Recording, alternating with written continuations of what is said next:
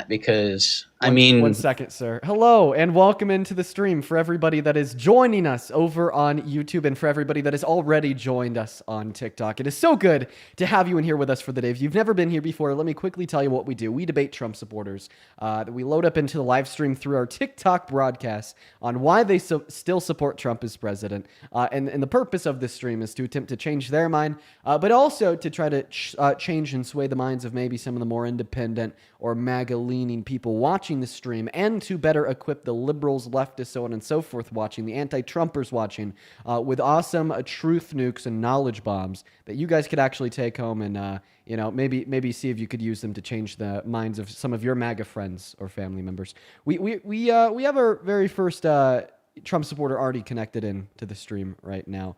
I'm going to go ahead and unmute your mic, D. Brown. If you want to take it away and tell us why you support Trump, the mic is yours. No, I just wanted to know your clarification on foreign aid when it came to AIPAC specifically. Okay, well, I mean, I clarified that to you before we started the YouTube stream. So you didn't want to debate about why you support Trump? No, I wanted to debate about whether or not foreign aid should be allowed because how do you regulate such? I guess maybe a question that I have for you is why do you support Trump if you don't like AIPAC, considering the fact that they've? I don't support. I'm just asking. What do you think you're? Oh, what you do don't. think? Wait, you don't support Trump? I guess the only thing would be just the raising of the military funding. That's about it. No, I'm like saying his presidency as a whole. Like, are you MAGA? Or a Trump supporter? As a presidency as whole, I would say it's because a president, you have to support a president, but that guy lied to me. All right, he's not MAGA. We're gonna kick him out and move on to the next guest. Here we go, folks. All right, only hop in that queue if you are a Trump supporter. I tried to start the live stream over on YouTube when we finally get that very first Trump supporter of the day loaded up and connected in, and he said he was one, right? But then when he actually joined, apparently his demeanor changed a little bit. What's going on, Zach? Do you support Trump? Zach, are you with us? Zach is not with us, quite frankly. We're going to move on to the next guest. We got Hunts loading in. If you are in the queue, just make sure it's because you are an American adult that supports Trump as president. Welcome in. Are you MAGA, Hunts? Hello? Hello. Hi, do you support Trump? Yes, I do. And how old are you? 18. What year were you born in? 2007. Okay. And why do you support Trump, Hunts? Fuck you. Calm down. Okay, let's try again. I guess we're not going to try again. I guess he's gone. Dude, okay. Yeah, we've had a lot of man babies recently. We're going to move on to the next guest. By the way, I'm not sure if we still have that restriction on the YouTube stream. Sorry, not on the YouTube stream, on the TikTok stream. If we don't just start shooting up in viewers here shortly, we're going to go ahead and hit a restart because that means I think that the restriction is still in effect. Welcome in, Mary. Do you support Trump? Do you want to tell us if you're MAGA? We heard a laugh of a child. Their profile picture was a 65-year-old woman, so I'm going to go and assume that they're a troll. Moving on to the next guest. Here we go, everybody. What's up, Zach? Welcome back. I had you up maybe about a minute ago, and you didn't have anything to say. What about now? Are you now willing to have a conversation with me? And you are. And how old are you, Zach? 18. What year were you born in? 2007. What month? May. Should I believe you? I feel like you're lying to us about your age. I'm not. Do you swear? No. Wait. I'm a man. Wait. I'm a man You're a Christian. Christ. Wait, do you swear in the Bible that you're 18? No, I don't swear on anything. Whoa, you won't swear in the Bible that you're 18? I think that you're lying, Zach. Get the hell out of here. We're going to move on to the next guest. Oh, yeah, that one broke him. Donna, appreciate you so much for the membership subscription over on YouTube. Thank you for the love, Donna. What's going on, Jaden? Do you support Trump? Jaden, are you with us? I'm going to go ahead and take that as a no. All right, folks, here's what we're going to do. Because we have that restriction on the TikTok live stream, we are going to go ahead and restart the broadcast. If you happen to be one of the very first 6.6 thousand people that have joined us on TikTok for the day, I'm going to go ahead and give you a quick set of instructions on how to come back following the restart. Go ahead and hit that follow button in the top left-hand corner right now, just to ensure that at the end of the day, you'll be able to find me on your following list. And once again, if you're on YouTube, then this won't affect you, and you just get to hang out with us for a second. Now, here's what's going to happen. When I end the stream to restart it, this is is what your phone screen is going to look like. It's going to say live has ended. Then it's going to show you my profile picture if it wasn't so goddamn blurry. You might just have to take my word for it because I don't. There we go. It'll say live has ended. It'll show you my profile picture. Now, if you click on that profile picture, it'll send you to my account page. Then once you are on my account page right here, what I want you to do is count to 10. Okay, pull down on the videos, refresh the account page, and then click back into the new live stream. The restarts only take 10 seconds. This is going to be super duper quick, you guys, and I will see you on the second broadcast in literally 5 seconds. I'm going to go ahead and start counting down now. 5, 4, 3, 2, 1. And we are back live on TikTok. For everybody that is joining us on YouTube, let me know how your day's been so far down below in that comment section. I always like to try to start that YouTube stream with a debate right off bat. But quite frankly, today, we're finding that to be a little bit challenging just because of the sheer amount of trolls. As of more recently, it's become like a more popular thing to like come up on my stream and troll me, and then like repost it on TikTok. It's been getting a bit of attention. So I think that's why we have like maybe a higher level of trolls today and more recently than we have in the past. Now, welcome back in, everybody. For everybody that is rejoining us over on TikTok, go ahead and hop in that queue for me if you're an American adult. We're going to hop right back into the debates. Before we do, I want to thank a couple people. Sage, thank you so much for the $5 on Venmo, who says thank you for everything that you do. It is so important. Appreciate you for that love, Sage. Thank you for the very first donation of the stream, as well as Christopher the 5, who says much love from Ohio. Much love to you. Thank you for the love, Christopher. And then Anna, thank you so much for the $10 on PayPal, who says keep up the good work. Appreciate that, Anna. I really appreciate that so much. Anna, Christopher, and Sage. You guys are awesome. But we're going to go ahead and hop right back into the debates. Just make sure if you're in that queue, you're following the rules. Let's go to get that very first guest of the day loaded up. If you are watching and you just want to skip that line, come right up into the live, just go ahead and put a me with your age down below in that comment section. I'll happily get you connected. But yeah, let's go ahead and hop on to that very first debate of the day. We have Isabella loading up into the box. Just keep in mind, guys, if you guys break the rules, I'm going to ban you. So... May, thank you so much for the glowing jellyfish. Okay, Isabella said goodbye. Moving on to the next guest. We got Nabens4 connecting up to the stream. And let me know how your day's been so far down below in that comment section. Thank you so much for the travel in the U.S., Tyler. That's very kind of you. What's up? Do you support Trump? All right, I'm just going to go ahead and automatically kick them because they started playing music. We got Carson loading up into the stream, folks. Just looking for some good faith debates. Yo, Carson. what's up, Dean? Hey, are you MAGA? Yo, hello. It's Hi. lagging. Hi. Do you support Trump, Carson? Yes, Okay, and how old are you? I'm 18. You're 18. What year were you born in? I was born in 2006. Okay, what month? October What day? 7th. Okay. When did that make you 19? No. I think it would. You think you won that debate with Nick? I think it would. I think it would make you 19. Dude's lying about his age. But yes, to answer your question, I absolutely destroyed Nick Fuentes in that debate, undeniably. We're going to move on to the next guest. Here we go, guys. Andrew, thank you so much for the $10 over on Super Chat, who says, hey, Dean, thank you for this. Thank you for these streams. And also, do you like matcha? I like matcha with like the right amount of like sugar in it. I'm going to be honest, right amount of sweetener. Matcha on its own, green tea, not a big fan. Thank you for the $10, Andrew. What's up? Do you support Trump, Jasmine? The one I always use, but that's not the one. Jax, are you here? Okay, he's not. I'm going to go to Kick Jax and move on to the next guest. Yeah, so this is typically how it goes at the beginning of the stream, folks. Just absolutely impossible to find a debate because, the MAGA's scared of me. Quite frankly, they just don't want to talk to me. What's up? Do you support Trump? You have 5 seconds. I'm going to go and start counting down. Do you vape? 4. Do you vape? Do you Nope. vape? That is a small child. Banned. All right, guys, we're gonna start banning everybody that breaks the rules. It's just if you're not a Trump supporter, if you're not American, if you're not at least 18, you're gonna get banned. And we're just gonna start doing it very, very quickly, just because this is getting really annoying at this point. We have the next guest. Hey, what's up? Are you MAGA or banned? I'm a hard right MAGA motherfucker. All right, is it troll? We're gonna move on to Anna. All right, and we're gonna give the guests around 5 seconds to answer.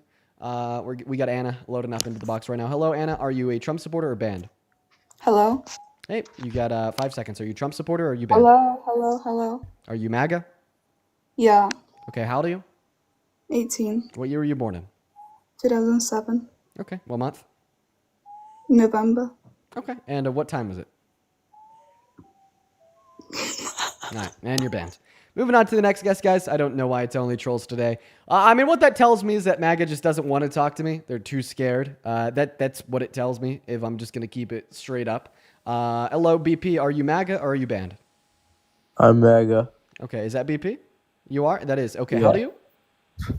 19. 19. What year were you born in? 2006. Yeah, I don't trust that for a second. Sorry, man. Riley, what's up? Do you support Trump? Yo. Hey, what's up? Are you MAGA or banned? Oh, MAGA. And how old are you? I am 18. What year were you born in? 2006. What month? November. Okay. I feel like you're just repeating the answer that the last guest gave. How come like every single one of my guests is born in the same year and the same month? Oh, because I copied them? Okay. All right. Banned. Moving on to the next guest. Here we go, guys. We got the next guest, Red, loading up into the box. Here we go, guys. Oh, my God. All right. We got Red Rider connecting to the stream, guys. Yeah, children, just stay out, please. We're just looking for some debates. Hello, Red. Do you support Trump? You have 5 seconds to answer before you're banned. I'm recently 18. I got raped recently, and my family's MAGA. I know I might get banned, but I just need help. I'm gonna be honest. I don't think that this is the right place to come for help. What I would recommend that you do is, well, what kind of help do you need? Baby loves Dean Withers. Baby loves Dean Withers. Okay, we kicked him. What kind of help do you need? Mainly, I just want to find a way to, like, talk to my entire family, try to get them to understand. Understand like what? Like why they shouldn't support Trump? Yeah. Okay. Well, okay. That's the kind of help that you're looking for. I thought that you may be looking for some like other kind of help. Okay. Well, I mean, yeah, feel free to, have them join the stream. I could talk to them, but I mean, if you're just looking for, different like rhetorical tools or devices to like have these conversations and points to make, I mean, I think that watching the stream could be a really good solution for that. I am going to go ahead and remove you, and I hope that you have a good rest of your day.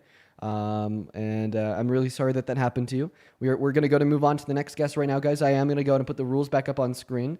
Guys, please follow the rules. Please follow the rules. Wait. Hey, are you breaking the rules, Leah? Yeah, Leah's breaking the rules. You're banned. Moving on to Garrett. We're going to go to get that next guest loaded up into the box, guys. If you break the rules, you're going to get banned. No exceptions. If you want to know what the rules are, just look at your phone screen. Hey, Garrett, do you support Trump? You have 5 seconds before you're banned. Banned! Moving on to the next guest. Oh, yeah, man, you ran out of time there. Don't know what to tell you. We're going to go to get that next guest loaded up into the box, guys. It is seriously like, hey, are you a Trump supporter or are you banned? 5 seconds. Yo. Are you a Trump supporter or are you banned? Yeah, I am. Okay, why do you have a Palestinian flag in your profile picture? If you support the guy that held a joint press conference with Netanyahu saying that he wanted to personally send America in to ethnically cleanse the remaining 2.1 million Palestinians living on the Gaza Strip. Yeah. No. Yeah. That's not a yes or no question. How old are you? Oh, yeah, I am. Yeah. There wasn't a yes or no question. I asked for your age. That wouldn't be a yes or no. That would be a number. Yeah, I'm good. I'm Okay, good. How and banned.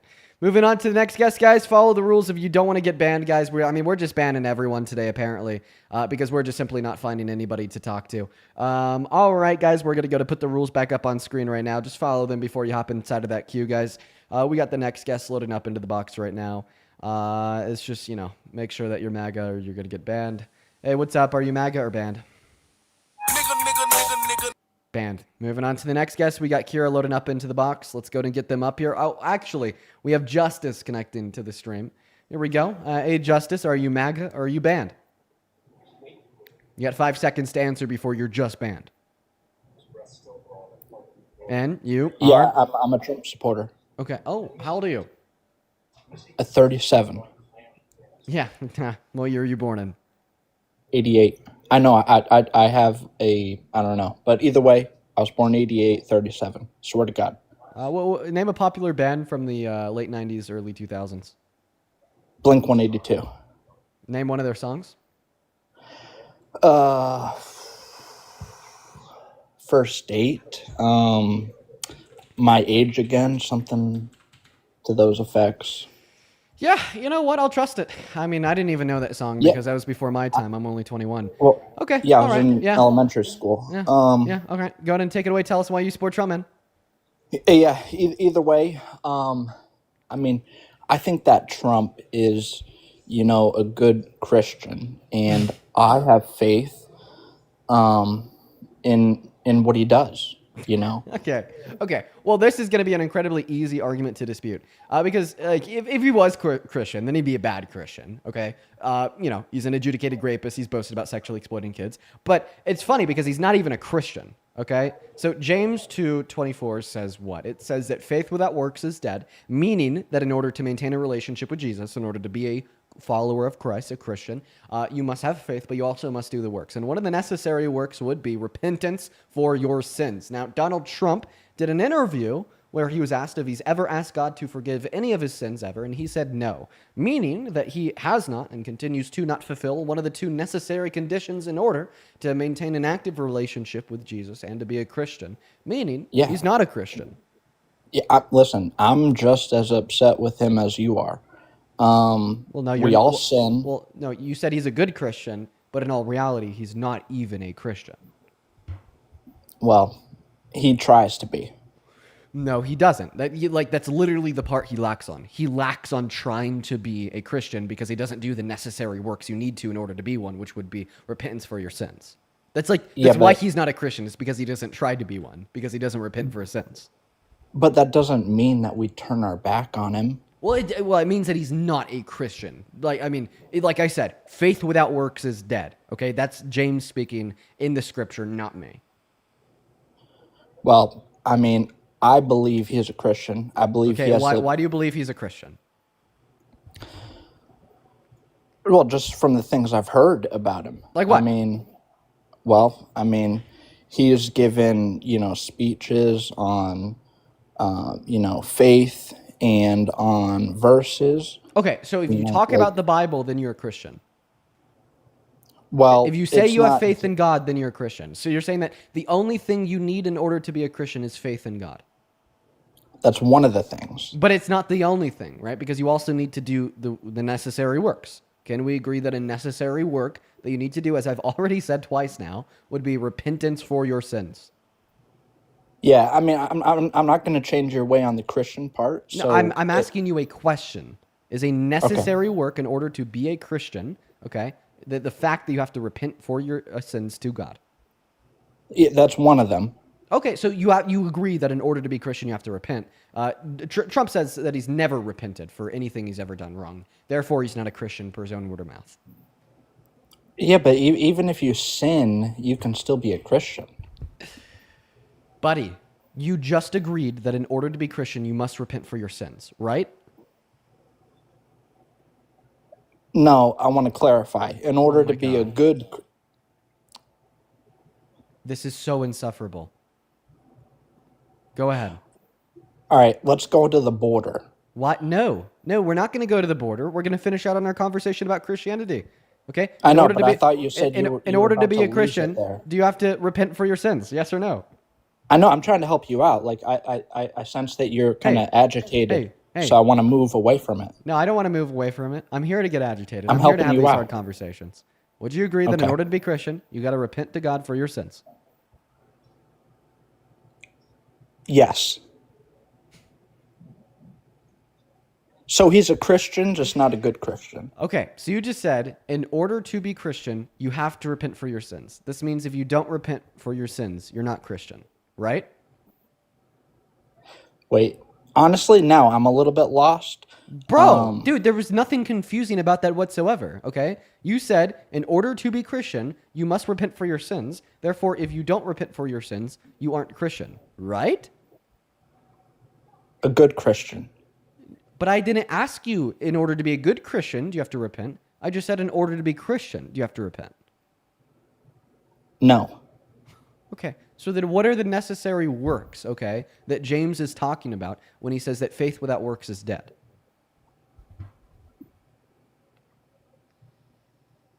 I'm not familiar with that, to be honest. You're not familiar with the scripture. Okay, I get that. All right, it's very frequent. It is very, very frequent for like MAGA Christians to just not be familiar with scripture at all. In fact, can you name one like church, one denomination of Christianity that thinks that you don't have to repent for your sins? I believe that if you believe in Christ as the Lord and Savior, you're a Christian. Okay, but the Bible says otherwise. Well, that's fine. Well, it's not fine because then you're believing something about Christianity that the Christian Bible explicitly denies, which is heresy. Which is who? That's heresy.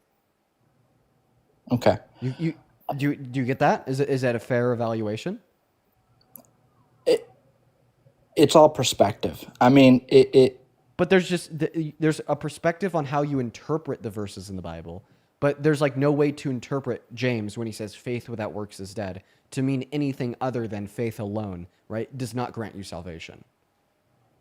yeah, again, I don't know that. I'd have to, I don't know if I have my Bible here.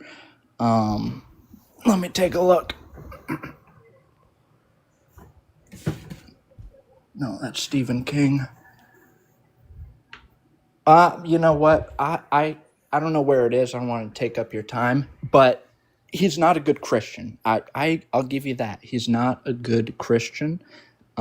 Okay, so then you but support him as president because you think he's a bad Christian, even though right, he's obviously no, no. You Okay, all right. So he's not a Christian, okay, and you don't know your scripture. You're misinterpreting it. You're engaging in heresy because you're imposing your beliefs on top of the scripture, even when the scripture explicitly says that they're false. That's heretical, okay? 1,000 years ago, that's something that people were burned at the stake for, okay? I'm not saying that you should be burned at the stake. I'm just simply asking you to reevaluate, right, your thoughts and feelings on the wait, scripture what? here. I said 1,000 years ago, people would be burnt on a stake for heresy. Okay, I'm not saying that But you then should you be burnt said, on a stake, right? I'm just saying that you should reevaluate your wow. beliefs here about the Bible. See, this is why the left is demonic. Right here. What? No, that's something the church did. Yeah, You're you just can't saying that hide the it church was now. demonic. Listen, the cat's out of the bag. You Wait, did it. Is it not a fact that people like 1,000 years ago people were burnt on stakes for heresy? Well, yeah, but what you said aside from that, Aside from that, I said I don't think you should. I'm just saying you should like reevaluate your beliefs here because they're anti-Christian. I explicitly said I don't think you should be burnt on a stake, but I think that you should probably reevaluate your beliefs here because they are heretical. well, all right, so that's that. So why I did you say this is why the left is demonic? I don't want to listen. The left. Well, I don't really want to go down that part of it. I do. You It's said just gonna, you said this is why the left is demonic. What did I do? What did I say that like invoked that reaction? What did I do? What did I say that was like demonic? Listen, I have a lot of like intuition, and like I know things. Like when they have, I just get a feeling, Okay. and Okay. All right. Yeah. but yeah. it's not based on just feelings. It's like facts. You're the feelings. You just feel like I'm demonic. Okay.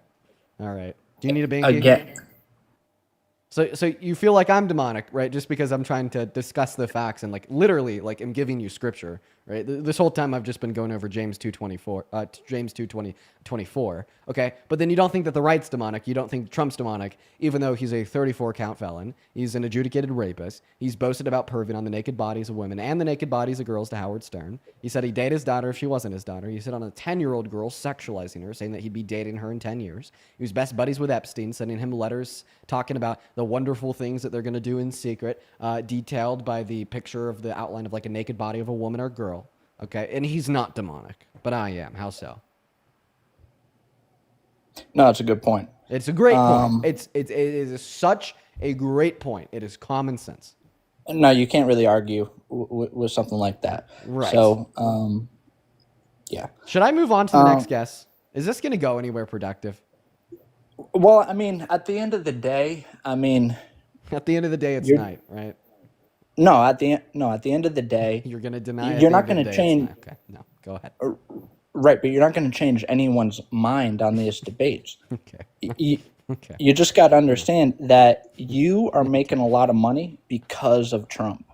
Oh, you just came up here to complain about the money I'm making. Oh, wait. Well, no, no, I mean- I'm not making money because of Trump. Okay, Trump isn't the one telling individuals that support what we do here to like check out my Venmo, my PayPal, and the link tree in my bio or in the pinned comment over on the YouTube stream to then like donate to me. You know, like for instance, I'll just give you an example. Mary sent $20 over on Super Chat. Appreciate you for that love, Mary. As well as Ask Mary, I did see your message. I did get it. Thank you so much for the love. So how did Trump cause Mary to send me $20 on Super Chat? Or I mean, I should add on here real quick. Or like the Jude with the $5 on Venmo, Devin with the $10 on Venmo. Appreciate you so much for the love, Devin. Devin says my wife told me I was wrong for being friends with somebody that was gay. Devin, you have some real issues with it. That is a real problem. I appreciate you for the $10. I hope that you figure that one out. Or Allie, thank you so much for the $30 over at Venmo. Let's get 300 Allie W's down below in that comment section. Thank you so much for the love. Allie with the $30 says the house I was trying to rent fell through. So donations shall continue. Well, what happened, Allie? Did they just like go with another applicant or something? I mean, I hope that you and your husband end up figuring that one out. Appreciate you for the $30, as well as Elizabeth. Thank you so much for the $5. Christopher with a 5 and Sage with a 5. Appreciate you guys so much for the love. Did Trump cause all those people to donate? No, but Trump did give you the opportunity to have this platform. And listen, if Trump wasn't in the equation, I don't think you would have the ability to have. Yeah. Matthew, thank you so much for the $10 over on PayPal. Show some love to Matthew down below in that comment section. Danielle, thank you so much for the $20. Saying I keep thinking that horrible final guest from last night. Yeah, they were fucking terrible. I appreciate you for the $20, Danielle. And then Matthew, thank you so much for the 5. Yo, dude, thank you so much, Trump. Thank you so much, dude. All right. Thank you so much, Trump. You're all about. We're going to move on to the next guest, guys. Only happen that few of you are an American adult that supports Trump as president. That was not going anywhere whatsoever. What's up? Do you support Trump?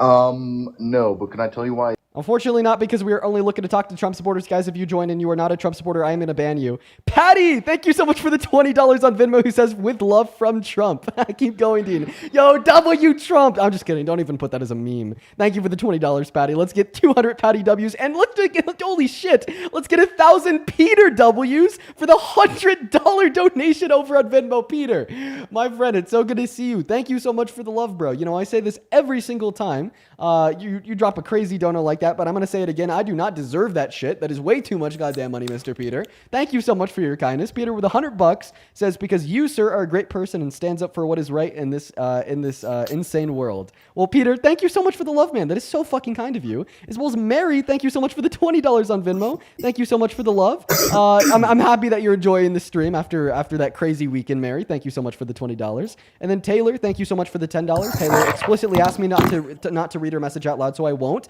But let's show some love to Peter, Mary, and Taylor down below in that chat. Welcome in. What's going on, James? Do you support Trump? Yes, I do. Sorry, I lost my voice a bit, but you did kind of lose your voice. That's okay, though. How old are you? I am 19 years old. Okay. Yeah, man, go ahead and take it away. Tell us why you support, who's in my mind the worst president of your 19 years of life, Mr. Trump.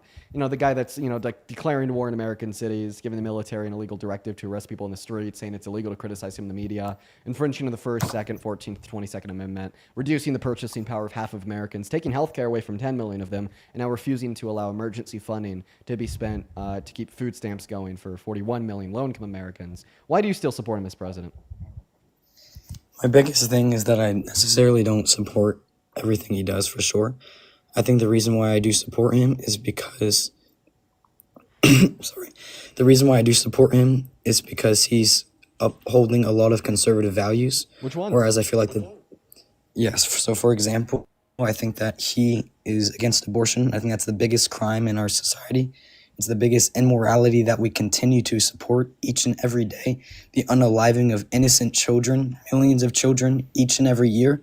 It is a sad thing. I'm not making fun of those or talking bad about those who have had to abort their children.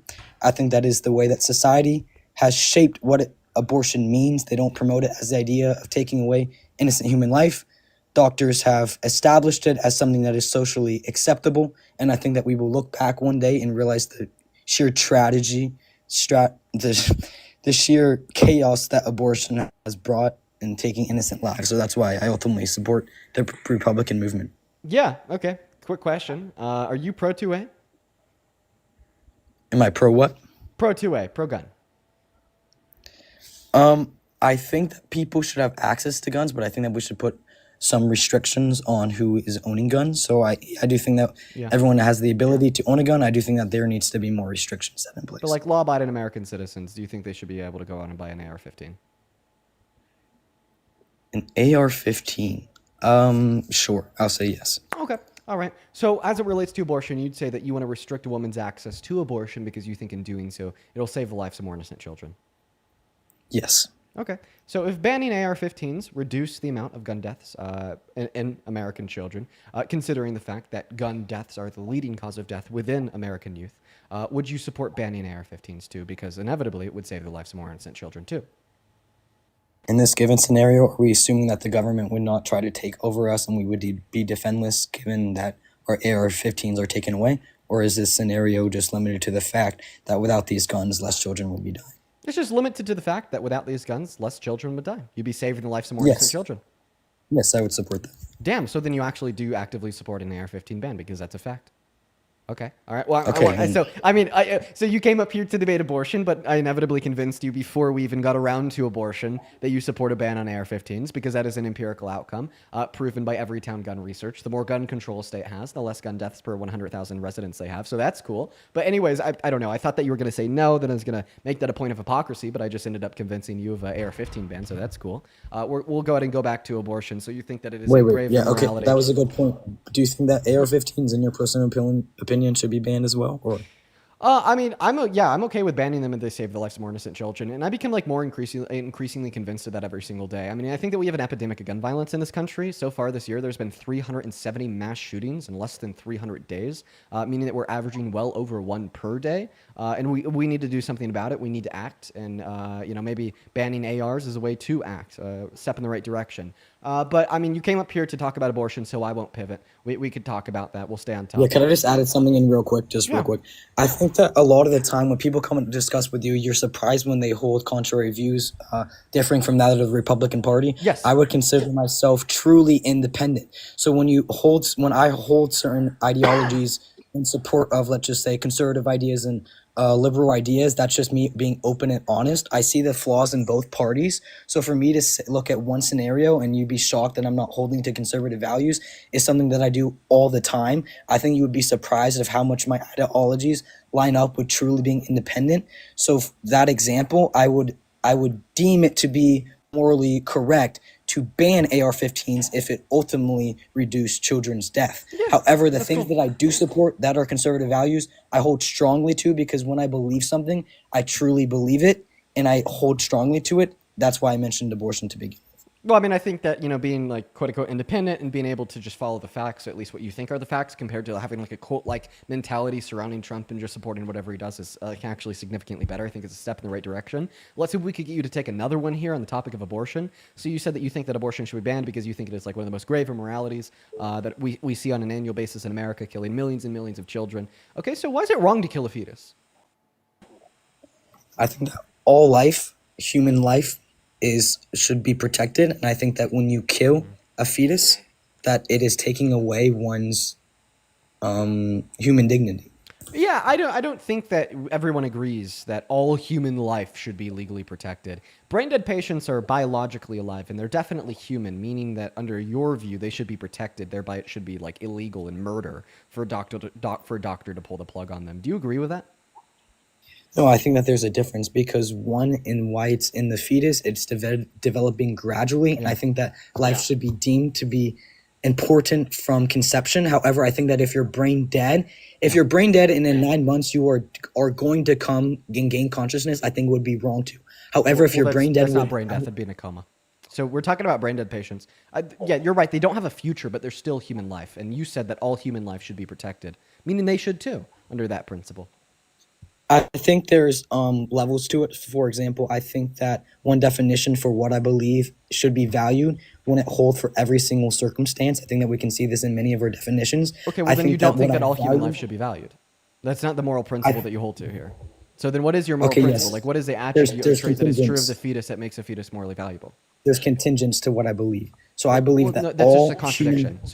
So if you're gonna try to like create like a moral schema here to justify like who you give moral value to and why, well, like that moral schema can have levels, right? But it can't be contradictory, okay? Right? And it's contradictory to say that all human lives are morally valuable and should be protected, and to also say at the same time that brain dead patients who are human and alive, right, are not morally valuable and shouldn't have legal protection. So Yeah, you're right. I see you that can't believe that contradiction, because so- that is a contradiction. Yes, yes. I see the contradiction I made. I think I'd have to reframe my definition of what I value to be human. I think that there's contingents of what I value to be human. For example, I think that any person that has human DNA should be valued. I also agree that if this has come to where you're brain dead and you're no longer developing as a person and there's no further attributes of like what makes you human, like of course you're going to be able to take certain examples where I'm not going to agree with. Like I wouldn't agree with it. For example, I know that you value consciousness. There's some examples where you are born without consciousness. So then I would ask you, in that circumstance, would you be okay killing the baby yourself since there is no consciousness and you would not deem it to be valuable? Yeah, we could happily explore the answer to that question under my view after we just understand what your view is. I mean, I just don't appreciate like the pivot like mid conversation. Yeah, sorry. Because like I'm still not sure what your position is, right? Because we've now determined that your position is not that you think that the life of a fetus is morally valuable because it's a human and alive, right? Because you don't think that being merely human and alive is what grants you the right to life per your answer in the context of the brain dead patient. So we're just going to go back to the question: what makes a fetus morally valuable? I'll say it's ability to be human while progressing. And I think when you're brain dead, you're no longer progressing. You're just What do you mean by stagnant in progressing? growth. What I mean by progressing is you are continuing to live. I think that a brain dead person Continuing is dead. to live? What do you mean? Well, you mean something other than biological life there when you say live, because a brain dead patient, right, is biologically alive and they'll continue to be biologically alive if they're connected to the life support. So when you say continuing to be live there, what do you mean if it's not talking about biological life? They become stagnant in their stages of development. I think we are all developing as humans. I think that a brain dead person is no longer developing. I mean, they experience the same biological development they would if they were not brain dead because of the life support. I'm just a little confused on why we're arguing. I guess I value a human that is continuing to develop. You're talking and about who- are you talking about biological development? No, I'm just talking about development as in progressing, as in aging, as in. Yeah, brain dead patients age. Okay. You bring up this topic each and every time just to like prove your point, but it really Well, I doesn't mean, prove because, anything. yes, it does. When It we're does prove the point comparing- that you don't think that merely being human alive is what gives you the right to life. It's a very effective and very old counterexample to the position that we are valuable because of our species, or we are valuable because of our because we're valuable of like our unique human DNA. We're valuable because of our genomes, et cetera, so on and so forth. Because brain dead patients possess all those traits. They're biologically alive. They're their own unique human with their own DNA. They're Homo sapiens sapien. They're part of our same species, but yet we don't really give them that moral value. So I mean, I think that's a counterexample that kind of proves that like none of those traits are what makes us morally valuable. And I mean, I feel like you're kind of starting to see that now. Okay, again, I think that my definition holds for 99.9% of circumstances. I think that Right. just If it because doesn't you point if out it doesn't even the hold in one- one, then the principle's contradictory and it falls short. Yeah, of that's being logically probably the valid. only one. That's the only one that you could point out, and I think Right. that but- I could but also find exactly. So flaws. I'm drawing a contradiction in your view. Yeah, so therefore yeah, it and I could exists. I agree that there's a contradiction that exists. However, I think I could also point out a contradiction in your own reasoning. However, that one contradiction If you wouldn't listen, disprove your so argument I mean, in I and of don't itself. think that my view has any contradictions in it. But even if it did, that wouldn't mean that therefore you have the right to hold to a view that's contradictory. Because any view that is contradictory is necessarily false. Therefore, in that circumstance, just both of our views would be false, right? And then you said that you don't think a contradiction in your view would disprove the view. Can contradictions ever be true, or are contradictions always false? Contradictions are always false. It depends on the premises that are set So forth. if there's a contradiction in your view, right, and contradictions are always false, then yes, it would necessarily disprove your view because you'd make your view false. Depending on the premises set forth, yes. Right, but if one of those premises set forth is contradictory to like another premise, or maybe if you're like not applying this principle in like all applicable scenarios, therefore drawing a contradiction, then the view would be false. right? Yes, and I Which is think what you're it right. is in the circumstance. I have to re-examine my. I have to re-examine my definition of what I value to be human, and I Perfect. think that is important So, for me to so do now, before so now I we've discuss agreed this. of like your view here insofar as why you're pro-life is false. Well, I mean, what's next? Any other reasons why you support Trump? Because like obviously you shouldn't use like false, logically contradictory views to like advocate for legislation and reform to like restrict women's access to do something that they want to with their body, right? So you're gonna have to have like a non-contradictory view in order to argue that position. But like obviously you don't, and you just said that you're gonna have to take more time and think about it. That's fine, I guess. What's next? Any other reasons why you support Trump? This is exactly your argument, and it just falls apart because you only rely on the fact of brain dead patients. I look at a fetus. I look at No, I something mean, there's that many, has there's, human there's, DNA. but I'd like to clarify. There's like many other right scenarios of like humans that are alive, right? That like we don't give the right to life. That we wouldn't say it's murder to kill them, like human zygotes, for instance, right? But meaning that's not the only example that I have of a brain dead patient. But even if it were the only example, well, I only need to point out one contradiction in your view in order for it to be false. You know, like.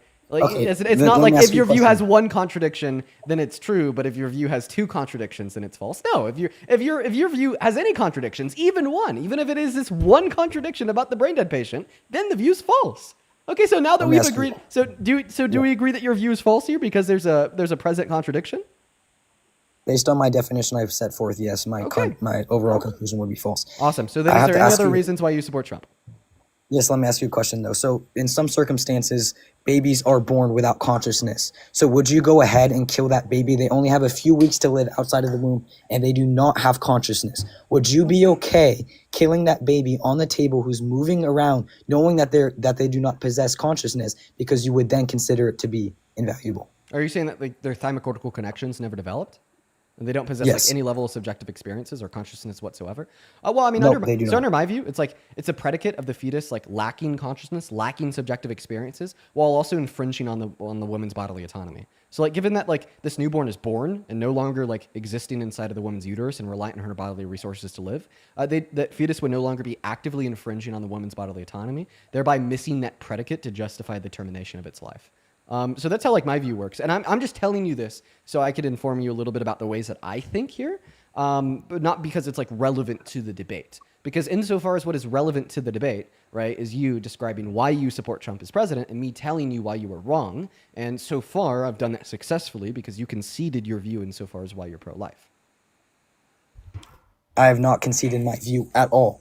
Yes, you Let's said the just view say- is false. Saying your view is false is the definition of a concession. Oh my gosh, this is why the topic never gets discussed, because for you to sit up here and think that killing an innocent human life that is continuing to develop inside of a womb solely because it doesn't have consciousness, this is when society looks but at very something nice that is emotions. less than us. I love your big emotions, but they're just simply not logical. They're just simply not rational. One thing, us as humans, when we look at other humans and we choose something that they do not possess, that in and of itself is morally incorrect. We cannot, because we are supposedly higher up, You're just more saying important that than them. you're just saying that it's morally wrong. But when I asked you for your argument, you ended up conceding that your argument is like logically contradictory. Like watch this, okay? If we're just all of a sudden like endorsing anti-intellectualism and saying that we could like hold to views even if they're contradictory, well, all of a sudden I think that it's okay for a woman to abort a fetus because I just think that she can. I don't have any motivating reasons for it, and I'm sure if I were to give you motivating reasons, maybe they'd be contradictory, right? Maybe it's like predicated on the location of the fetus. Maybe I just don't think it's valuable because it hasn't been born yet. And any like holes that you think that you could point out in that view, well, all of a sudden I just don't care, since views can contain contradictions and lack good motivating reason, according to your own logic. I already gave you my definition. I think that a brain dead patient is stagnant. They are not biologically. You know what I mean by stagnant. I don't have the correct I'm actually not words sure that to- I'm actually not sure if I do know what you mean by stagnant there. You know exactly what I mean by stagnant. Well, I mean, earlier They're when I not asked you to find it, you meant that they weren't like aging, a brain dead patient's age. You meant that they weren't like biologically maturing and growing. Brain dead patients like experience biological growth, cellular reproduction, the same cellular reproduction that they would experience if they weren't on life support and alive because of the life support, so on and so forth, right? But it's only on a biological level. So when you're still now continuing to say that they're just stagnant, biologically speaking, that's just false. Joshua, thank you so much for the $50 over on YouTube Super Chat. I appreciate you for that love, Joshua. Let's get 500 Joshua W's down below. Joshua with the $50, thank you so much, man. Says, guest is a Z-tier Phil, bro, and just got absolutely walked. Take this nonsense somewhere else. Your intellectual superiority complex is unjustified. Soy boy WD, you're the goat. Bro, Joshua, I fucking love you, dude. Holy fuck. Dude, show some love to Joshua.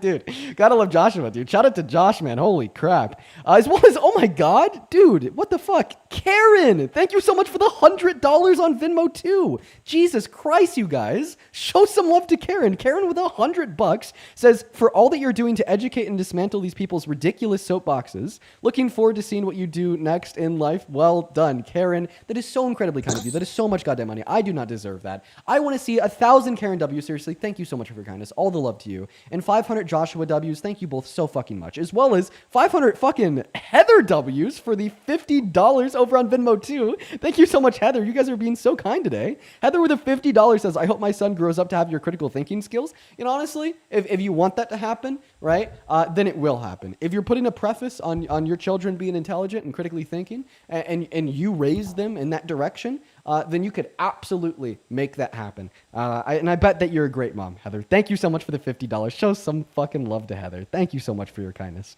As well as Gigi, thank you for the $5 on Venmo, who says, fuck Steve. Jared with the $5 saying, thank you for what you do. Thank you so much. And then Evan, thank you so much for the $10, saying, although I'm MAGA, I do support friendly debates and I like what you do. Dude, Evan, hop in that box. Come up here. Let's have a friendly debate, man. I'd love to try to change your mind here. As well as Maya, thank you so much for the $20 on PayPal. Let's get 200 Maya fucking W's. That is MYA. Maya says, it is so rough living in a household in a town who supports Trump and hate liberals.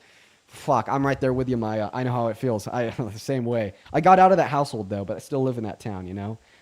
Thank you so much for the love. And then this came in 18 minutes ago, but I still want to show you some love. Kathy, thank you so much for the $50 over on PayPal. Now, Kathy just sent the love, didn't attach any specific message. Kathy, thank you so much for your kindness. Show some love to Kathy down below in that chat for the 50. I seriously, I really appreciate you guys so much for the love. We've only been live for like 40 minutes today, and you guys are fucking showing up and showing out. Just know that I really, really fucking appreciate y'all. And just thank you so much for the kindness. Show some love to all the donors down below in that chat. I'm going to go and pass the mic back to James now, but seriously, all the fucking love in the world to you guys. Thank you so much for your kindness. James, is there absolutely any other reasons why you support Trump as president? Or, and I'm going to be honest here, do you want to continue to whine about the debate that you just lost on abortion? Yeah, so I think I'd like to change my definition. I think that personhood and what makes us valuable depends on the presence of integrated brain function. So I don't think that necessarily means consciousness. I just think it's the ability to possess brain function. The ability to possess brain function is what makes us valuable? Why? Because it shows that we're still continuing to develop. And if you're brain dead, you no longer have brain function. Because it's showing you that we're continuing to develop. Wait, obviously, like, development can take place without any brain function. You know, like amoebas, unicellular organisms, like, don't have brains, but yet they still, like, develop. Same thing with, like, jellyfishes, so on and so forth. So I wouldn't say that that's, like, a sufficiently, like, true view to justify, like, biological development. Right, not to mention that, like, although like biological development in many scenarios like is sustained by brain function, like in humans, right? Well, when they don't have brain function, such as a brain dead patient, that biological development is instead driven by life support, the external means. And the same thing is actually true for the zygote or the fetus before they start to develop brain function at like 7 to 8 weeks, because they can't like help develop on their own. Well, then that development is guided through the natural processes of pregnancy, the bodily resources of the woman, and the domicile of the uterus. So I just put forth another definition, and now you're saying that definition doesn't make sense, and you just completely went over it. Well, I'm just saying that it's false. I'm saying that brain development isn't what necessarily drives biological development, and I give you many motivating reasons why that's the case. And then I even told you how like other like means of like the natural process of like pregnancy or like the external means of life support can sustain biological development in the lack of brain function. So like just like empirically speaking, that's not true. Okay. I like to discuss now why I would not support 99% of Democratic people who run liberals. I think that you guys put forth very dangerous rhetoric. We can see that after the death of Charlie Kirk, you had to come on back onto your live and apologize to your fans multiple times for simply mourning the death of another human. And I think that when I'm at a university, when I see my classmates celebrating the death of Charlie Kirk, it's just not one, it's not two, it's not three. It's multiple liberals who support these kind of things. They invoke dangerous rhetoric, and I think that the Republican Party are the ones who are standing up against this dangerous rhetoric. I think that Trump is spewing dangerous, very.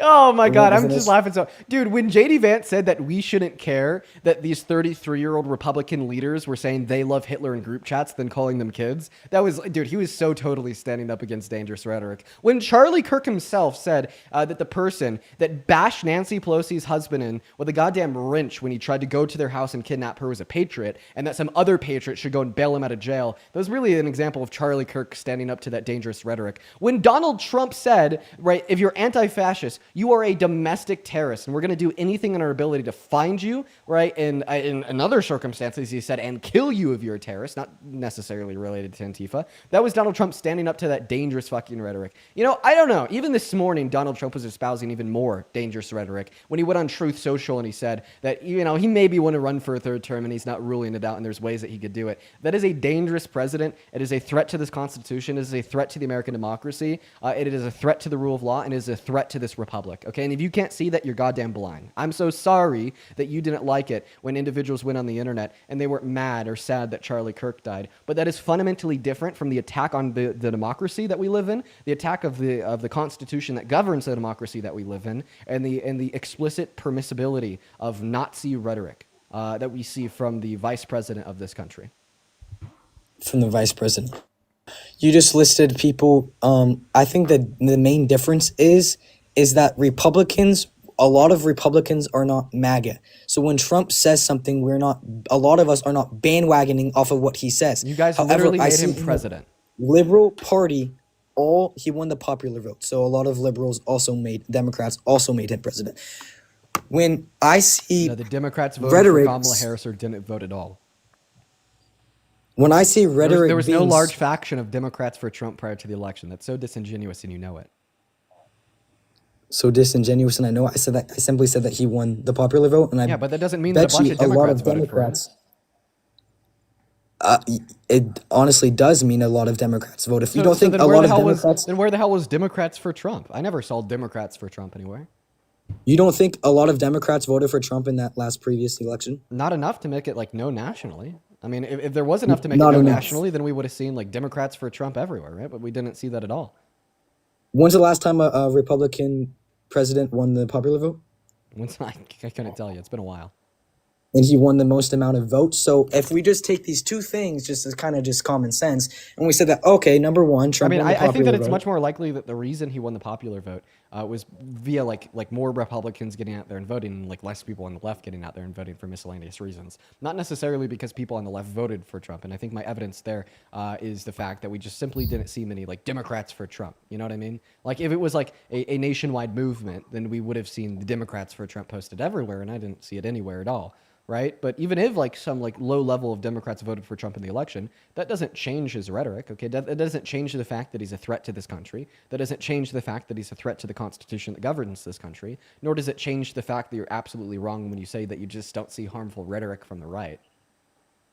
I see harmful rhetoric. I don't see it near at the rate as I see liberal harmful rhetoric. I think that the difference is that when a Republican person Dude, come on. spews harmful Donald rhetoric, Trump is literally using harmful rhetoric to like justify some of the worst policy that Let we've me seen in modern explain. American history. Like think about like all of his harmful rhetoric to undocumented immigrants that Let isn't me just like a explain. fucking tweet on social media, but Let is me actively being explain. used to prop up a system of exploitation of human Let me rights. explain.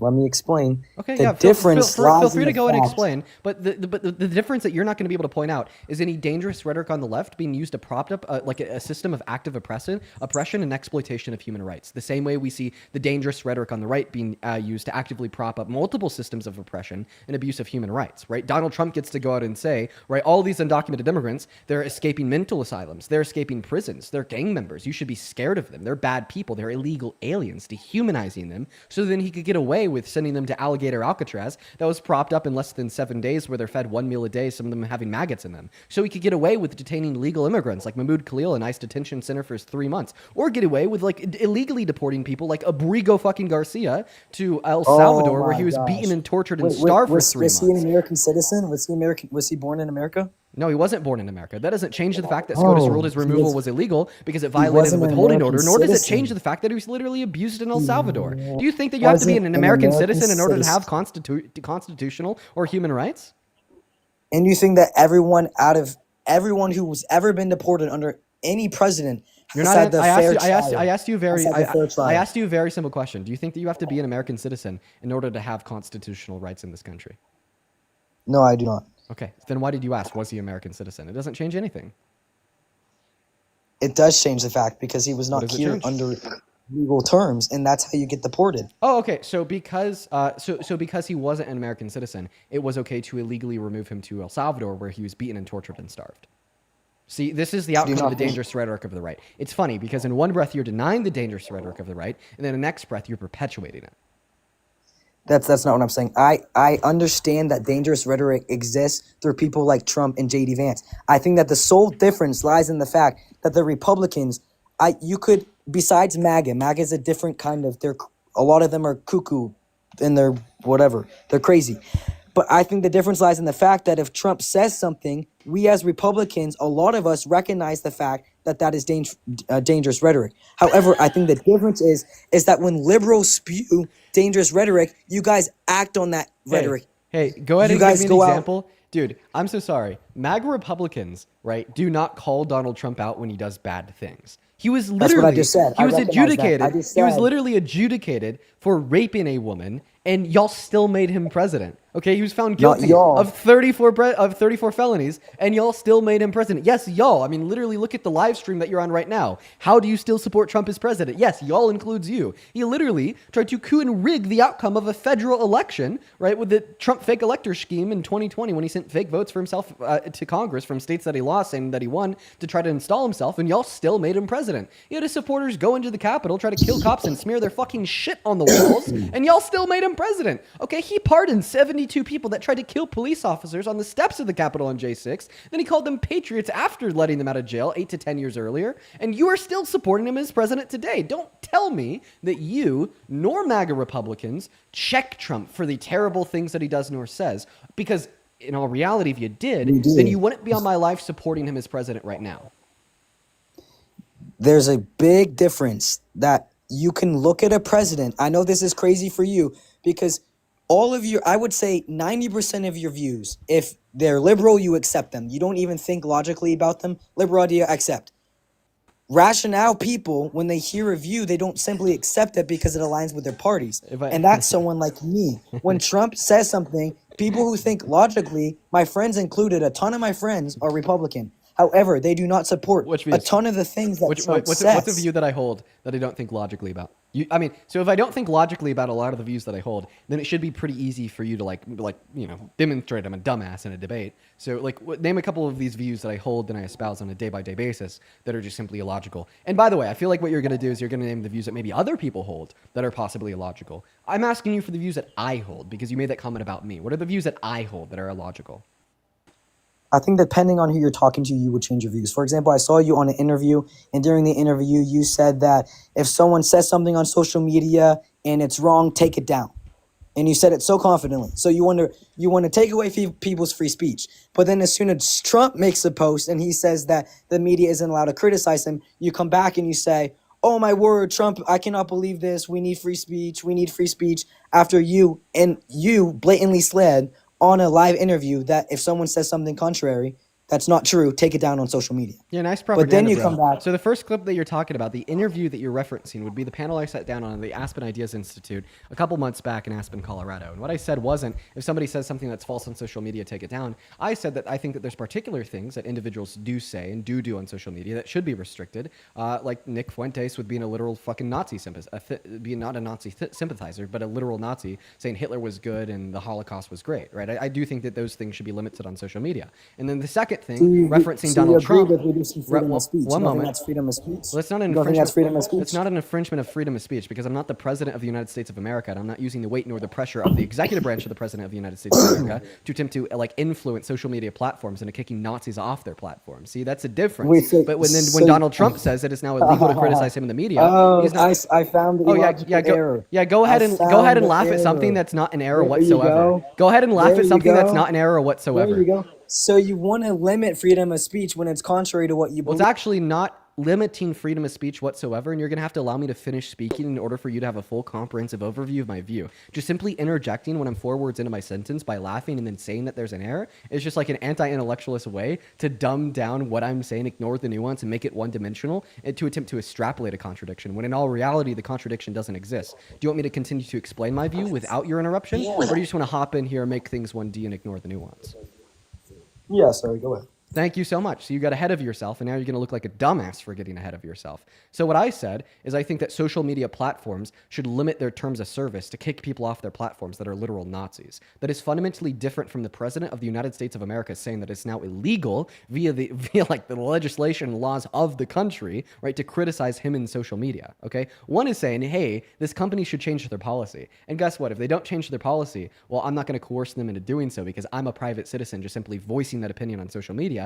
In the other circumstance, right, it's the president of the United States of America not advocating for a company to change their policy, but rather saying based upon the policy not of that company, but rather of the country, it is now illegal, right, not impermissible via the guidelines of the TOS of a platform to criticize him in the media. What's the contradiction? You are slightly changing what you said on the live interview. No, I'm not slightly changing anything. Go ahead and play me a clip where I said if anybody says anything that's false, take it down. Yeah, I actually screen recorded it. So okay, so then it should be pretty easy for you to play a clip of me saying, if anybody ever says anything that's false, take it down. Let me pull up my computer. Oh yeah, what happened to the laughs? Why aren't you laughing anymore? Like saying that there's a big error and contradiction in the way that I'm thinking. What happened to that? I could still point it out without even pulling up the video because on the video you said that if someone says something wrong, take it down. Yeah, so that's literally what you said. So go ahead and point me to where I said, right, if anybody ever says anything that's false, it just needs to automatically be taken down. Hold on. Let me see if I can pull it. I'm on my computer, so I don't know if all of the videos link to my computer. By the way, I also have a really compelling argument that I could give you right now that proves I don't believe that I never have. Okay, I just don't know what you said. Do you want to know what that compelling argument is? Yeah, go ahead. The fact that I host these conversations. You can't deny that I think what you're saying is false, can you? Yeah, you can't deny that. And I didn't take you down. I invited you up to spread your misinformation in front of thousands and thousands and thousands of people to get fact-checked by myself. Yeah, again, I think that you're contradicting yourself because in one circumstance, well, I just think that you misinterpreted what I said in that clip, and I just gave you the most damning argument to prove it. It is very clear that's what I said from the get-go. I said, in some circumstances, you hold to some ideologies to look good in the moment. In other circumstances, like I don't think that this is a me issue. I think that this is a you issue. Of course you do, because you're. Oh wait, this is it. I found it. Hold on, let's see what you say. I honestly forget because I saved this. I forget too. I just know what I believe, and I remember the sit-down conversation they had with Brad Palumbo. What you're likely going to hear is us talking about what should be limited on social media. Then I was like, well, I mean, I think that there's like some scenarios like where people say things that are wrong that should be taken down because I'll play it. I don't know. Like Nick Fuentes in the defense of like and like the defense of like Nazis. Yeah, I can just go ahead and play it. I forget what it says, but I'll play it. Set of facts that can't be false. And if somebody says they're false, take their post down, you know. No. How did that work? Oh.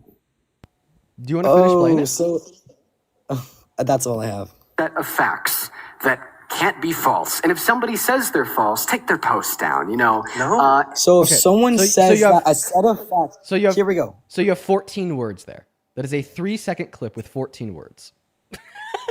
like, bro, do you think I'm gonna fucking take you seriously? Like, are you serious? Do you think I'm gonna fucking take you seriously? Oh yes, no. 14 words is super nice. No, that's super great. Well, I mean, if you continue to play the clip, by the way, anybody could find this like publicly available on the Aspen Ideas Institute, like live on YouTube. Like the full like hour and a half conversation is posted, where you could go get the rest of the context outside of those 3 seconds. I then go on to say that like if they're just saying things that are like undeniably true and harmful, right? Like Nick Fuentes defending the Holocaust, then you should take it down. That's what social media platforms should do. Right? Like, and that's not contradictory to anything that just played in that clip. I said there's some facts, right, that are obviously false, and you should take their post down, right, when they're harmful, right? Like, like Nick Fuentes in the defense of the Holocaust.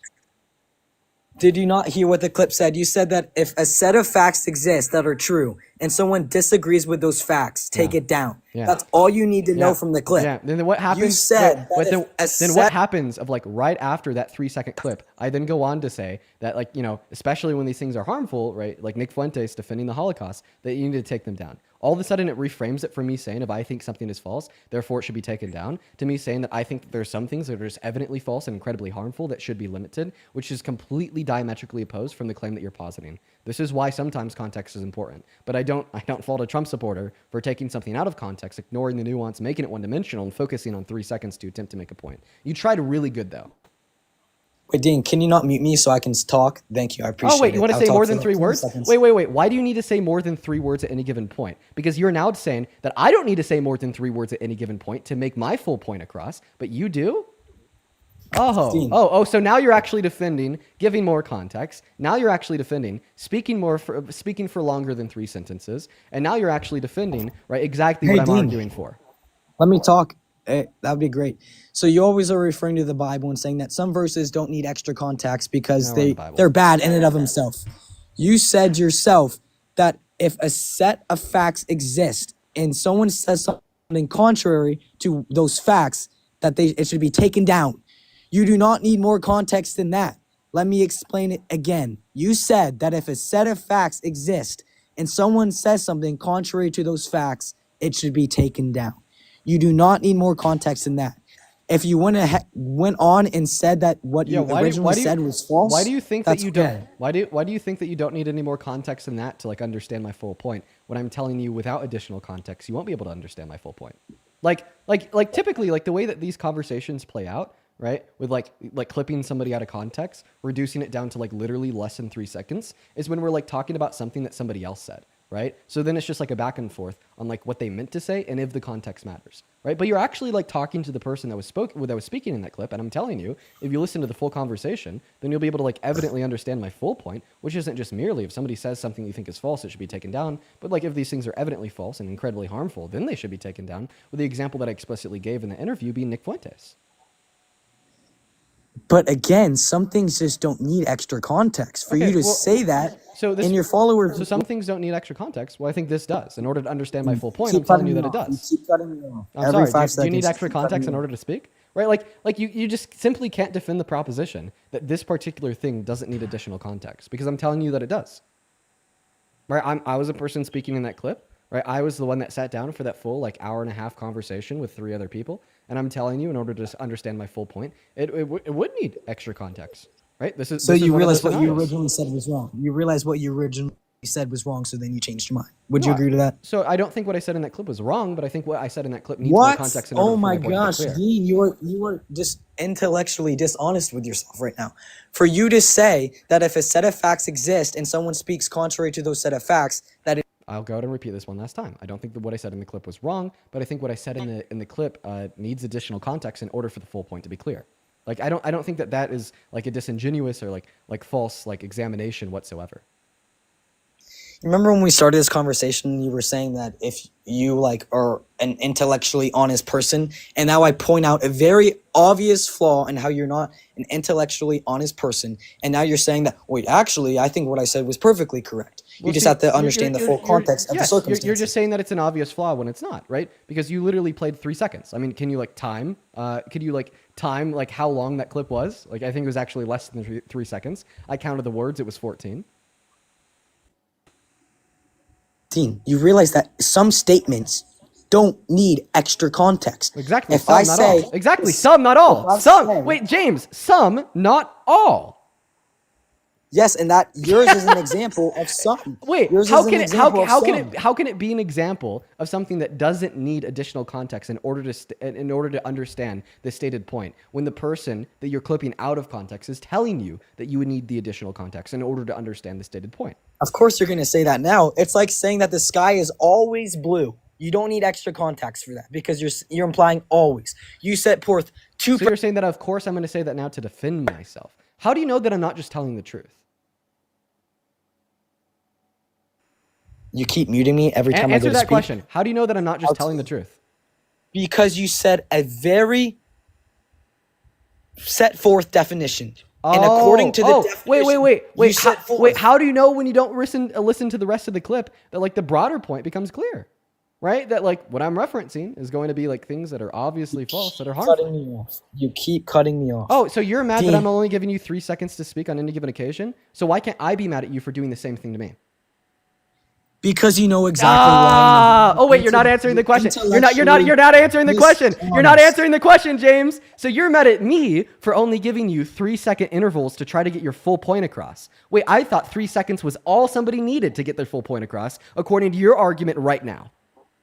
Dean, let me go ahead and ask you a question, okay? Yeah, you're not going to respond to that. See, you want to ask me a question instead of responding to what I'm saying to refute what you're saying here is false. Sir James, how many times have you been up on this live at this point? I've acted like I don't know you, but like I'm going to break the news. This is what, your 15th time up here? Nope, I've never come on your live before. Dude, stop fucking lying. Are you being for real or are you joking? Yeah, we've debated abortion. Before this, that was like our third or fourth time debating abortion. You also came up here like a couple months ago when you were like really, really mad at me and you were like, Dean, you're a scammer. We had a whole conversation about that. You're like, Dean, you're a racist. We had a whole Changing the conversation about subject. that. Changing the subject because you know you're wrong. Okay, that's okay. Oh, so I you think admit that's you? even you're nope. I never said that. I said you're changing the subject.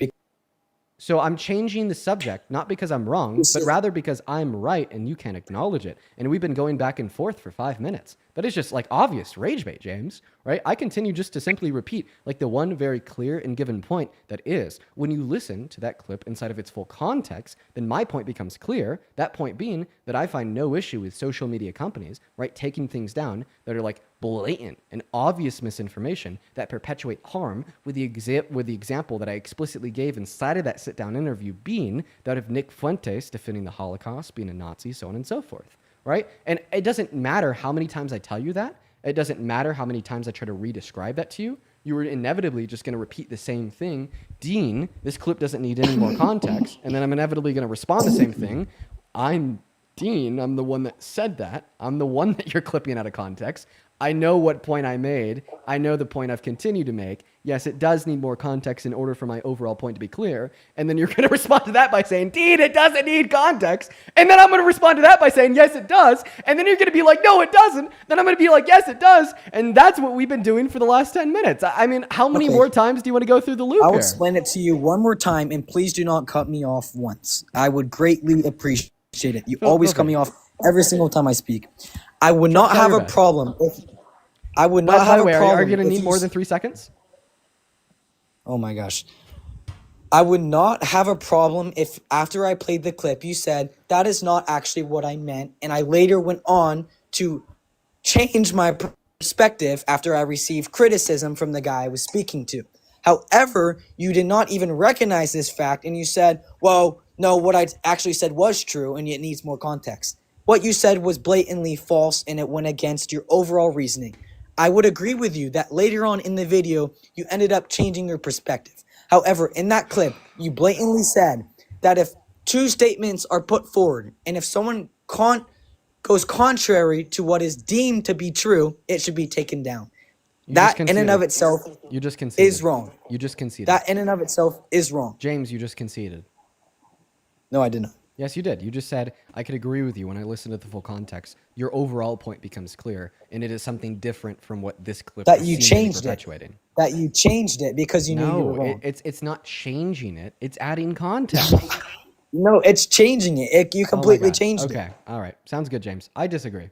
Okay? Maybe like the best possible concession I could make here is that for those particular 3 seconds, I could have found a better way to word myself. So if you were to only clip those 3 seconds and 14 words, the point wasn't clear. But when you're not just listening to the 3 seconds and the 14 words, but rather listening to the hour and the thousands and thousands of words, right? The overwhelming point is completely different from what you are attempting to perpetuate and attempt to argue from that 3-second clip. And you just admitted it, meaning there's a concession.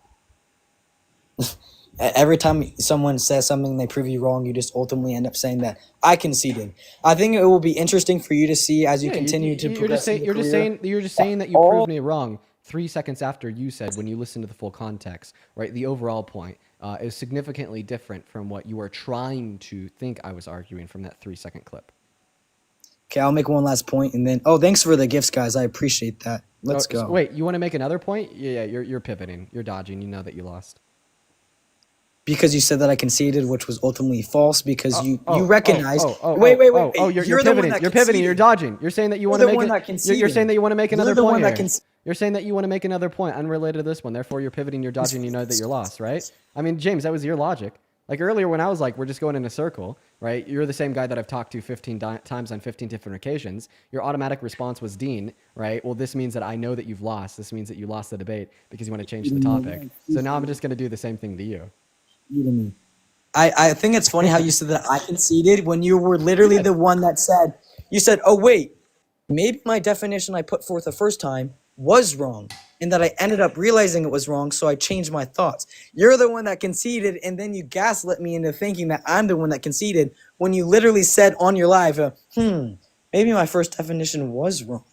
You literally conceded yourself. I didn't concede. I was trying to give you grace. I said maybe I should have made sure to word those 14 words better. So if you just cut them out of context, then they don't seem like a whole different argument. But like typically, right, humans, we're not looking towards like 3 seconds and 14 words to make points. And we could acknowledge that we should listen to more than 3 seconds and 14 words. So I don't think it's that big of a deal.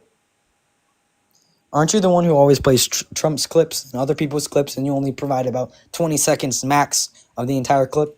Well, and I you think mean, that's sufficient enough? But then when someone does the contrary to you, you're like, no, context. So first and foremost, right, whenever I play a clip of Trump, I do try to keep it timely for the live. But if I ever have anybody say, well, maybe there's more context, I always give them an opportunity to allow, right, that more context. But the matter of fact, they never can.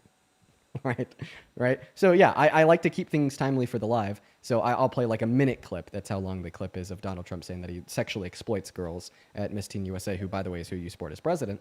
But, you know, if anybody ever says that there's more context, I ask them to give it, right? I don't say, no, you can't give it. No, ignore the context. No. I say, okay, so what is the context? You realize that I would pull up the context if I had access to it. This is something from that I screen recorded 3 months ago that I found on my computer, so I don't have the overall context. This is getting very pathetic, James. Pathetic? Yes, very. Yeah, you are pretty pathetic, I agree. No, it's not me. It's you. Oh yeah, pivoting again. Thanks. Now you're using personal insults because you cannot argue with me. But that's good. Keep going. You're assuming that I'm calling this pathetic because I can't have this conversation with you. If I couldn't have this conversation with you, right, why didn't I just kick you when you brought it up? Right? Like, this is just like literal rage bait. James, stop rage baiting me. If I couldn't have this conversation with you, then why, less than a minute ago, did you say that you wanted to move on to the next topic? Because you conceded, and I appreciate that. I thought I've already clarified that there was no concession. You are now just repeating yourself, even though I've already given sufficient counter-argument to prove you wrong. Yeah, I appreciate you conceding, and now you're changing your mind. But So now you're just repeating yourself? Dude, I'm sorry. Just saying something doesn't make it true, James. Yeah, and everyone on your live, you could actually go back in the live, and you said yourself that the definition you put forth was false, and then you ended up changing your definition to make it correct. So I do appreciate James, for the last time, I appreciate the concession. I appreciate it, though. Hey, James, for the last time, that's not what I said. I'll clarify one more time for you. I said that, yeah, maybe I should have worded those 14 words in those 3 seconds better. So because it was wrong. Listen. Yeah. Hey, James, are you going to allow me to finish speaking, or are you going to interrupt? No, you mute me every 5 seconds, so it's only fair that I interrupt you. I'll mute you again. I actually accidentally just kicked him instead of muting him. I meant to mute him. But anyways, I'll just go ahead and finish off that point. I didn't say that what I said was false. I said that I could have worded those 14 seconds and those 3 seconds better. So when you only listen to those 3 seconds, right, it wouldn't seem like another point was being made. But like typically humans, we're not just looking towards 3-second clips of 14 words in order to like gain an understanding of what somebody thinks or feels about any particular subject, right? And when you sit down and you listen to the full hour-long conversation, right, a totally different point is made, right, given the context. And it's funny, right, because you actually agreed to that. You said, Dean, when I listened to the full sit-down, another point was made. Well, I appreciate you for the concession, James. That guy's been up here like 20 times. Every time he comes up here, he gets really mad because he just can't beat me in a debate. And then that happens. So, James, I appreciate you for coming up. getting whooped again, intellectually speaking, of course. See you next time, James. We'll see him in another couple days once he uses ChatGPT to try to make another abortion argument. Keep in mind that, by the way, all of that anger, all of that animosity, all of those big feelings from that man-child were onset because he couldn't make a pro-life argument that wasn't contradictory. Let's go to get that next guest up in here. That was fun. If you're in that queue, make sure that you are an American adult that supports Trump as president. That was super fun. That was great. I love shitting on the man-children. We're going to go to get that next guest loaded up into the box right now, y'all. Go ahead and hop inside of that queue if you happen to be an American adult that supports Trump. Just make sure that you are at least 18 years of age if you do want to come up and have a conversation with us. We got Dylan loading into the box right now. Let's see here. Alexis, thank you so much for the $2 over on Venmo. Hey, what's up? You're the best. You're the best. Dude, thank you so much, Dylan. I obviously got to kick you because you're underage, but I got to say, you're probably like the first underage boy with crosses at his names that has come up here and said something kind. So shout out to you, Dylan. We're going to go ahead and move on to the next guest right now, y'all. Let's see who's next. That's pretty cool. All right. Who do we got next? We have Hannah loading up into the box right now. Wait, where the hell did Hannah go? Hannah just disappeared. 1 second, guys. Okay, we got Yorkie Lover connecting. Here we go, guys. Okay, while Yorkie Lover's loading up, Abby, thank you so much for the $12 over on PayPal, who says, Dean, I found you a few weeks ago and I love what you do. Thank you for the love, Abby. Show some love to Abby down below. Thank you for your kindness. Chloe, like literally saying the same thing as Abby, stumbled on your TikTok live a couple days ago, and you love what I do. Thank you, Chloe, for the $5 and the kind words, as well as Tegan. Thank you so much for the $6 over on PayPal. Lacey with the 10 cents, and Daniel, thank you so much for the $10 over on PayPal. Daniel with a $10 says, I've never liked Trump on his character, but after finding you through Facebook Shorts, I've recently started to watch your lives and educate myself more. Thank you for all that you do, man. I appreciate you for the kind words, Daniel, and that's awesome to hear that, you know, you're also now against his policy, because it is absolutely terrible. Thank you for the $10, Daniel, as well as Michelle. Thank you for the $10 over on PayPal as well, who says MAGA only cares about life in the womb. They don't care about living children in Palestine or living children in America. Donald Trump doesn't want to give emergency funding to 41 million Americans to keep food on their table for SNAP benefits during the shutdown. Thank you so much for the $10. What's going on, Yorkie Lover? Do you support Trump? Yorkie, I've only been live for like an hour. Are you already asleep? Damn, bro, she's out. All right, we'll go and let her sleep in peace. Take care, Yorkie. Let's go to get that next guest loaded up into the box. She is out, dude. Oh my goodness. Yo, Line of God, thank you so much for the $10 over on Venmo, who says, fucking Metallica, you just got a little cooler. Appreciate you for that love line. Yeah, I got my Metallica tee on today. Thank you so much. Let's get 100 Lion W's and 100 Sandra W's. Thank you so much for the love, Sandra, who says, or the fact it's your platform and you take down whatever you want and not making it illegal. Yeah, that's a big difference, Sandra. He actually never addressed that. Yet another reason why the last guest lost. Appreciate you for the $10. What's up? Do you support Trump? Yeah. How old are you? 18. And what time is it? You sound British. I'm not British, man. That's offensive. Oh, you are so fucking British. I'm not. I'm Irish, actually. Sorry about that, man. Okay. But I'm living in America. I'm American citizen. Yeah. What time is it? It is... Fuck, you got me, man. I did get you. You take care now. We're going to move on to the next Trump supporter. We got Austin Bindell loading up into the box. Mallory, thank you for the $10 over on Venmo. Says, love listening to your debates all the time. Big supporter here. Appreciate you for that love, Mallory. Huge shout out to you. And Lars, thank you so much for the $30 over on Venmo. Holy fuck, Lars. Thank you so much for your kindness. Lars says Garcia was granted, quote unquote, withholding of removal because El Salvador was dangerous, I believe in 2019. Yeah, meaning that he actually wasn't an undocumented immigrant because he had some type of like illegal status, regardless of its like lack of permanence, which was that withholding order. Absolutely correct. Okay, we got Hannah loading up. Show some love to Lars down below in the chat for the 20. And show some love to Barbara, too, for the 20, who says, I'm retired now and have recently started to watch your debates. Watching you brings me hope for the future of my granddaughters. That's awesome, Barbara. I hope that you're enjoying this stream. I hope that you're still with us. I know that you sent that $20 donation 25 minutes ago, but thank you so much for the love. Let's show some love to Barbara and Lars down below in that chat. What's going on? Are you MAGA? Oh my God, no, I literally love you so much. I'm sorry.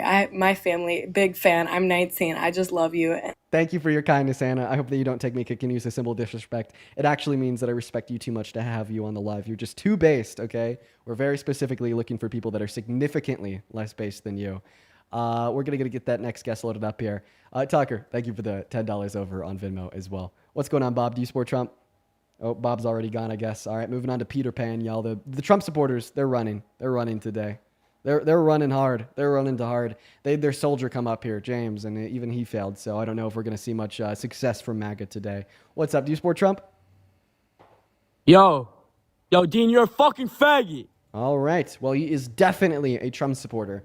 Just quite frankly, too derogatory and emotional to be on the live. Let's go and get that next guest, Aiden, loaded up into the box. Matina, thank you so much for the $25 over on Venmo. What's going on, man? Give me a second here, Aiden. Matina with the $25 on Venmo says, here's some money for pizza or whatever. Hashtag keep winning. Appreciate you for that love, Matina. I thank you so much. In fact, you know what? I'm going to have to spend that $25 on a medium cheese pizza from Domino's tonight. One of my favorite meals ever. I want to see 250 Matina W's in the live chats. That is Matina. What's up? So, Aiden, do you support Trump? Yes, I do. Okay. And how old are you? I'm 18. Okay. All right. Can I get a W Pamela from you? Listen, I have a question though. What about just real quick? Okay, just one W Pamela, one W Pam. Can we get it? All right, W Pam. For the $50 super chat over on YouTube. Appreciate 50? you for that. 50? Yeah, No, that's a dude, W. That is a That's fucking W. Dude, I want to see 500 Pam W's down below in that chat. Pamela, thank you so much for that love. I also appreciate you for being a member of the channel team over there. Thank you so much for the love. Show some love to Pamela down below in that chat while we're passing Mr. Aiden here, Mike, to tell us why he supports Trump. Take it away, man. W fucking Pams. All the love to you. Thank you so much for the love, Pamela. Well, I have a question about earlier. You said that you wanted to ban all the guns. Well, I just don't support that because I feel as though, yes, there should be a lot more stricter laws on that. But as me, I'm a hunter. I love going out, early mornings, going out for deer. You know what I mean? I just don't feel that's fair. Do you hunt with 115s and an AR-15? No, I mean, right. I mean, you're right. AR-15s, that's a little over excessive. You know what I mean? Right. And by the way, like I just want to clarify this. I like guns too. It's probably just like a social byproduct of being raised in like in a super conservative family and being around them a lot. But like that's something that hasn't left me. I personally think guns are can be cool. Like the gun that I own, right? Like I'm happy to own it and have it for self-defense if need be. But like at the end of the day, I value children more than I value metal. I value human life more than I value a gun, right? And if banning or restricting particular gun ownership in some scenarios will save more people, save more children, then count me in. Okay. I respect that. I just wanted to see if you were saying ban every single gun, you know what I mean? No, I don't want to ban every single gun, right? But what I want to do is I want to advocate for common sense gun control and reform, and I think now is actually a point where we all need to be doing this as a collective because of the epidemic of gun violence we have in this country. Okay, we've experienced 370 mass shootings in the last 299 days of 2025. In fact, I actually don't even know if it's 270 anymore. Let me check that real quick. Because I checked that yesterday, and it was at 270. Let's see what it's at today. Alrighty. Now it's at 272. So there's been 272 mass shootings in America in 2025 so far, and we're not even 300 days into the year, right? I think that something needs to change. Yeah, I mean, I agree with that. Definitely something needs to change. You know what I mean? There definitely needs to be stronger laws on guns. And yeah, by the way, everyone super duper quickly, look at all the Trump supporters spamming the swastikas in the TikTok chat. So they'll get mad at the left for saying, oh, you guys are Nazis, but then they actually are. So look at all the Trump supporters being actual Nazis in the chat, okay? So just keep that in mind, right? I apparently, according to the chat right now, Trump supporters are Nazis, and it's not. And I'm just simply observing the fact that we are only seeing swastikas spam below in that chat. All right, but go ahead. Me personally, I do not believe in that. I would never do that or ever put that in any chat. Yeah, how do you feel? How do you feel about the fact that all the people spamming that in my chat right now are your guys? That's you. That's MAGA. That's MAGA. Come on, filling guys. my chat with swastikas right now. You know what I mean? Come on, guys. Can't be doing that. There's other ways to think for the heart me, I love you. But sorry about that. But I'm sorry, bro. I'm sorry. Dude. Go ahead, Aiden. That was But okay. like You were in the middle of like saying it's bad to be a Nazi, and you said, "Thank you for the heart, me. I love you." Go ahead. that was like my first gift ever, so I'm sorry. Okay. But there's other ways to You left the TikTok app. I can't hear you. Aiden, you're not on TikTok. You got to come back to the app. I don't think he is coming back. By the way, look at the Trump supporters. They're still going. They're letting us know that they're Nazis in the chat. Look at all the Trump supporters self-identifying as Nazis in the TikTok chat right now. Okay, I don't think that Aiden's coming back. Oh, there's still some Trump supporters saying that they're Nazis in the chat, everyone. That's just saying, I'm a Trump supporter. I'm a Nazi. That's what they're saying in the chat, guys. Take a good look. Oh, yeah, Aiden's gone. I guess he didn't know how to respond to that. Yeah. Oh, in fact, I just saw somebody spamming the chat. Their name is MAGA MF, spamming the swastika. Yeah, he's saying, look at me. I'm MAGA. I'm a Nazi. Okay, so I guess Trump supporters want to be known as Nazis, apparently. We're going to go to get that next guest loaded up into the box right now, everyone. Funny enough, me just calling out the fact that Trump supporters were spamming the swastika in the chat is pretty much getting it to slow down now. I've never been able to so successfully get the people in the chat to stop spamming the swastikas. All I got to say is, well, look, they're Trump supporters. They're spamming the swastikas. We're just simply observing that a lot of Trump supporters are Nazis. And then they stop. We're going to go to get that next guest loaded up into the box right now, guys. Only hop in that queue if and only if you are an American adult that supports Trump as president. And we'll happily get you loaded up in here. We got the next guest, Colin, connected to the stream right now. Yeah, they've stopped hiding. They've stopped hiding who they are, right? Yeah, I guess a lot of Trump supporters now are just bold-faced, extroverted Nazis who want you to know that they're Nazis, apparently. What's going on, Colin? Do you support Trump? Hey, can you hear me? Yeah. Cool. Perfect. Yeah, I support Trump. Okay. How do you feel about all the Trump supporters spamming the Nazi swastika in the chat? No, I think that's disgusting. As a Trump supporter, that is horrendously disgusting. I think I sent a message saying that, but that's disgusting. Yeah. I will say though, I'm not a hardcore Trump supporter. I disagree on a couple of small topics, but I do overall support him. For the past election over Kamala, I wasn't able to vote at the time because I was too young. However, if I could have, I would have voted for him over Harris. So Okay. yeah, Right, so one why of do the you main think reasons I America would support be Trump. worse off today if Kamala Harris had won the election? Yeah, specifically like talk the border and immigration, not necessarily deportation, but particularly like border patrol and border control. So namely immigration status and how immigration numbers illegally have dropped significantly when Trump has taken office, referred to the Biden-Harris administration. Numbers have dropped significantly. I think that's pretty commonplace.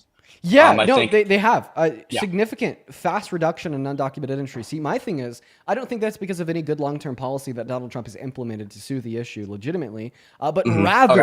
rather because at the end of the day, regardless if you're an undocumented immigrant or a legal immigrant, you're coming to America for higher quality of life. And I think that Donald Trump is projecting the image that if you come into this country as an undocumented immigrant, you're going to have a lower quality of life by violating the constitutional and human rights of undocumented immigrants that are already in this country. Yeah, I somewhat agree with that, but I just want to make sure I have your position correct because I've seen you before. Just to make sure your position is the fact that Trump's policies, while they decrease overall illegal migration, it doesn't address the root cause, which would make it continue in the future, and it wouldn't actually solve the problem, right? Yeah, so I mean that is one of my positions. That is true. Yeah. Okay. I just want to make sure I got that correct. I don't want to equivocate something that's not true. No, that is an accurate representation of one of my beliefs.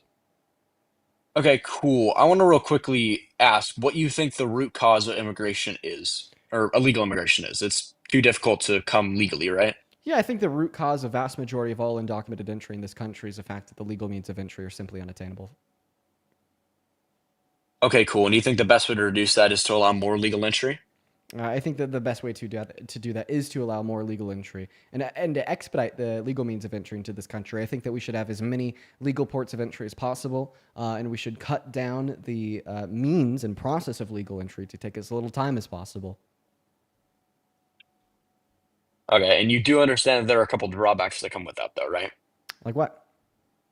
Yeah, I feel like one wage distribution drops. I believe there's a Harvard study done recently. Not recently, it was 22, I think. You can correct me if I'm wrong. But where they found that when there's an increase in migration substantially, real wages drop by about 8% due to the fact there's more people with less overall demand on the labor market. Do you think that we saw a substantial increase in immigration to America under Biden? illegally, I think we did, yes, but I think there are also mitigating circumstances inside that scenario. Yeah, real median wages went up by 5%. Well, like they went up more Yeah, but under the that's also a Biden-Harris correlation administration than the Trump causation fallacy. administration. Well, I mean, That's also a correlation causation fallacy. well, it's not, because your claim was that when we have a lot of immigration to the country, real median wages dropped by 5%, but dropped by 8%. And then I'm just simply saying, well, I mean, you said that we had a lot of immigration to America under the Biden-Harris administration, and they didn't drop by 8%. Yeah, but real quick, let me elaborate on that because that is something that I believe, like, wages did grow under Biden. Yes, real wage growth did happen. However, what I'm saying is that without the illegal migration, I believe that would have grown more Yeah, because are employers you saying don't if have like the we ability. didn't? Are you saying like if we didn't have like vast undocumented entry into the Biden-Harris administration, that real median wages wouldn't have grown by like 5%? They would have grown by like 12%. Potentially, yeah, maybe not to that number because I feel like when Yeah. it gets higher, it gets a little bit lower. But I can show you the Harvard study if that's necessary. It was an actual study done where they found that Well, I mean, the actually, wages do typically drop. So I actually don't need a study to understand and agree that undocumented immigrants have a downward pressure on real median wages in America, because that is a fact. Okay. And the reason why I'd say that's a fact is because undocumented immigrants have less bargaining power in the workforce compared to citizens, as they don't have long-term survivability in the market, meaning that they're under the threat of like deportation, meaning they just got to get a job now, right, in order to make money before they're potentially deported, as well as when they don't have a job, they can't rely on like a lot of systems of like benefit, like they can't get federal food stamps, they can't get federal Section 8, they don't have access to federal Medicaid, Medicare, Social Security, so on and so forth, and then they only have access to some state benefits in 10 over 50 states. So, like if you're an unemployed American citizen, you might be able to rely on these social safety nets to help keep a roof over your head, dinner on the table. But when you're an undocumented immigrant, that's not true. You could starve to death or, die because of harsh weather conditions. So it's like, you got to get a job, you got to get it now, and you got to hold on to it. That results in less bargaining power being collectively held against employers by undocumented immigrants than there is against employers held by U.S. citizens. Yeah, I'll agree that's one part of it, but I also believe there's another part that is often missed over by many people on the right and the left. And that's the fact that the majority of these undocumented or illegal migrants, I don't really care what you want to say it as, I'll say it as whatever you want to. I don't care about being inclusive or whatever, that doesn't bother me. Is also the fact that most of the workers that come in are low skilled workers, and every American or migrant or everybody typically requires the same needs from each sector. They all require a roughly even. Oh, you're cutting out, man. Sorry, I cut out. Yeah. They all require typically even distribution, whether it be of low skill work, medium skill work, high skill work, because they all need the same needs to live and survive, right? But the majority of these workers come in as low skill workers, which makes it so that sector specifically has significantly more workers than the demand entails. What that means is that when there's more demand or when there's a similar demand but significantly higher amount of workers, the employers are able to exploit the wages and make it so the wages are lower and make it the wages are lower, and the overall wages for Americans who work in those low skill sectors also decrease. So while the part of it could be that they have less bargaining power, it's also just the fact that most of them come into these low skilled industries. I think it's a bit of both. And while one of those might be able to be fixed by some policies, I believe it's going to be a lasting negative effect just because they're coming in from these lower skilled countries. Okay, well, I mean, even if what you're saying here is true, like there's a higher disposition, there's a higher amount of like undocumented immigrants that are like lower skilled compared to like the average American citizen, so on and so forth. I don't think that this would like necessarily mean that there's like a bad and dramatic negative effect on industries that like hire low skill laborers, because I don't think that there's a necessary correlation between an increase in the size of a labor force, given it's the overall labor force of the country or the labor force within a particular industry, and like lower wages. Right. And I think that my proof for that's just history. I think that the size of the labor force has grown over history. So have real median wages. And that's because, when a worker works, they're not just filling a position, they're actively generating profit for their company. And then also making active contributions to the economy as a whole by buying goods in that same marketplace, meaning that we are then like incentivizing companies to grow because they have more profit and they have more consumers to buy their goods, thereby offering more job positions. And I would say that, we're talking about maybe some speculative negative outcomes of more immigration into America. and we're debating them to see if that maybe you have a point or not.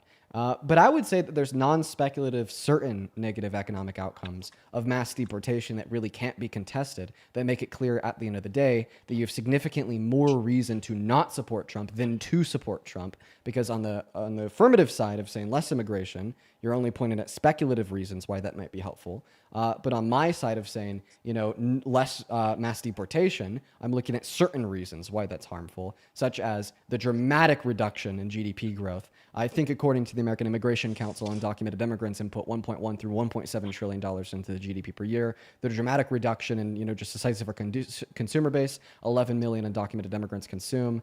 The dramatic reduction in government revenue, predicated based on one, the $100 billion per year that undocumented immigrants pay in taxes, and then two, what we're actually spending to do the mass deportation, which is like over $1 trillion in the course of the next 10 years. And then we even have like non-economically related reasons to not support mass deportation, like the humanitarian concerns of separating families, deporting people illegally to Sikha and El Salvador, or unsetting a constitutional crisis because we have a president that likes to deport people without due process and likes to try to take their constitutional rights away, such as how he did with an executive order on day one, where he tried to say that the children of undocumented immigrants born on American soil don't have a claim to birthright citizenship, even though that has been lawful precedent set forth since 1865. Cool. Yeah. So I will say this in advance. I'm a little bit more open on mass deportations. I'm not nearly as knowledgeable as that as I am on immigration. I've been doing a couple of research papers on that and some different stuff. So Hey, good for the you, main man. basis of my knowledge. Doing research is good. That's good. Yeah, The more thank you. research that you do, the further to the left you'll lean. No, I'm a debate student, so I'm surrounded by Have you been up? liberals Have you been up here before? everywhere. No. Really? Okay. One of my friends has though. Was that your friend? Am I thinking of your friend here that came up here and I think he was also talking about immigration. He's Yeah. the only other Republican I know in debate. Yeah, I had a conversation with him for like an hour, and he was like the most intelligent guest. I said he was the most intelligent guest I was on my stream for like 3 months. That was your friend. Yeah, no, That's we were funny. both at debate nationals actually. He doesn't go to the same school, That's but funny. we met at a debate camp called the Sin this summer.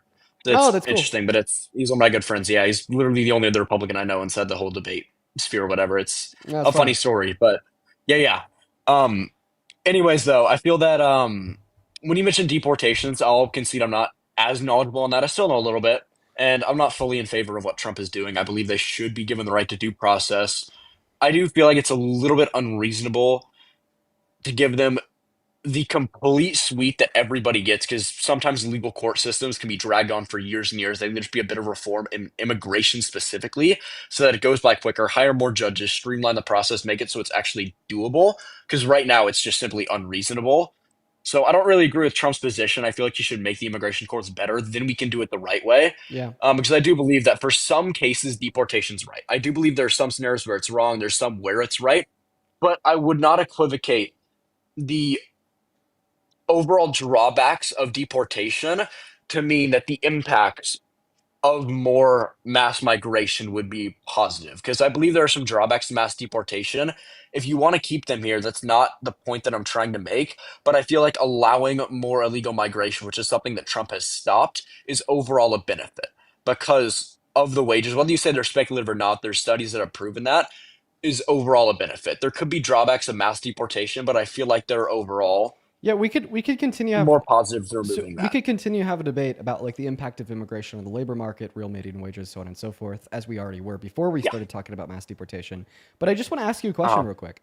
Okay, so like, go ahead. like assuming here that you're right, which I want to make it clear, I don't think you are. I give some of my reasons why I don't think that you are. But Yeah, that's assuming fine, you yeah. are for the intents and purposes of the debate, assuming that you're right, there's some drawbacks like high levels of immigration to America. That's something that we were maybe experiencing before Trump came in and stopped that. Well, how would you feel about the argument? The way in which he stopped that is like incredibly perverse, in my mind, literally fascist, and antithetical to the values in which we should uphold as a country. Thereby, even if there was some economic benefit to lower levels of immigration onset by the Trump administration, that ultimately the means in which they're using to achieve that outcome, right, should be avoided at all costs, even if it means serving some low level of economic detriment for now. Yeah, I just want to ask, you're talking about the process of stopping the mass migration, such as the Remain in Mexico policy, and how sometimes those cities that they remain in could be slightly dangerous. So the process Oh, could affect I don't human think rights, that right? I don't think that the Remain in Mexico policy has anything to do with like mass immigration into America. That impacted 60,000 people in 2 years at the end of the Trump administration. That's just simply policy for asylum seekers, not like green card holders, resident citizens, or undocumented immigrants. I think the policy that the Trump administration, policy they're being used in a very vague sense, the actions more so of the Trump administration that they've taken to reduce undocumented entry into this country is just by like telling them that if they do enter into this country, they're going to have a lower quality of life, thereby preventing the entry in the first place, right? And the way that they're telling them that they'll have a lower quality of life is by actually giving that lower quality of life to the undocumented immigrants right now by like blackbacking college students and taking them to detention centers 1,000 miles away, violating the withholding order of like standing federal judges, deporting people without due process, like groups of Venezuelan immigrants in Texas to El Salvador, detaining like legal immigrants like Mahmoud Khalil for 3 months, illegally deporting people like Abrigo Garcia to CCOT, where he was tortured, beaten, starved for 3 weeks, saying or lying on them to fearmonger amongst like Americans, saying that they're super violent, they're criminals, they've escaped mental asylums, they've escaped prisons, right? Like leading to like vast amounts of like human rights abuse on behalf of like ICE agents or even like citizens directed to undocumented immigrants, so on and so forth, right? Like these are the means in which I believe the Trump administration has used to reduce undocumented entry. And, once again, the question is, right, for the intents and purposes of our discussion here, assuming that everything that you're saying about the economic impact of mass immigration is true, well, I mean, what I'd say is that I'm okay, right, with having some like downward pressure on like the economy as a whole in like some speculative sense, right, for the sake of preventing like the rise of like fascism, human rights abuse, exploitation of constitutional rights, so on and so forth, which are the means the Trump administration is using to reduce undocumented entry. Okay, I think I understand what you're saying more now. So your main premise is that Trump is basically using fear tactics by bullying or more so abusing, whether it be primarily undocumented, but also a couple legal immigrants inside of America to discourage other people from trying to come to America, right? Yeah, and then I'm saying like even if we Okay. assume here that what you're saying is true, like I don't think some like marginal bump in real median wages, right, is worth it to justify us having like a fascist president that's violating human rights.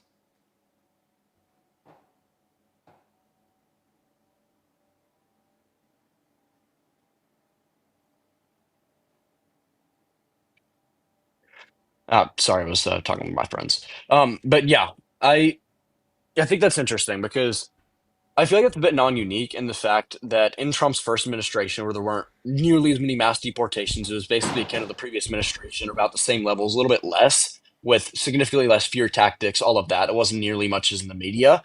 I feel like, or actually statistically, the border crossings were still. Oh, you muted yourself again, Colin. Am I back? You're back. Okay, sorry. I was trying to connect my AirPods so that I could hear you a little bit better.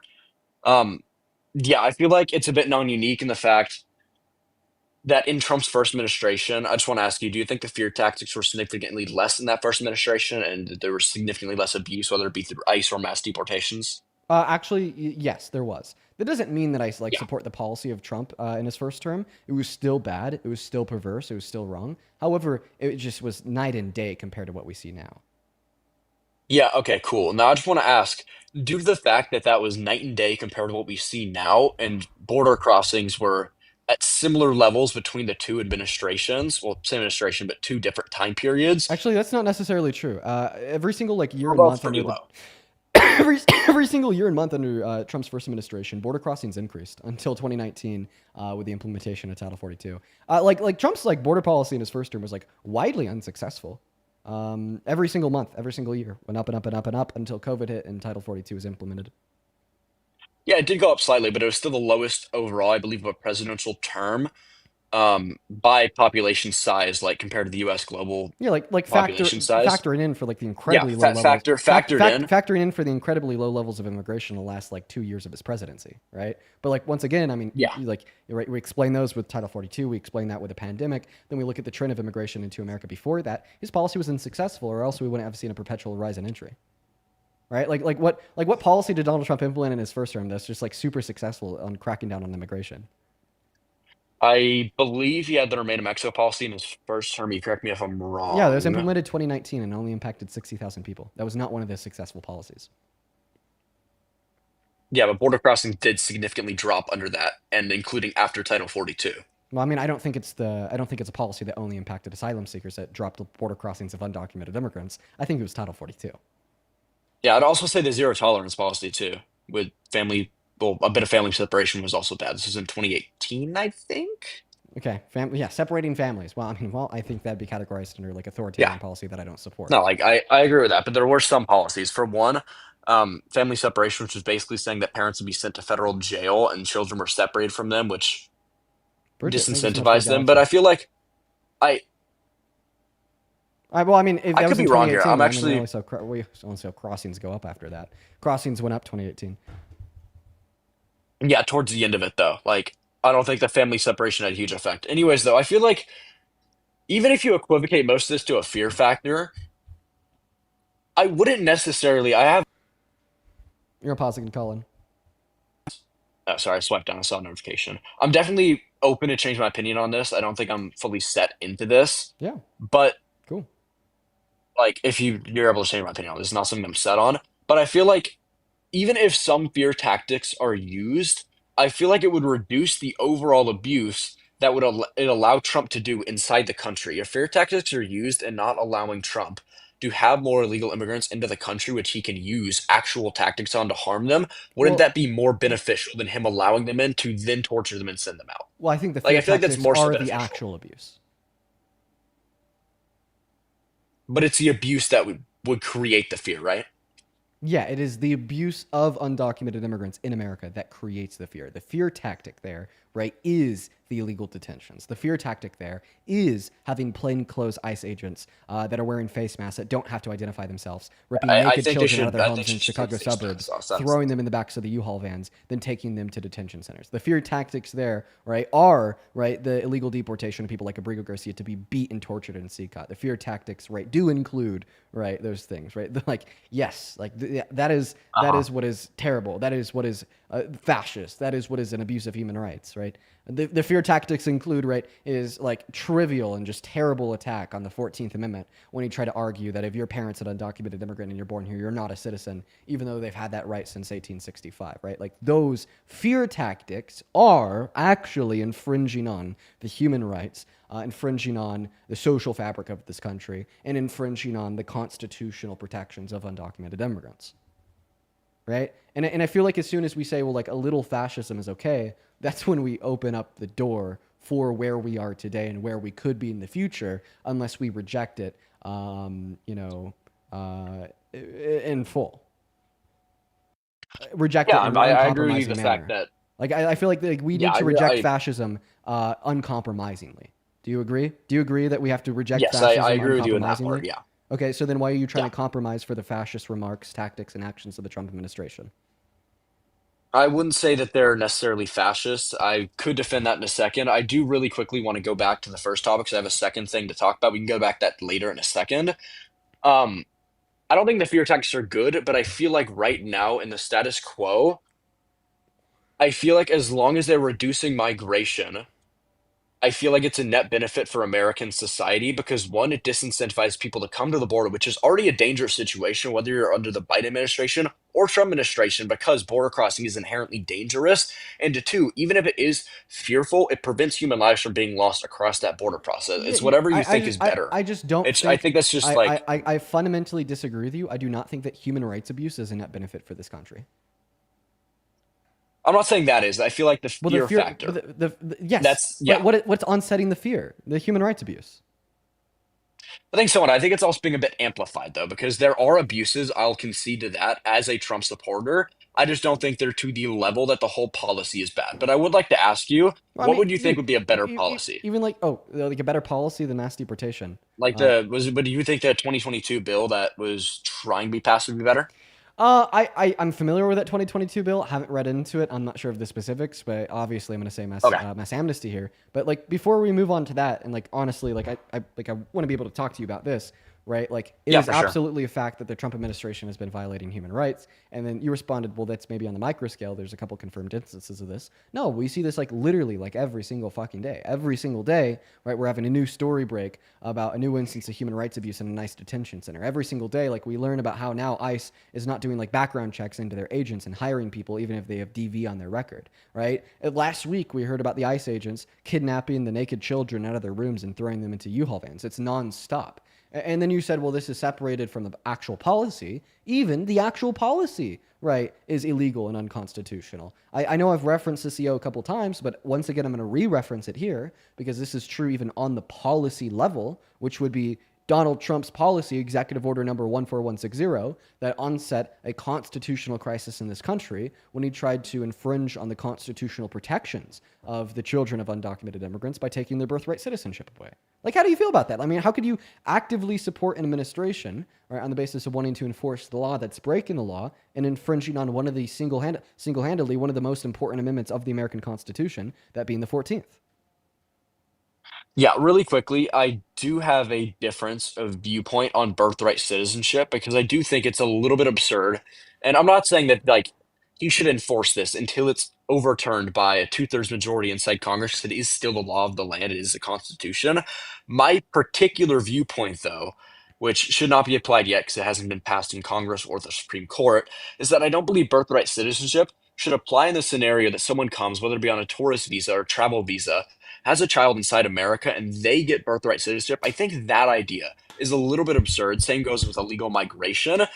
While that might be the law of the land right now, my personal viewpoint on that is that I do not support that particular law. However, Trump deciding to not enforce that due to the fact that it is in the Constitution, I'll say is not slightly. Right. Like, we're not talking about like what you agree with. We're talking about what is legal. You know, what does the Constitution say? What powers does the executive branch of our government possess? Can a president play authoritarian, attempt to consolidate power to himself, and overrule constitutional amendments? And the answers to those questions are no, even if you disagree with the provisions and outcome of the amendment, that being birthright citizenship for the children of undocumented immigrants born on U.S. soil, right? And that's what we're talking about. Yeah. So you're asking me, you think, just to make sure I got the question, right, ask me whether you think that Trump and his policies that create the fear is worth the outcome, or is if it's going to solve it, or like what's like the one question you want to ask me? So I can answer? The big question is it worth the outcome? You know, is abusing human rights, is violating the Constitution, is setting a precedent of war on America, per Donald Trump's own word of mouth, and illegally deporting people to be beaten and tortured in Secot and El Salvador, worth it? It's fear-mongering, saying that they're all mental asylum escapees of prisons, calling them illegal aliens, dehumanizing them, right? Leading to like citizens literally killing undocumented immigrants after Googling, is it illegal to kill an illegal, right? You know, is it worth it? If we're looking at a human lives perspective, I'm going to look this up real quick so I'll make sure I'm not wrong in this. I'm going to look up the amount of human rights abuses and immigration thing. I think there was a report published by the Senate recently. Yes, 510 in the first 500. Okay, cool. Confirmed. How many border crossing deaths typically? Individual confirmed circumstances. Well, if you want to go even higher, I'd say 750 would be a good number because there are going to be some that are unconfirmed. I think that's a bit liberal, giving you a higher number. Well, but not also, that's like illegal human rights, right? Abuse, right? That's only like clarifying for like what is breaking the law, okay? Right? Like, I don't think it, like ICE agents are breaking the law, right? When they're kidnapping naked children from their beds and throwing them in the backs of the U-Haul vans. I still think that's human rights abuse, and I think the law should be changed.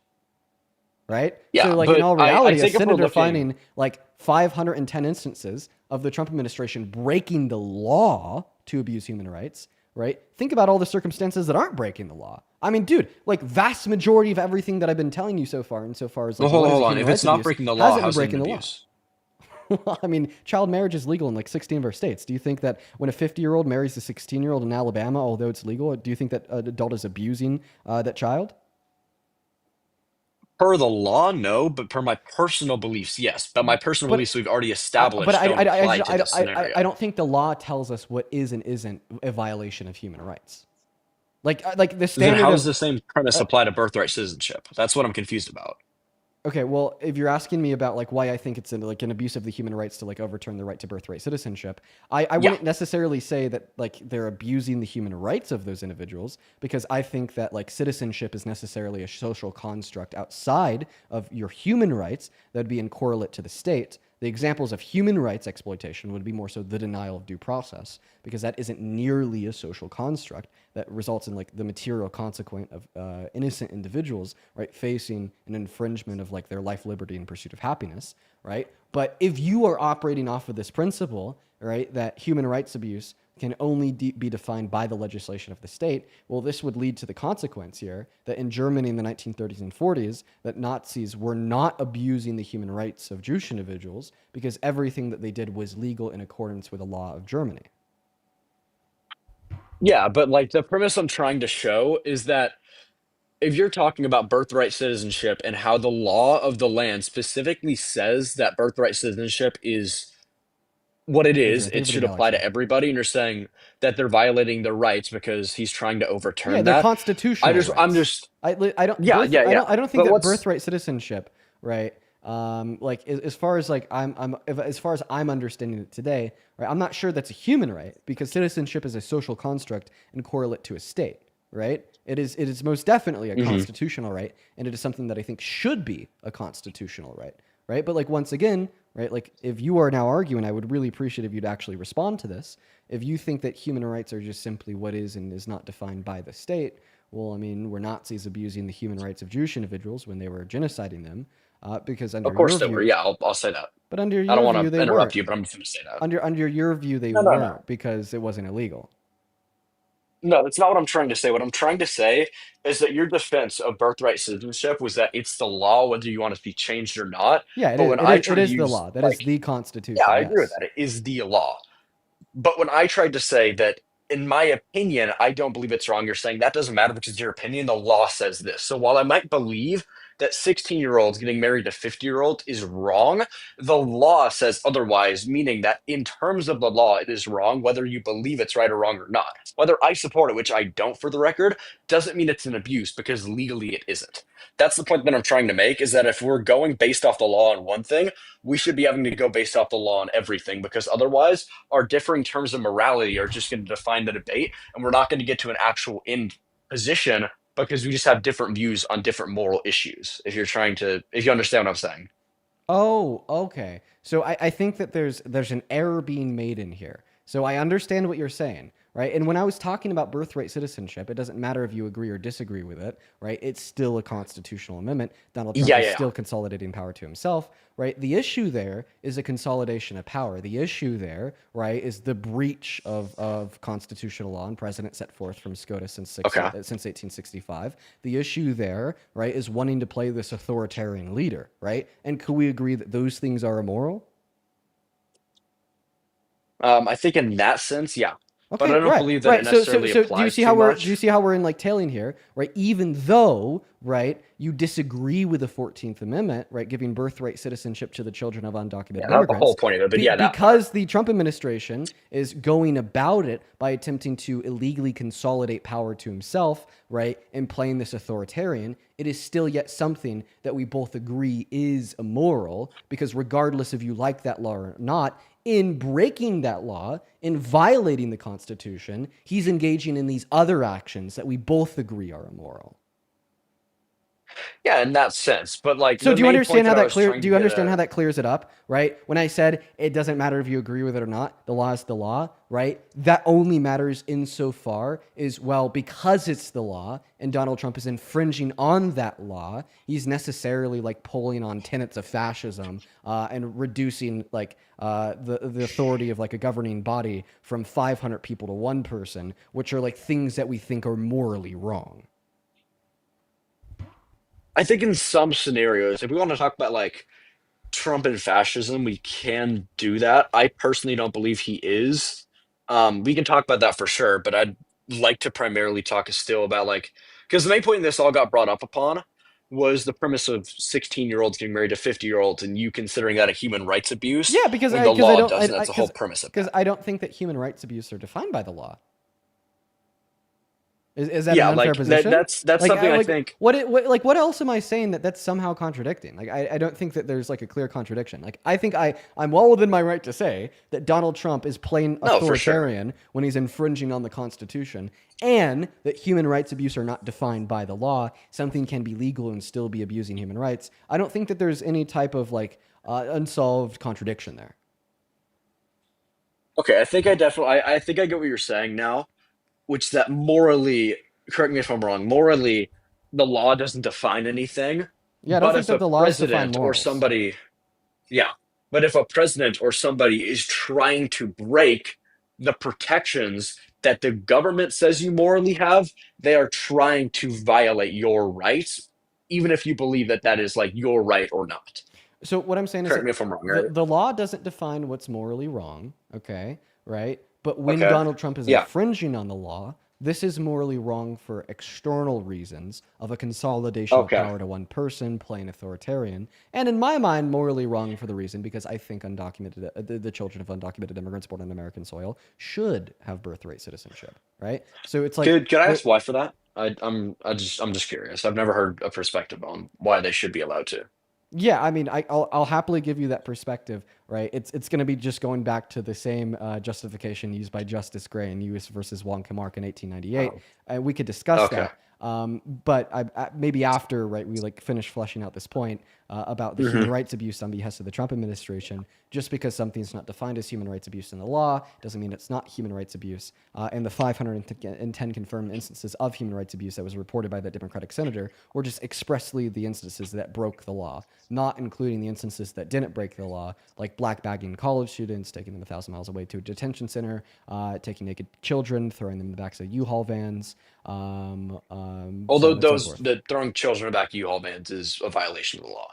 It is? There's Shit, so that was multiple illegal? violations there. Damn, okay, Yeah, yeah, yeah. I didn't even know that was illegal. Indecent exposure. There's multiple things that are illegal inside that whole situation, but Yeah, oh, the but that's law good. doesn't I'm expressly happy that state. that's illegal. Yeah. It's crazy because we never heard anything about the White House on that. You know, we had definite reporting that, you know, ICE was taking naked children, putting them in U-Haul vans, and, you know, this is just not human rights abuse, but is illegal for ICE to do. They can't do that. And we never heard any word from the Trump administration. Seemingly, they don't really care about breaking the law. Yeah, I'd say that's a bit of an equivocation though, because the presidency can't respond to every single report of certain things. I believe they should have responded to that, but that's never going to happen in a perfect world. They responded to some of them, and I believe some of their responses have been bad. But the point that I was trying to make in the first place is that based on these human rights abuses, which was 510, you can give or take some of that for the ones that you count as human rights that aren't legally counted as that. There were 686 deaths in that same amount of time and disappearances that were recorded at the US-Mexico border. And the original point that I was trying to make is that if you're looking at overall Wait, just kind of a just cost-benefit just out of analysis, curiosity, what's your yeah. source that there's 680 deaths at the U.S. border in that same time frame? Yeah, the source of that is the VOA. It was the UN agency report that said the US-Mexico border is the world's deadliest land crossing for migrants.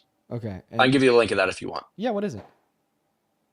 Yeah. If you go to voanews.com/a/IOM-US-Mexico-border Wait, VLAnews.com? I'm going to make a tiny URL link. This is way too long. No, Yeah. VLAnews.com/a/IOM.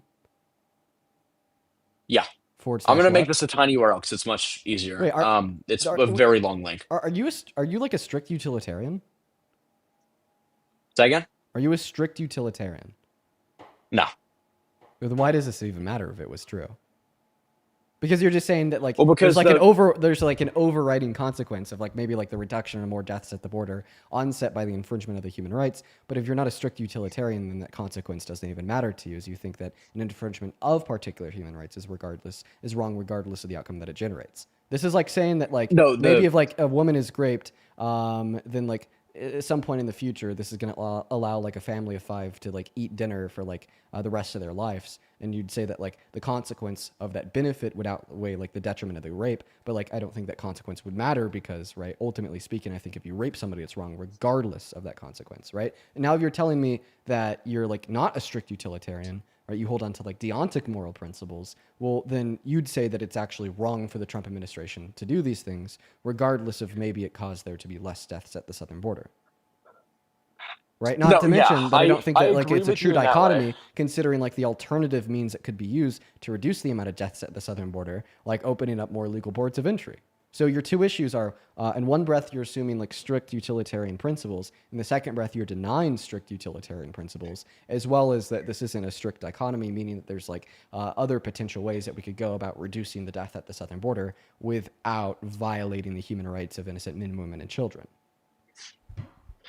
Cool. Yeah, I'll actually concede here for a second. You're right on this point, but I do believe you're unintentionally equivocating what I'm trying to say a tiny bit. The main point that I'm trying to get across is that you were saying beforehand, this is about 10 minutes ago, we've gone off rambling quite a bit, but you were saying 10 by the way, minutes after this ago point, that I am going to go ahead and move on to the next guest. But yeah, feel that's free to perfectly finish your fine. point here. Yeah. Is that you were saying that you think the cost benefit analysis, well, you didn't say those exact words, but you said basically, I wrote it down, let me look at it real quick. You said that the overall benefits don't outweigh the drawbacks. And my main point was that if we were looking from that viewpoint of overall lives, I believe that the overall impact of less people dying because less are trying to come to the border is better than people, which by the way, I believe is horrible, the abuses that are happening in America because more lives are saved. Whether you disagree with those abuses or not, which I do, as a matter of fact, I believe that in that simple scenario, lives are being saved, which is technically better. Now, the way that they are going about it may not be the best. So you're It isn't basically, the best. I'll say that. your argument is assuming a strictly utilitarian view. Yes, assuming that. It's not the view that I completely hold. I believe they can do this way better. Without even like refuting the empirics there or making an argument saying that this isn't like the only way to reduce death at the border, which by the way, if you want to know the strongest argument, it's that this isn't the only way to reduce death at the border. Maybe instead of like abusing the human rights of undocumented immigrants in this country to reduce death at the southern border, right? We could reduce death at the southern border via like various other means too, right? That's going to be the strongest argument, assuming the strict utilitarian perspective, right? So even if we assume the strict utilitarian perspective, we could still dispute the view. But the next step would be, do you assume that strict utilitarian perspective? Your answer to that question is something you've already made clear. It's no. So now that we understand that you don't assume a strict utilitarian perspective, right, and you think that these things are wrong regardless of the outcome that they generate, well, then you're ultimately still telling me here that you disagree with the policy of the Trump administration. Yes, I disagree. I think it could be better. I think there's two ways to look at it, though.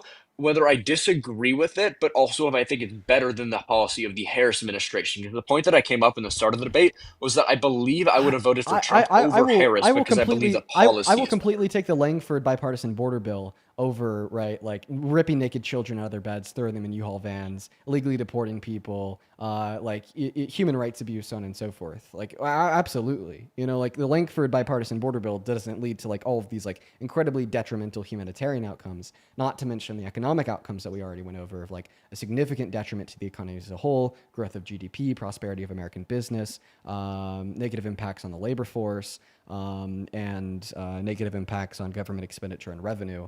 But it would lead to like a significant reduction in undocumented entry at the end of the Biden-Harris administration. They signed an EO into effect that reduced undocumented entry by like 72%. And the Langford bipartisan border bill was a significant step in the right direction of offering more legal means of entry to the country. Like I'd just say it's night and day. Like obviously, Langford bipartisan border bill is significantly preferable to fascism.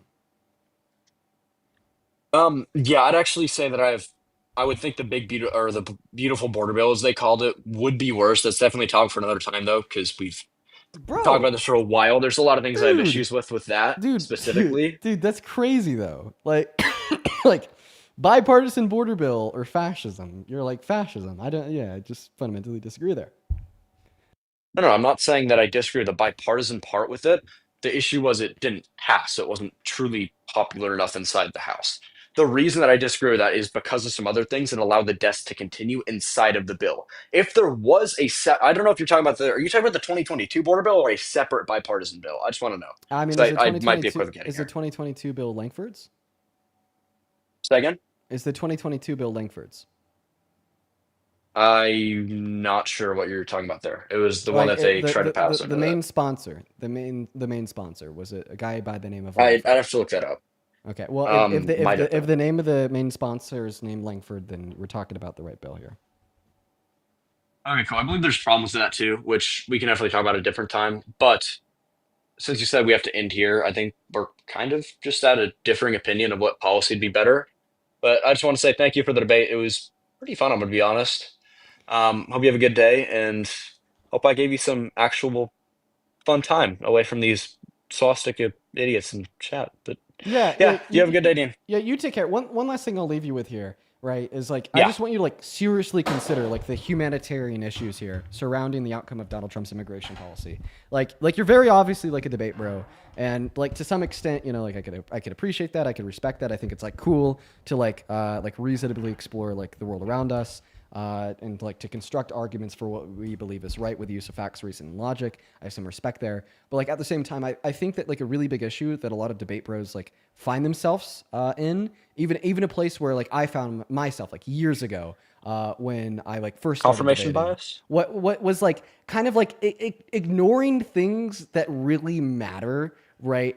For like an attempt to justify some argument. Like think about it this way, right? The last Like conversation, confirmation bias, right? Yeah, the last conversation that we just had was like, well, if we assume a strict utilitarian standpoint, and we also assume that like 600 people died at the border, right? And we're assuming that there's only 500 circumstances of human rights abuse on the behest of the Trump administration towards undocumented immigrants, then like all of a sudden, right, like we're okay with these human rights abuse. Okay, well, like I didn't say like, we're okay. I think that it's yes, better okay, than the previous okay part. is like interchangeable with permissible, and you'd say that therefore you permiss these things. So I think the use of the word okay there is fine, right? And I'd say that the issue there is like, okay, well, you're actually like not really considering the weight of a governing body, right, infringing on the human rights of like so many individuals, right, sentencing them to be beaten and tortured and starved for 3 months in El Salvador, sentencing them to be black bagged and taken to detention centers or deported without due process, and it comes off as like a level of like certain indifference that I just think is just like wrong. So that's something I'd consider if I were you. But I appreciate you for coming up, and I hope you have a good rest of your day. Hey, yeah, thank you. You too, man. You have a All good one. right. Yeah, we're going to move on to the next guest, guys. Go ahead and hop inside of that queue if you happen to be an American adult and you support Trump as president. It's funny. I've debated that guy and I debated his friend. Both him and his friend were apparently like contestants at like the highest level of debate competition in America, national debates or whatever the hell they call it. But we're going to move on to the next guest now, guys. Go ahead and hop in that queue if you are an American adult that supports Trump as president. What is up? Are you MAGA? Yes, I am. Okay, and how old are you? 19. Okay, you're 19 years old. Listen, man, before we quickly hop into our debate, I just want to go and thank a couple people here. X, appreciate you for the $1 on PayPal. Who says, Dean, I just got cracked. Well, I'm not going to read that. Anthony, thank you so much for the $5 over on PayPal. Who says, hey, bro, thank you for being the brain for the brainless and the voice for the voiceless. Appreciate you for that love, Anthony. Let's show some love to Anthony down below in that chat. As well as Alyssa, thank you so much for the 5. Eden, thank you for the 4. Samantha with the 5. Thank you so much. Caitlin, thank you so much for the $5 as well. And then Molly, thank you so much for the $5 on PayPal, who says, hey, Dean, have you seen all the recent videos that the vegan teachers made about you?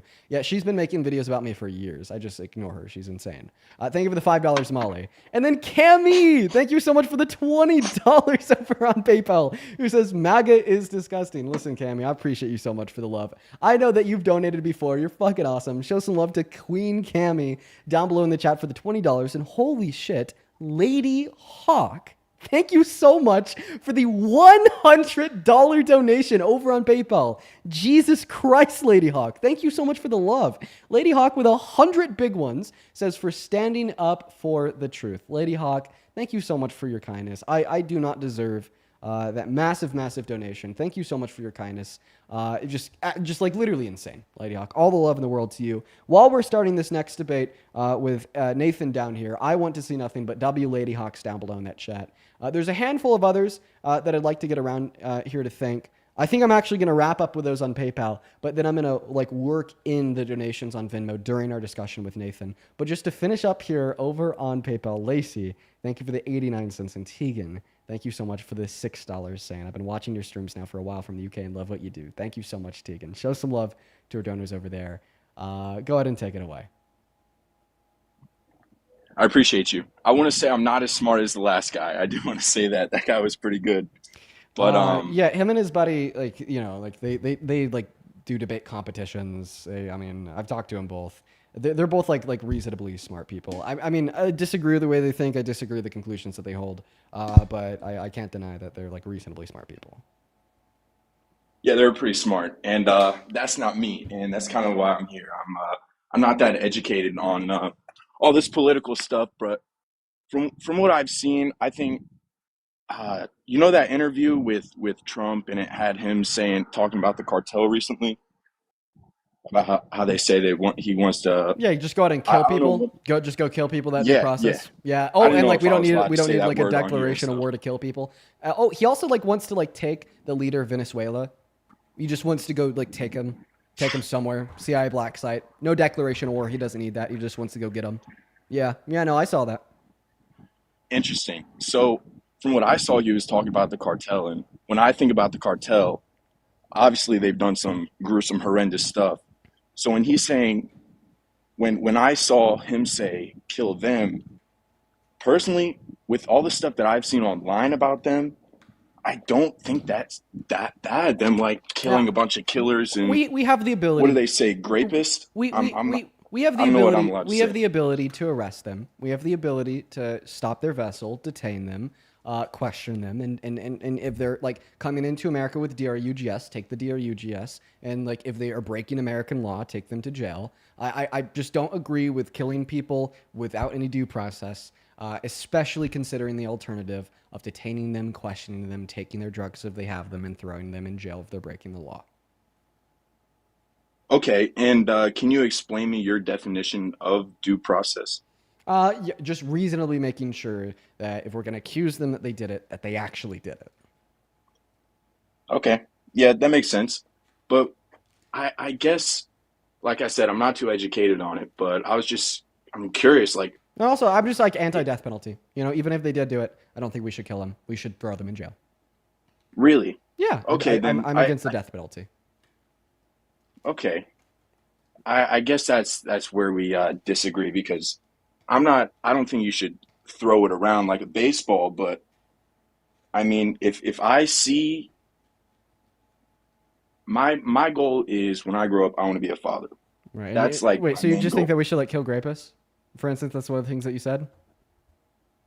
I think if someone does that to my daughter, eventually yes, But I if would. somebody does that to someone else's daughter, you make them president. You do understand that Donald Trump was proven by a civil court in a unanimous jury of 9 to have raped E. Jean Carroll.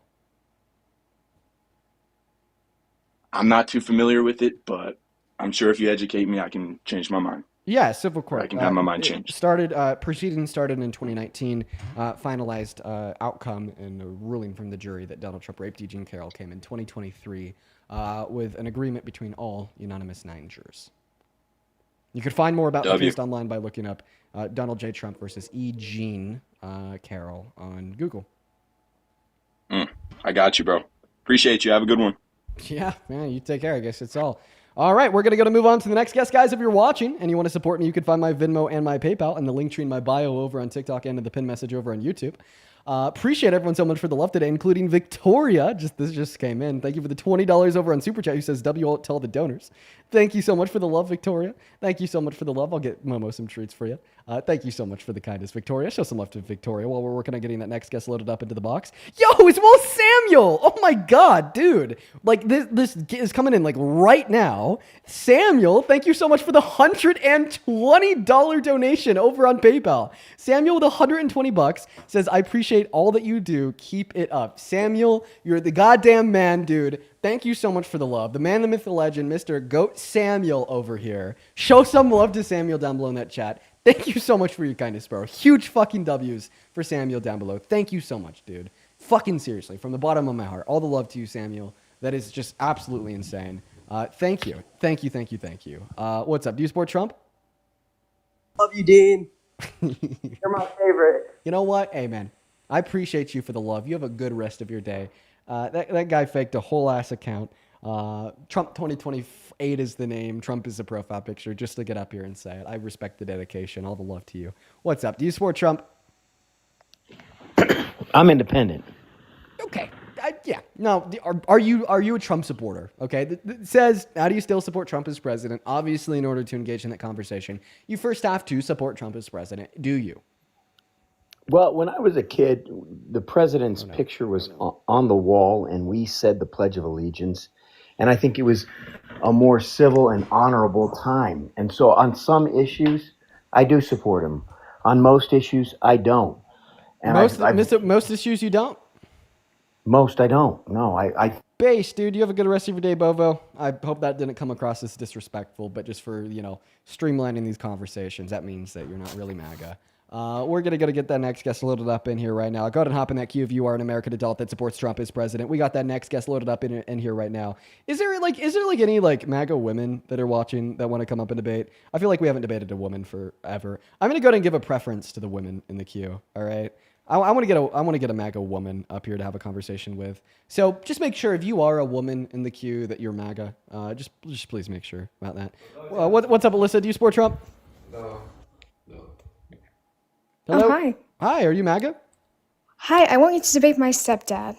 Is he with you right now? Yes. Yeah, I'll debate him. Okay, so. Hey.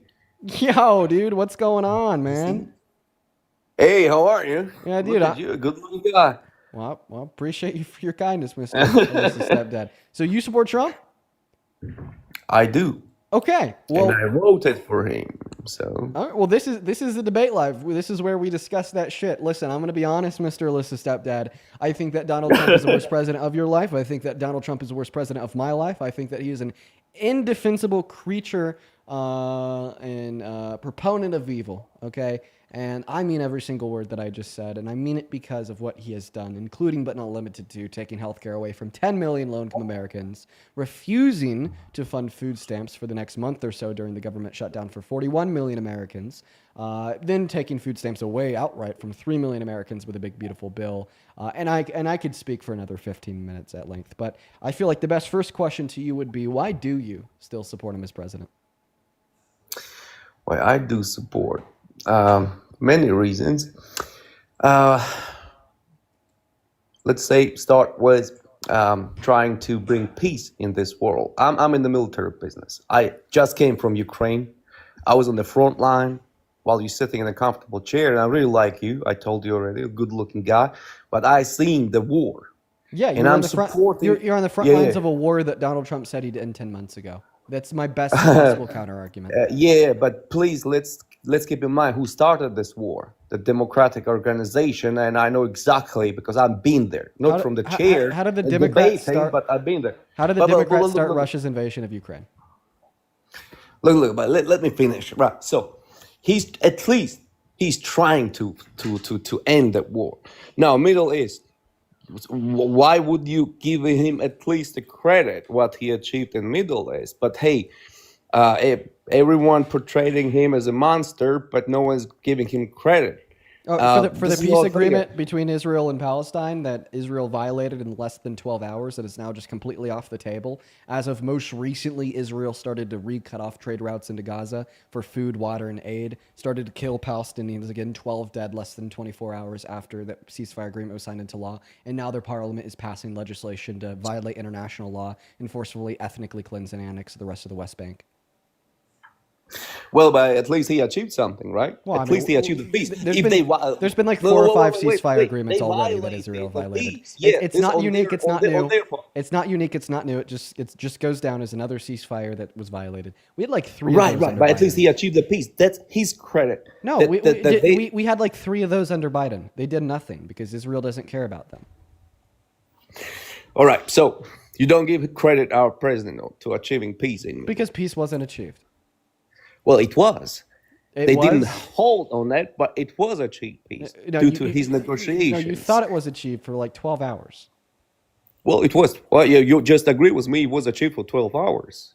Why don't you give him credit for those 12 hours? Let's say. Why just criticizing him? Listen. Okay, how about this? Maybe if on day 1 he didn't lift the minimal restrictions on weapons to be sent to Israel that the Biden-Harris administration had in place, maybe on day 2, if he didn't host a joint press conference with Netanyahu and say we want America to go into the Gaza Strip, forcefully ethnically cleanse the 2.1 2.1 million Palestinians living there and expel them to Jordan and Egypt just to level the strip, build a Riviera to gift to Netanyahu. Then maybe on day 3, he didn't call Netanyahu a war hero after Netanyahu has perpetually committed ethnic cleansing, genocide, killed children, starved babies, and violated international and UN law. I would give him credit for the quote-unquote 12 hours of peace. Well, yeah, but that been politics of the United States forever. It's a very strong Jewish community in the United States, and he is, how should I say, he's binded by the rules of the set by the very powerful Jewish community in the United States. This is getting into that. I actually think that's anti-Semitic. I actually think it's anti-Semitic to say the reason why Donald Trump supports ethnic cleansing is because of Jewish people. Yeah, because it's like I'm not gonna lie. I in my mind, I make a real big distinction between the state of Israel, what they're doing, Zionism, and Jewish people, and now you're kind of blurring the lines. Yeah, but it's being the policy of the United States to support Israel forever. Well, why do you, that doesn't mean it's supported by the people. That doesn't radically change the stand of the United States to support Israel. That doesn't mean that it's supported by the people, okay? And it doesn't mean it's not wrong. 71% of Democrats at or under the age of 50 do not support the state of Israel. 50% of Republicans at or under the age of 50 do not support the state of Israel. And guess what? Even if every single American did support the state of Israel, that wouldn't change that when Donald Trump advocates for ethnic cleansing in Palestine, that it's wrong. Yeah, but pretty much everyone supports. Everyone I know personally supports the state of Israel in the United States. Everyone, my neighbors, co-workers, whatever. So why are you saying that people are not American people are not supporting the state of Israel and the policy of state of Israel? And it's, I'm not saying I agree or disagree. Gave you the statistics. I literally just gave you the statistics. Yeah, for younger Americans, right? Well, whose statistics? I'm taking my opinion, I'm talking to people. I don't care about statistics. My people surrounding me, right? They yeah, all you think that you think that you could learn more about the world around you by asking for your grandma's opinion on Israel compared to a nationwide poll. I get it. It's just anti-intellectual. Yeah. Listen, you can make fun of it, but yes, I believe my statistics when I communicate with people rather than some bullshit statistics created by probably fake media. I'm sorry.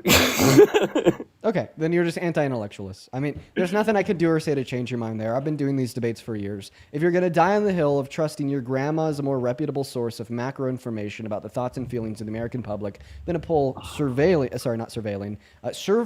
the actual American public, then yeah, that's just a delusion. That is a fundamental issue in the way that you think, and there's nothing I could do to help you not be so lost. Well, I cannot agree or disagree on that because both of my grandmothers, rest in peace, their souls are dead. But definitely my neighbors and coworkers. I'm sorry that your grandparents are dead, and I'm sorry for laughing too.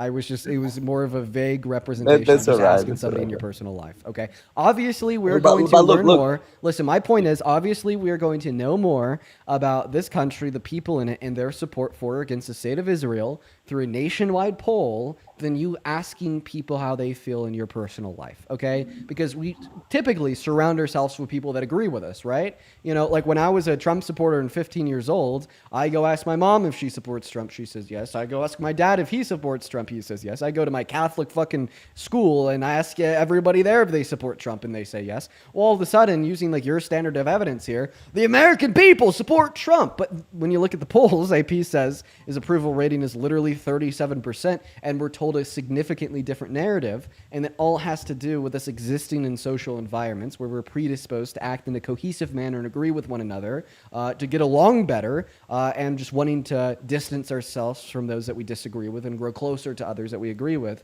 right? We can now, like, very much so methodologically, there we go, critique the manner of this quote-unquote survey that you've conducted by asking your peers, friends, and families for their thoughts on the state of Israel.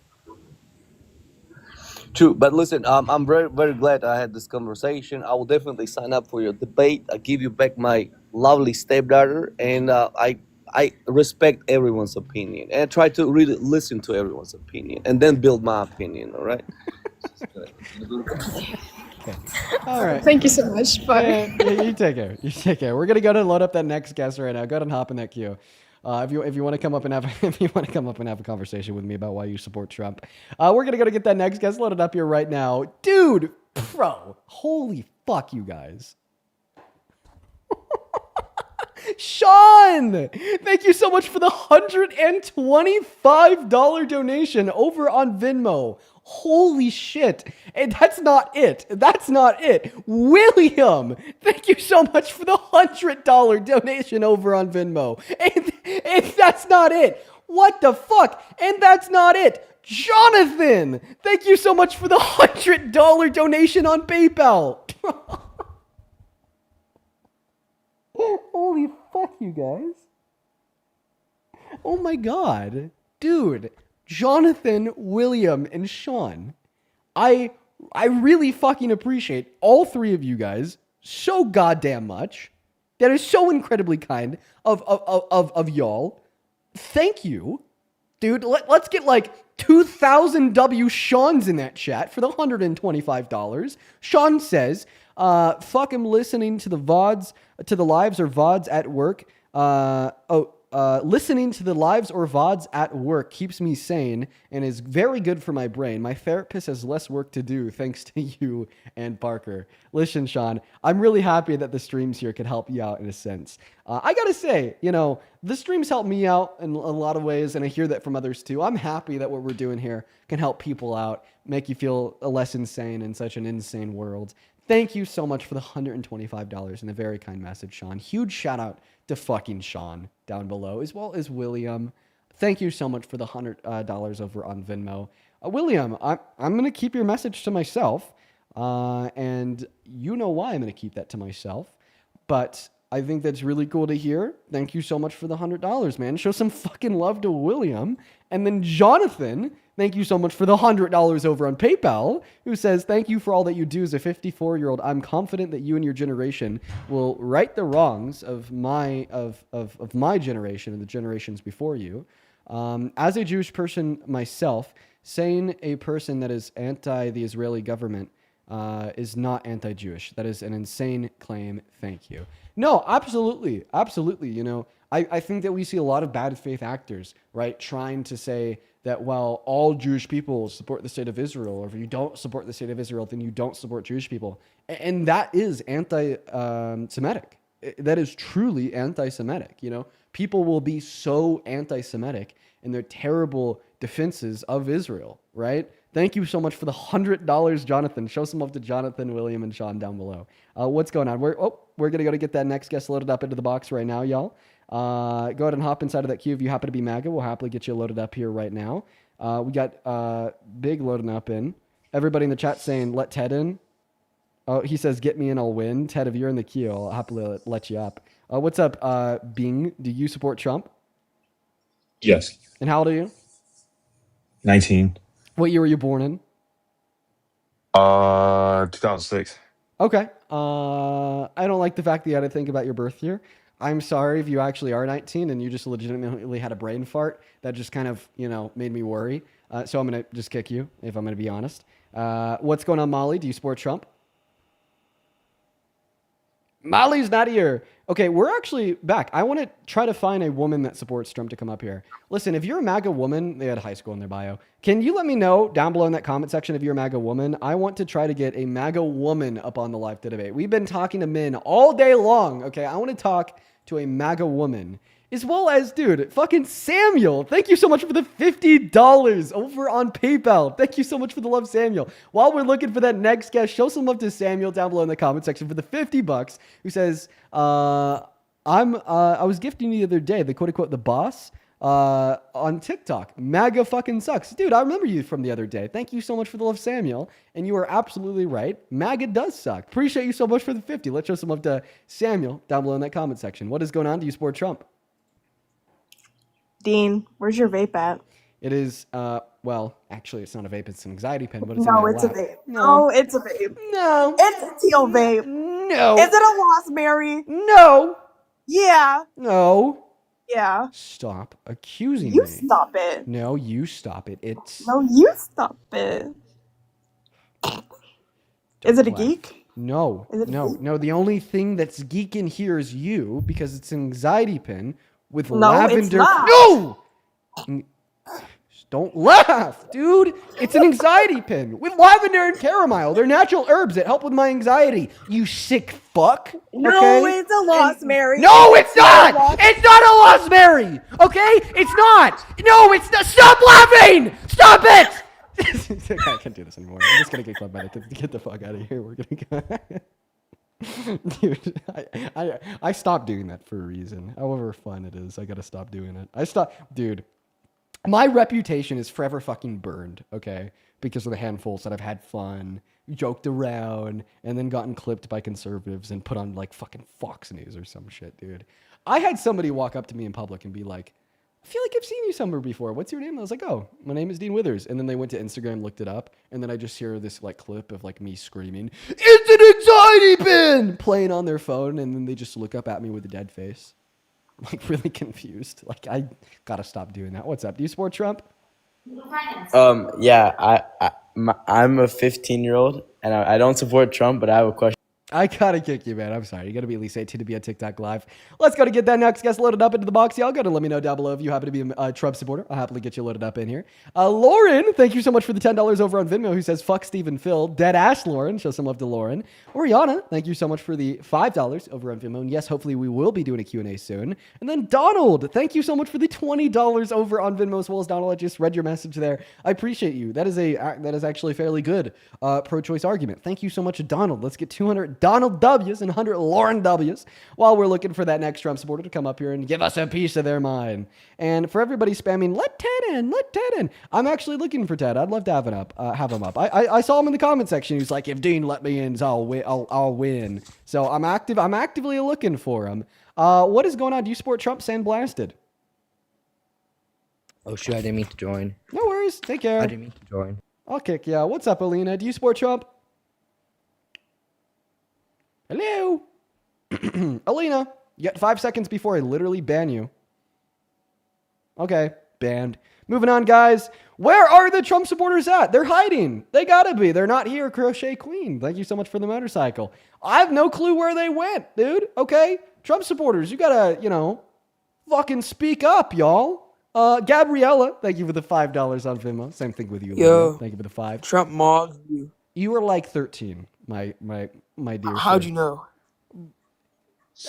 Don't worry about it. Don't worry about it. We're going to go ahead and move on to the next guest. Let me know down below if you're MAGA. We'll get you loaded up here right now. Quite fucking frankly. Hey, Ruth, this came in 20 minutes ago, but I still really want to thank you. Thank you so much for the $15 over on Venmo, saying you were awesome. Fuck MAGA. Appreciate you for that love, Ruth. Show some love to Ruth for the $15 and KJ. Thank you. KG, sorry. Thank you for the Galaxy. Thank you so much, Ruth. You were awesome yourself. Appreciate you for the 15. And then Renee, thank you so much for the $10 on Venmo. Renee. You know what? I'm actually going to go at one moment, sir. How old are you? Oh, me? I was just wanted to say that I'm a big fan of you. I don't support Trump. I just wanted to come in here and say I love you so much. Hey, man, I appreciate you for your kindness, dude. Thank you. The youth is going to be all right. I'm actually going to have the youth shield your ears for this, though. Okay? Shield your ears, children. Renee, I got to read this because we just all have to... We all have to give Renee a side eye together. I'm just still like sitting here reading her message and processing it. Renee with a $10 says, I just got cracked with you playing in the background. It was so hot. Renee.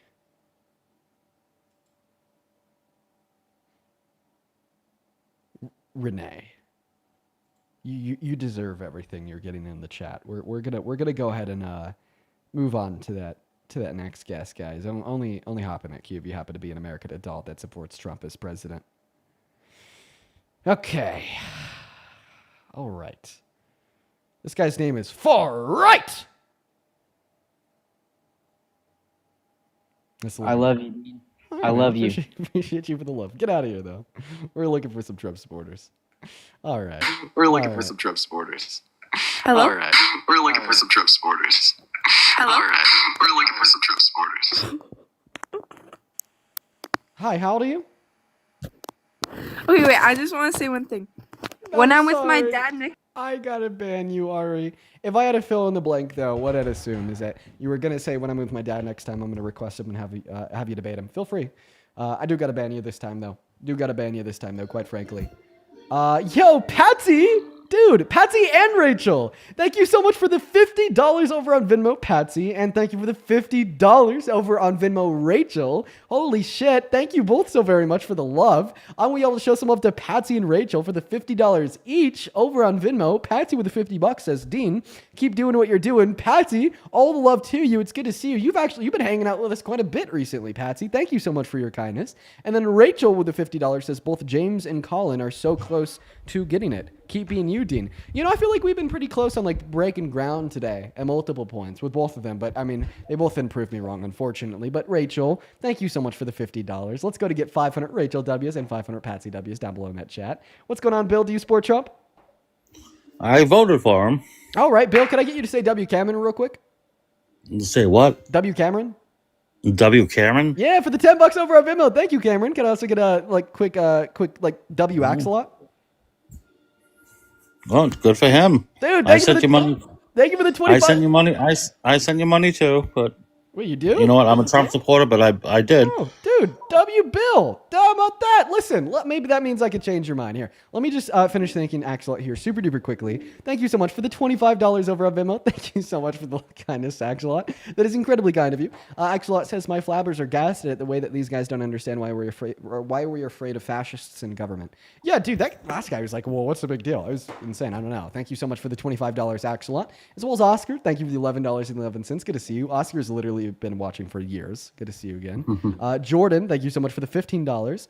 Saying I've only been watching you and Parker for a few months, and I just want to say that I love what you do. Thank you so much, Jordan. Then awesome. I think that we're actually all caught up over the donations that came through when we were talking to that debate guy. Which is good. Now, there's a handful of new ones that have just come through. Let me just see if I could catch up super duper quickly. Thank you so much, Catherine, for the $5 over on Venmo. Blake, thank you so much for the $10 on Venmo. Thank you so much. Asking how I feel about Newsom. I mean, I think he's better than JD Vance, but I mean, there's other people I like more than Newsom. But thank you for the $10, Blake. And then Juliana, thank you for the 5. Mackenzie with a 3.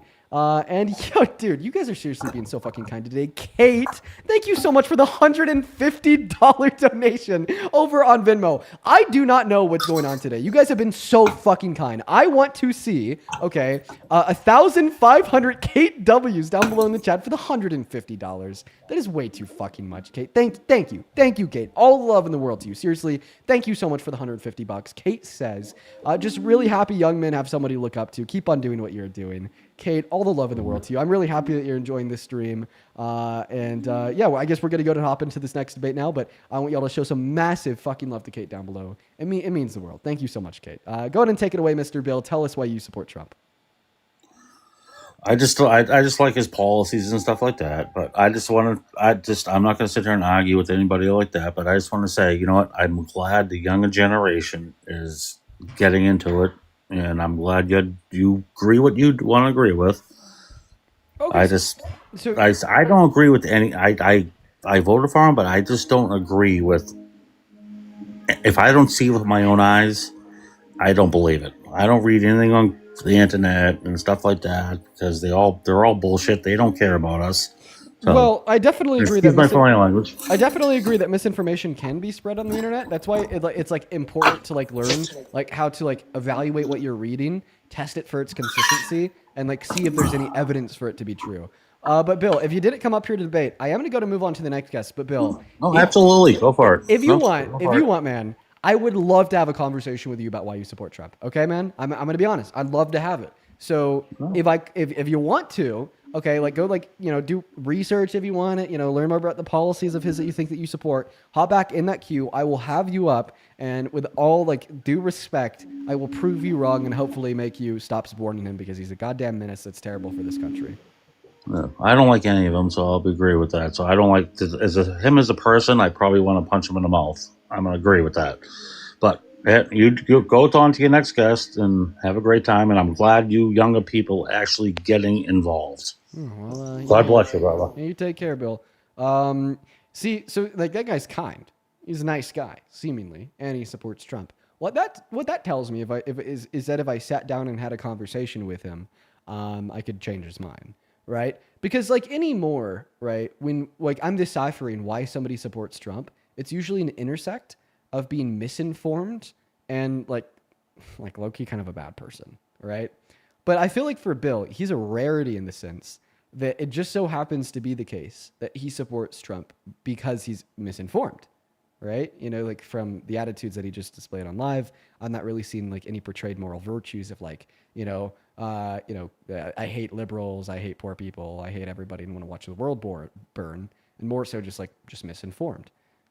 So Bill, I would love to have a conversation with you. I feel like I could change your mind. So if you ever want to have that debate, feel free to hop in the queue. You know where to find me. But we're going to move on to the next guess at this point, folks. Go ahead and hop inside of that queue if you happen to be MAGA. We'll get you up. Hey, DK, thank you so much. You don't agree with Trump 2028? No, do you? I don't see it going any other way.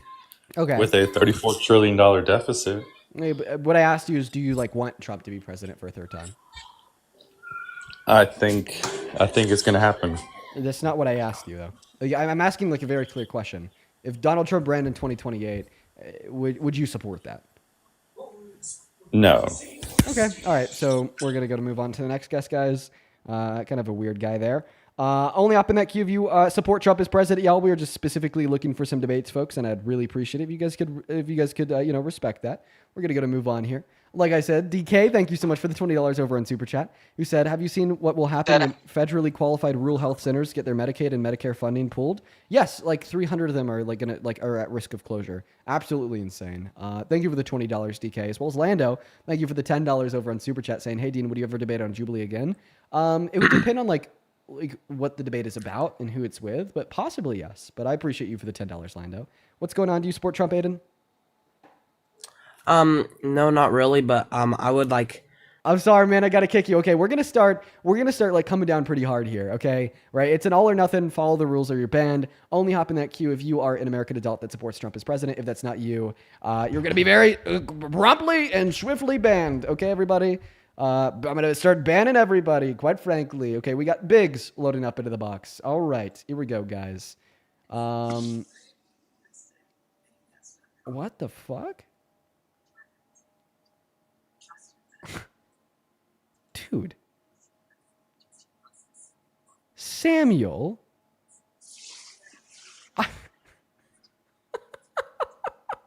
Samuel with another $170 over on PayPal. Dude. Samuel. Thank you so much for the love, bro. What is going on today? Dude, Samuel. Sorry, I'm just a little bit lost for words here. Samuel with another $170 says, have a nice day. You know what, Samuel? You know what, my friend? So do you.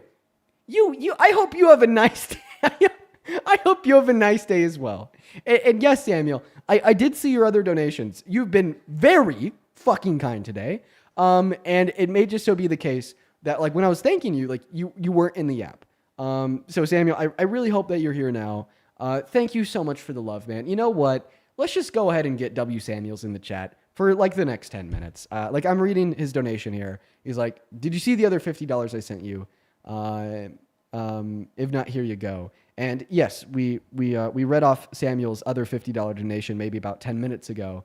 So maybe he's out of the app or something. So just to make sure that Samuel isn't out of the app now, because I really want him to know just how much I appreciate him. Seriously, Samuel, that's insane. Let's spam some Samuel W's down below. Thank you so much for the love, bro. That's just fucking bonkers, dude. Thank you so much, Samuel. I'm literally fucking lost for words, man. So let's get so many W Samuels in that chat. And Briggs Real, welcome in. Do you support Trump?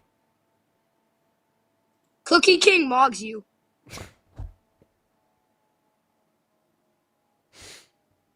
What a patient child. They're usually not that patient. Moving on to the next guest. We got Melissa loading up into the box. What's up? Do you support Trump? Hey, are you MAGA? Yeah, I am. Okay, how old are you? I'm 24. What year you're born in? 2000. Okay, really. And what were you doing during the shutdowns? What the hell is that? You're not 24. Moving on to the next guest. We're going to move on to the next guest. Let's go to get that next guest loaded up into the box, guys. Everyone just do be patient. Everyone just do be patient. Damn, that's actually a good question. Oh, that's a good one. I just came up with that one on the spot. Okay. When somebody says that they're like 20 through 24, maybe even like a little bit younger than that. But like, you know, like younger adult that I don't know if they're actually an adult, asking them the question, like, what were they doing during the shutdowns is such a good, like, question to determine if like they're actually like the age they say or not. What's up? Do you support Trump? Yes. Age right now, please. What? Age, please. 18. And how long do you expect me to believe you for?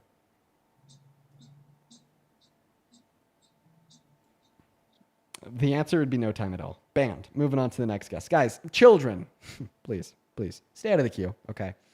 This is not a daycare, quite frankly. This is a debate live. Hello, do you support Trump? Hello? No? Okay. All right, you take care now. Moving on to the next guest, guys. Just looking for a singular Trump supporter to come up here and have a conversation with us. We are just simply not seeing it at all today. We are just not seeing it at all today. You know, like MAGA is going extinct, guys. It's a fact. It is a fact. MAGA's going away. You know, not much else to say. You know, support for Trump is dwindling. Hey, Nicholas, thank you so much for the $40 over on PayPal. Let's get 400 Nicholas W's. Nicholas with a $40 says, I started watching you when Biden dropped out. And I was a Trump supporter at that time. Your knowledge changed my mind, and now I am on the left. Everyone I know is MAGA. I just registered to vote for the first time in 30 years and voted yes on Prop 50. Fuck Trump. I'll be voting blue in the next election. Nicholas, you are why I do what I do. I cannot fucking like scream that loud enough. W's to you, bro. Like literally, if it wasn't for you and people like you that engage with this content and inevitably change their minds, I wouldn't be doing it. Huge shout out to you, my man. I think that is so fucking awesome. You shouldn't be the one giving me $40. I should be the one giving you $40. Let's get some fucking W Nicks in that chat. What's going on, King? What a name. Do you support Trump? I love you, Dean. I want to kiss you so bad. A little bit weird there. That's a little bit strange. Okay. All right. Gonna ban him. Hey, Rose, do you support Trump? No fucking way, Dean. I love you. I appreciate you for the kindness. You are awesome. You are indeed. Moving on to the next guest. Here we go. All right. Moving on to the next guest. We got them loading in right now, guys. Only joining that queue if you are a Trump supporter. What are we doing? Stroking my dick. I got lotion on my Okay, dick. what are you doing, sir? This is no, we're not going to be doing that here. You will not be. No. Moving on. Right now. Hello. Do you support Trump Paranormal Yeti? Yes, I do. Okay. But I want to tell you, Dean, I did debate you before, but you don't seem like you have many, wanting to truly debate you. So I figured if I could debate you again, I'd love to. I talked to you like last week. I remember you. If I can't find anybody to talk to me here in like the next 5 or so minutes, I'll happily have you back up. But I'm going to look for somebody new first. What's up? Do you support Trump and Marlboro? Yes, I do. Okay, how old are you? 21. Okay, what time is it? It's 12:53. Right. Unfortunately, we're just going to talk to people in America. You have a good rest of your day. Moving on to the next guest, Jolly. Yo, would you go ahead and put a me with your age down below in that comment section if you happen to be a Trump supporter and you want to come up here and debate me? Okay, what is going on? Do you support Trump? Jolly, hello? Yo, what's up? Hey, are you You MAGA? hear me? Are you MAGA? Yeah. Okay. Yeah. All right, yo, what's up, Chad? Are you MAGA? Nope, it doesn't look like Chad's here. Unfortunate. Go ahead and take it away, Jolly. Tell us why you support Trump.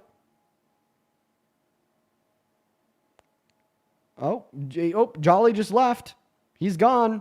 For all the people in the chat spamming W Jolly, he's already gone. Your champion left. Moving on to the next guest here. MAGA's running scared, quite fucking frankly. Holy shit. I'm going to start crashing out. It's me, RFKI. It's not funny at all. That's terrible. Don't do that. Moving on to Brian. Oh, man. Moving on to Brian. Here we go. Why was he doing that? That was not funny at all. Hello. Do you support Trump? Yes. Okay. All right.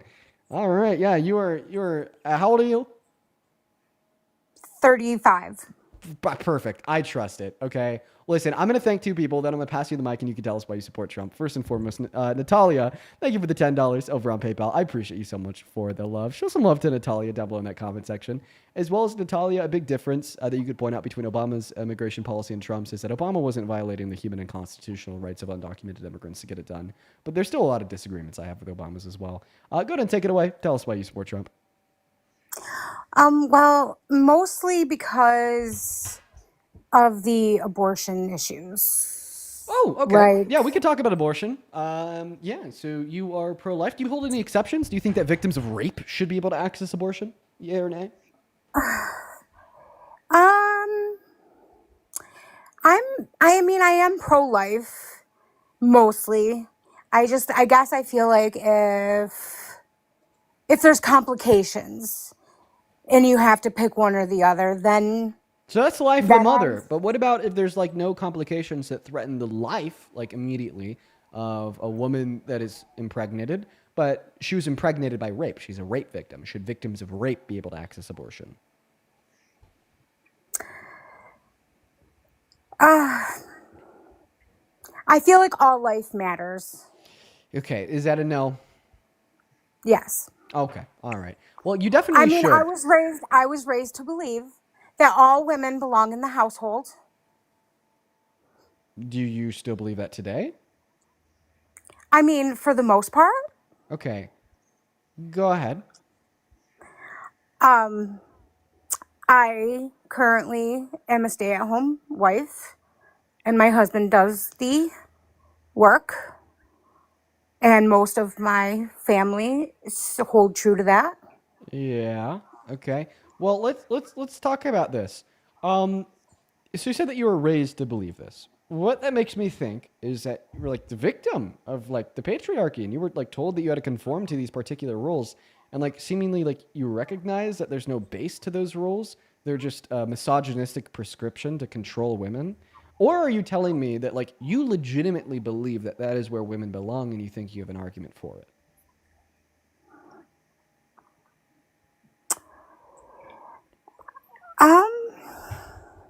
Honestly, I was brought up to believe that. Yeah, but that's not true at all. So women, like any job is a woman's job, and anybody that tells you anything else is a bold-faced misogynistic liar. I mean, my father has always pushed the agenda. My mother could never work. She was to stay home with the children. So I was never to go out, and I was told to stay home and raise my children. Okay, all right. Well, yeah. So traditionalism saying that like men should go out and work, women should like stay at home and raise the kids, right? And this like should be the format for like every household in this country. Is just like pro-controlling women. There's no base for it. Women are just as capable as men in some circumstances. Speaking empirically, they're even more incapable in the workforce. Like surgery, for instance, female surgeons are significantly better at performing surgery than male surgeons, according to the American Medical Association. And there's just like no good reason why, right? Men should lead women, or why men should be the ones who work and provide, and women should be the ones who stay at home, cook, clean, and raise the kids. So my father will judge me very hard when he comes here and sees my husband help me with dishes or helps me with laundry. Yeah, you And sound like we'll put you sound like a victim of like what your father taught you growing up, and like that's a really big reason why we do what we do here, is just to ensure that there's going to be less fathers like that in the future. But we are here to debate about, you know, like why you support Trump. But I mean, if you more so just want to talk about that, you know, like we could continue this conversation a little bit. Okay, so I voted for Trump, and I guess more so because I was conditioned to, I want to say. Well, my whole family did. I mean, I think I'm gonna be honest with you here, and I think that maybe like this is this is like maybe something that you're looking to hear from me, and I want to tell you that it is true that is abuse. Okay, right? Like if that's what you maybe been thinking in the back of your head, and that I'm just assuming that, and the reason why I'm assuming that is because you came up here and you decided to share these things with me. You are right if you've been thinking that is abuse, right? That is wrong, and this is abuse that has impacted generations of women and girls in this country, and it is so absolutely archaic. It is barbaric, and it is wrong, right? Your capabilities ought not be defined by what's in between your legs or your gender identity. And anybody that tells you otherwise is operating off of principles suggested by cavemen at the dawn of time, created to control women, to gain support for male-centered leadership because of what I believe to be the incredibly narcissistic male ego. Okay. I mean, I listen to your lives a lot. And honestly, my husband does too. And my dad hates the fact that I do. My husband, honestly, is the one that introduced me to you. So, Listen, I'm going to be honest. I mean, I don't really think that sitting down and having a conversation with me on live is going to help you as much as maybe like some communities in your local area could. What I'd recommend doing is to reach out and find like support groups for women in your local area. I swear to God that they exist, and I think that is a good next step for you to kind of better understand maybe the way that you were brought up, the way that you were raised, and the psychological impacts that can still has on you to this very day. I mean, you're telling me that you have a good husband? yes. Yeah. You have a good husband. He And- tries to help me around the house, and then my dad kind of like steps in and tries to put me in my place. And So I'm happy. I'm happy that you have a husband that doesn't think the same way that your father does. But something else I'm going to recommend here is that no man will be able to talk to you about these things and understand them the same way a woman or a group of women would. And that's why I think that reaching out to local women's support groups is a great thing for you to do. Seriously. okay. Yeah, no, but listen. Like, I'm gonna be honest, man. I kick people the moment they come up here and they're not here to debate about Trump. And the reason I haven't kicked you yet is, I mean, just because like shit, dude. Like if you want to talk to me about this, if you wanted to come up on the live and have this conversation, I mean, what that screams to me is that like, you actually are hurting and you have hurt and you want to help stop that pain. And I mean, just to let you know that you are not alone in those experiences. It definitely does not make those experiences any better. But what it does mean is that there's many other individuals out there that have been through very similar things that you can outreach to and have this conversation with to help gain a better understanding about the way that this has played out in the lives of others, the ways that they have helped to overcome the conditioning that was set forth because of it. And also, I mean, just on a greater level, an advocacy to prevent this in the future by making the appropriate decisions, not just in politics, but also socially speaking, about what you teach your children and the way that you want them to grow up to be.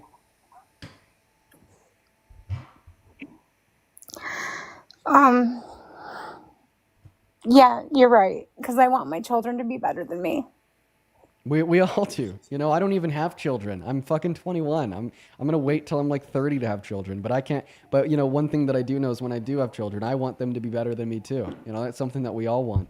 And based upon the way that you're thinking already, I bet they will. And that's not being mean to you. In fact, it's complimenting you. And I'm just really happy that you recognize that was wrong, and you recognize that you've been mistreated. And I'm really sorry, and I'm really sorry that you were brought up that way by your father. I really am. No one deserves to go through that shit. No one at all. Thank you for having me. I'll let you go to the next guest. Thank you. You didn't waste my time at all. I appreciate you for coming up and having this conversation with me. I hope that you have a great rest of your night. And seriously, bunch of local groups. I don't even know where you live, but I know that they exist. You could find them on Facebook. Facebook was probably a good place to look. I bet you could find a bunch of groups on Facebook and then talk to them in person. But hey, listen, you have a good rest of your day. You too. And I'll continue to watch you daily. You have a good one. You have a good one. All the love in the world to that guest, man. All the love in the world to that guest. Let's go ahead and move on to that next guest right now, guys. Go ahead and hop in that queue if you happen to be an American adult that supports Trump. Let's go and get that next Trump supporter loaded up into that box. Hey, what's up? Do you support Trump? Hello. Hey, what's up? Are you MAGA? Yeah. Okay. All right. How old are you? 21. 21. What year are you born in? 2000. Dean, where's the vape? Buddy. Be honest, bro. Buddy. Okay. All right, guys. We are looking for Trump supporters. All right. We have an hour left on the stream. We're gonna try to get back, to the debates here. We're looking for some Trump supporters. Hop inside of that queue if you are an American adult that supports Trump as president. Oh boy. I think we just found a Trump supporter. No, this is definitely a troll. Their bio says, Trump will make America great again and is still working on it. Dean is scared of me. Trump is so good for America, so vote Trump for the next election as well. But then their reposts include Roblox, me, and Parker. All right, this is a troll. I'm going to kick them out before they even connect. Moving on to the next guest, guys. Everyone right now, we are just simply looking for the next Trump supporter to come up here and join us on live. So if that is you, feel free to hop in that queue and we'll happily have you up. Okay. All right. Go ahead and hop in that queue, guys. I got to say, we are seriously running out of Trump supporters, which is a good thing, which is a very good thing. Yeah. What's up? Do you support Trump? Hello? Are you MAGA? I am. How old are you? 18. 18. What year were you born in? 2007. Everyone is 18 today. All right. Why the hell do you support the worst president of your 18 years of life, Mr. Donald J. Trump? Because I do not align with the Democratic Party at all. So you align more with Trump than the Democrats. Okay. All right. So why don't you align with the Democrats? Let's start there. Stance on LGBTQ. Okay. So you align more with the people that rape women, for instance. Donald Trump is an adjudicated rapist. Sexually exploit kids, for instance. Donald Trump boasted about sexually exploiting minors and naked grown adult women at Miss Teen USA and Miss USA to Howard Stern. Then you do align with the people that just simply don't think it's wrong to be gay. Did he really do that? Are you sure he did that? Yeah, he admitted to it. He boasted. Yeah, but he didn't admit to exploiting them. Because you can get arrested for that. Yeah, that is what he admitted to. No clue. So did he get arrested for that? No clue why there's never any prosecution for it. No clue. No clue? No clue. I mean, the people that said that came out when he was running for president. Pretty convenient after 19 years that they decided to come out. No. He said this in 2005. Yeah, but no one came forward about it until 2016. Okay, yeah, I think that you're right. And? Why wouldn't they come out earlier, especially if he can get arrested for that? Why are you blaming them? I'm not blaming them. Yeah, why is your first thought, why didn't the victims come out about their experience earlier compared to why did the victimizer, Mr. Trump, the sexual exploiter, do this in the first place? I'm trying to say that he didn't really do anything. He didn't really do it. He admitted to it. How many times do I need to repeat that? Do you want to hear him admit to it? I'm sorry, this isn't a question. He's just admitting to walking around in the same room as them. This isn't a question on if we know he did this or not. No, we know he did this because he admitted to it. Let's go ahead and listen to him together. But the thing you're saying that he did. No, I mean, some of these foreign girls, Mr. Trump, in my country, we say hello with vagina. And you could also say, as the owner of the pageant, it's your obligation to do that. So you have done that. Now, I'll tell you the funniest is that I'll go backstage before a show. Yes. And everyone's getting dressed and ready and everything else. And, no men are anywhere. And I'm allowed to go in because I'm the owner of the pageant and therefore I'm inspecting it. I'm inspecting. I want to make sure that everything is good. You're there. Yeah, the dress. Is everyone okay? They're standing there with no... Is everybody okay? And you see these incredible looking women. And so I sort of get away with things like that. Yeah, so just to recap before you respond with the common bullshit MAGA sophistry, he just admitted to sexual exploitation. Sexual exploitation can be defined as including the abuse of a position of power, vulnerability, or so on for some type of sexual gratification, pleasure, so on and so forth. What Donald Trump admitted to in that clip was allowing himself, abusing his position of power as the owner of these pageants, to walk backstage into the women's private space with no men around, quoting him, to look at them while they had no clothes on and they were undressed and changing, abusing that position of vulnerability that they felt in that place, to take away the sexual gratification of seeing naked women and naked girls, quote unquote, per his liking, right? And then even at the end, he said, and I get away with this, right? You don't get away with things that are good, you get away with things that are bad, so even he understands that this is wrong. So do you understand now how it actually is true that yes, Donald Trump did admit to exploiting naked girls and or naked adult women at the beauty pageant contestants?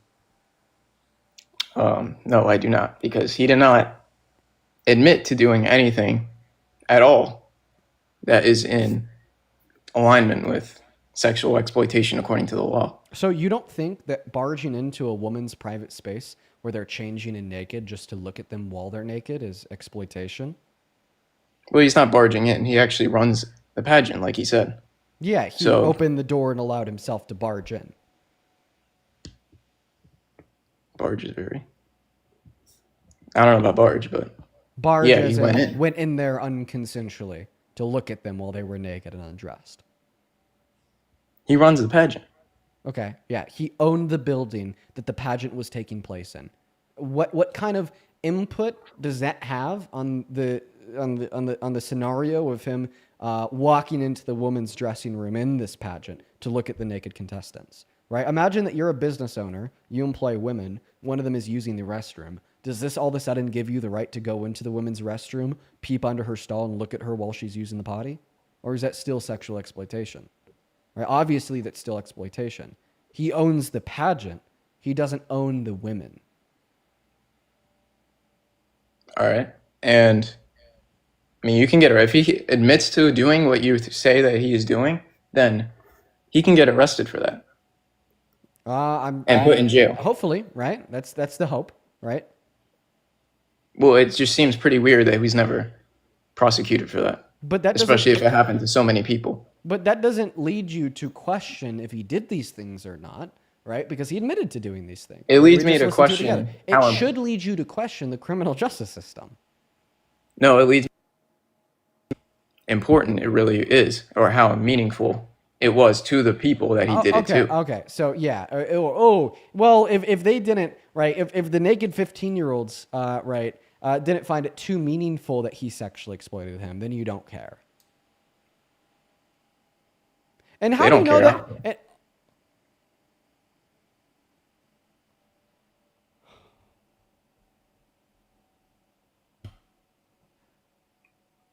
What's wrong? Yeah, of course.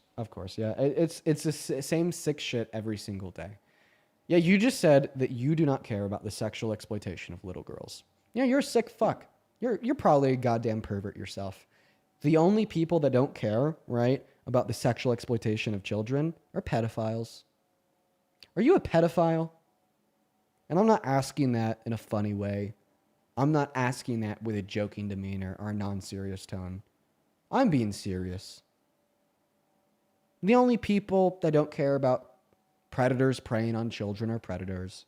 The only people that don't care about women being raped are rapists, or could be rapists, could be predators, could be pedophiles. So are you either a current rapist, predator, pedophile, or are you a could be rapist, predator, pedophile? I am none of those. I mean, I don't believe you. Okay, right? Because, like, go ahead and give a defense for your claim that we shouldn't care about the sexual exploitation of 15-year-old girls. When did I say that? You said, well, if they don't care, I shouldn't care. So do you understand the nature of how, like, children can't consent? So even like, all right, see what you're saying. Even like assuming a scenario, which, by the way, right, the contestants at these pageants, how do you know that, like, in all reality they did care, but they stayed quiet about it? So he wouldn't like fuck over their career in the pageantry. I mean, you said it yourself. He owned the pageant. Okay. He was abusing that position of power, right? Is it unrealistic to assume that they would like almost like be coerced or socially forced into maintaining their silence to not disavow the owner of this pageant where they saw like career prospects? And do you not see how this is just a larger part of an issue in society of men with power controlling, harming, and preying on women and girls, right? Taking advantage of the fact that there's social pressures that would prelude to them staying quiet about the occurrence. Okay, but then even if you just completely ignore that, and we assume a scenario of like, this happening to a 15-year-old girl and then them leaving that scenario, like truly not caring. Okay, that doesn't change the fact that children cannot consent to that. Okay, that's like saying the 15-year-old girl wanted it. That is straight up rapist rhetoric. That is straight up pedophile rhetoric. That is straight up predator rhetoric. That is straight up you should be on a list rhetoric. They're kids. All right, you're putting words in my mouth. Because No. I actually agree with you that women are exploited in some ways, especially by males with power over them. Like, I agree with you. That does happen a lot more than people think. But you can't say it's sexual exploitation if he was not charged for it and he only admitted to just walking around and seeing people. Okay, yeah. So if a child is raped and the rapist is never charged, because maybe it was legal since that child was married to their rapist in one of the 16 states where that's still the case in America today, is that child a true victim? Yes. Okay, so then we just completely get rid of if they're not charged, then it's not sexual exploitation. That one's off the table. We'll apologize. Apologize to all the victims that just had to hear you say that. Say you're sorry. For what? Yeah, for saying that it's not actually exploitation unless the aggressor is charged. Apologize to the I victims. can't do that because you're basing it off of a hypothetical. I'm being dead fucking ass. Apologize to the victims. Say you're sorry. You're basing it off of a hypothetical. What I said wasn't a hypothetical. What I said is something that actually happens. In 16 of the 50 states, there's particular legal parameters that allow children to be married. He was not to sexually adults. exploiting people, is what I'm saying. That's not hypothetical. So you can't assume just because he's walking around that he's exploiting people. So the first reason that you gave for why he didn't exploit them is because he wasn't officially charged with sexual exploitation. The response that I gave to that is even if there isn't a charge for this, or even if it is legal, that doesn't change the fact that it's exploitation. There is a lot of sexual exploitation that is legal in America. The example that I gave you was adults marrying minors with the parents' consent of the minors. So do you think that the point of that rule is so people can exploit people legally? Dude, I'm sure in the minds of some Why do you think that lawmakers, exists? absolutely. Absolutely. But even regardless of the intention for the law, it's still the outcome.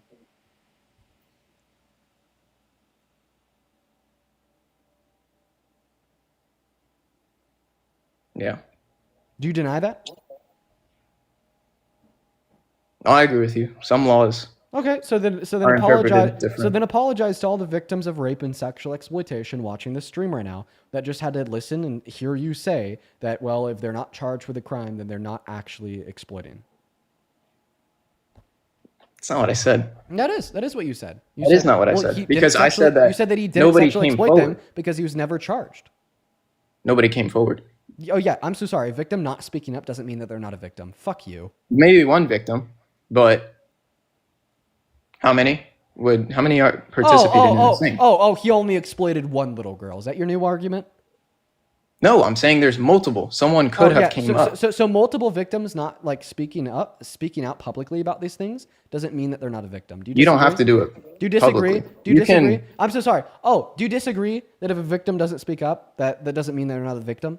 Do you disagree? no, but there are ways to do it privately. Okay, so then apologize to all the victims watching this live that just had to hear you say, well, none of them There's spoke up, ways to therefore do they're it not privately. victims. There's ways to do it privately and investigate privately. Like make a private report to the cops. I'm pretty sure that's what you're getting at. If a victim doesn't make a private report to the cops, that doesn't mean that they're not a victim. And by the way, all reports to the cops are public. No. Yes. You can. Yes. No. We have policy in this country, right? Like public records are exactly that. Public records. You can make public records requests. If somebody is like charged with a crime and prosecuted for the crime, that is public information. Yes. Right. Well, yeah. Regardless that's of that. after the Regardless fact, of not that. when someone comes Regardless of that semantic fact. Okay. Even if we assume that they're privately speaking out to the cops, right? No one knows. Okay. Even if a victim doesn't privately speak to the cops, that doesn't change the fact that they're a victim. Do you disagree? No, I don't disagree. People can be victims. So then apologize to not come all the forward. victims watching the stream that just had to hear you say otherwise. I didn't say otherwise. Yes, you did. You said, "Oh, they didn't." This speak up, isn't therefore applying we didn't to sexually everybody exploit else. them." This is applying to this one thing. Oh, exactly. Oh, so when the victims are Trumps, then they're not actual victims. No. Oh, okay. Okay. So then apologize to all the victims watching this live that just had to hear you say otherwise. You spineless fucking pervert. What? You heard what I said, every single syllable. Yeah, you're probably a pervert. I feel like we have more reason than not to conclude that you are a pervert, a sexual pervert. All right. Yeah, no, I'll say that. I mean, listen, like only perverts say this shit. If you haven't already, I bet you will at some point in the future. Okay, I mean, if you're seriously like holding, like the thing that you said that really got me is that if the 15-year-old didn't care that they were sexually exploited, then I don't care either. Why did you say that? Why did you say that gross, sick shit?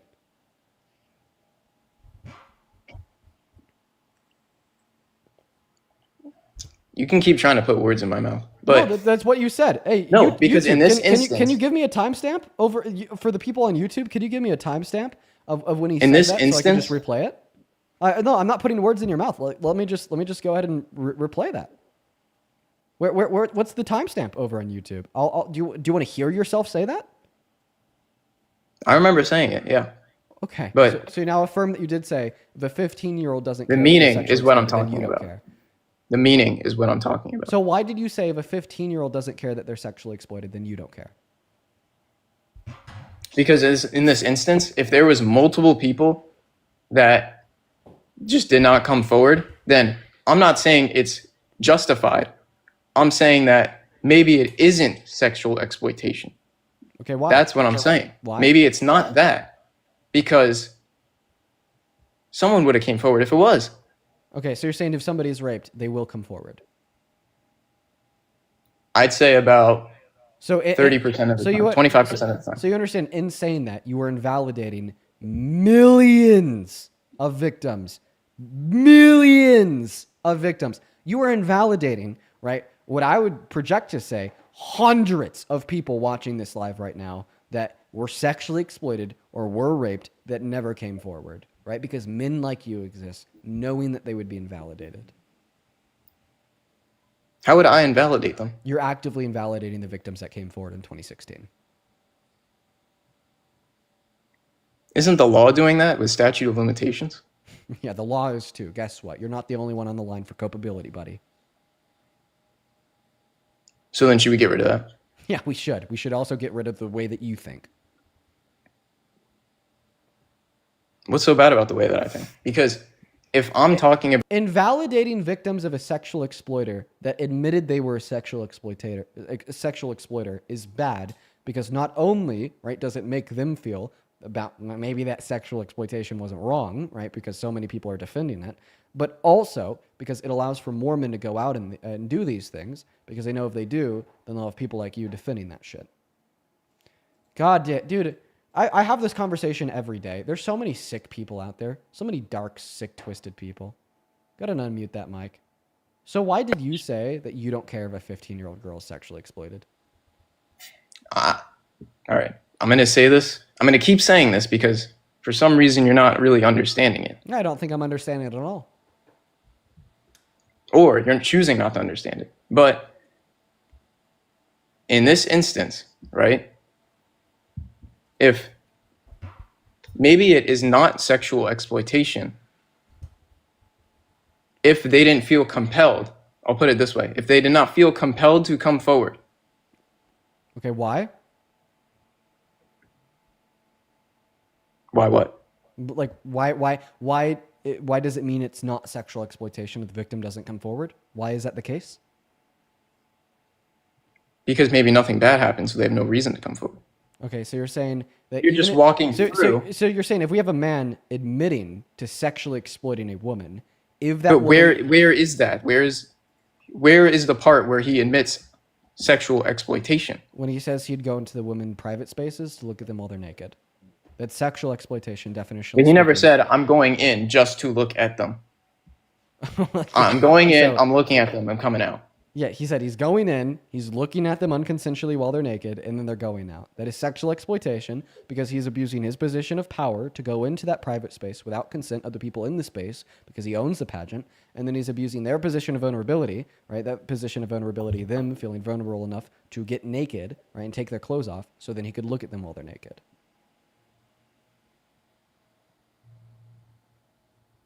Okay, but if you're just walking through, like if you're just passing by, you're gonna see it. But it's not like right. He went in there to see it. Yes, I'm stopping. He just I'm passed, staring. He passed through a space where no men were, where only women were, because there's a woman's private changing room to look at them while they're naked.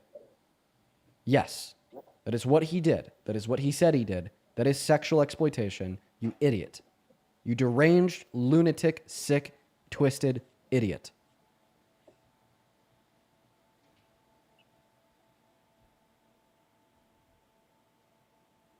It's a goddamn dressing room.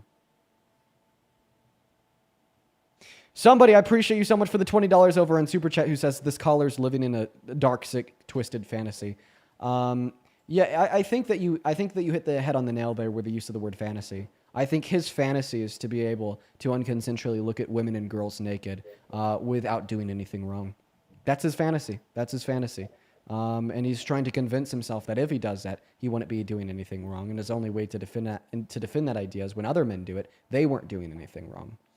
DK, thank you so much for the $20 over on Super Chat, who says, what if somebody owned a sports complex and went into the men's restroom and stood at the urinal and just stared at all the men and said, I own it? Right. Sexual exploitation. Thank you so much for the $20, DK. I'd also like to thank you super duper quickly. Let's see. DK with another $50. Thank you so much for the love, DK. DK says, let's say your boss does something illegal in front of you and then says, if you say anything, I'll fire you. And then you wait until after you stopped working there because you were weak, or did you need to survive? Did you need to survive? Well, I'm not sure I tracked the second part of that statement, but I think that the point is clear. And I think that guest is gone.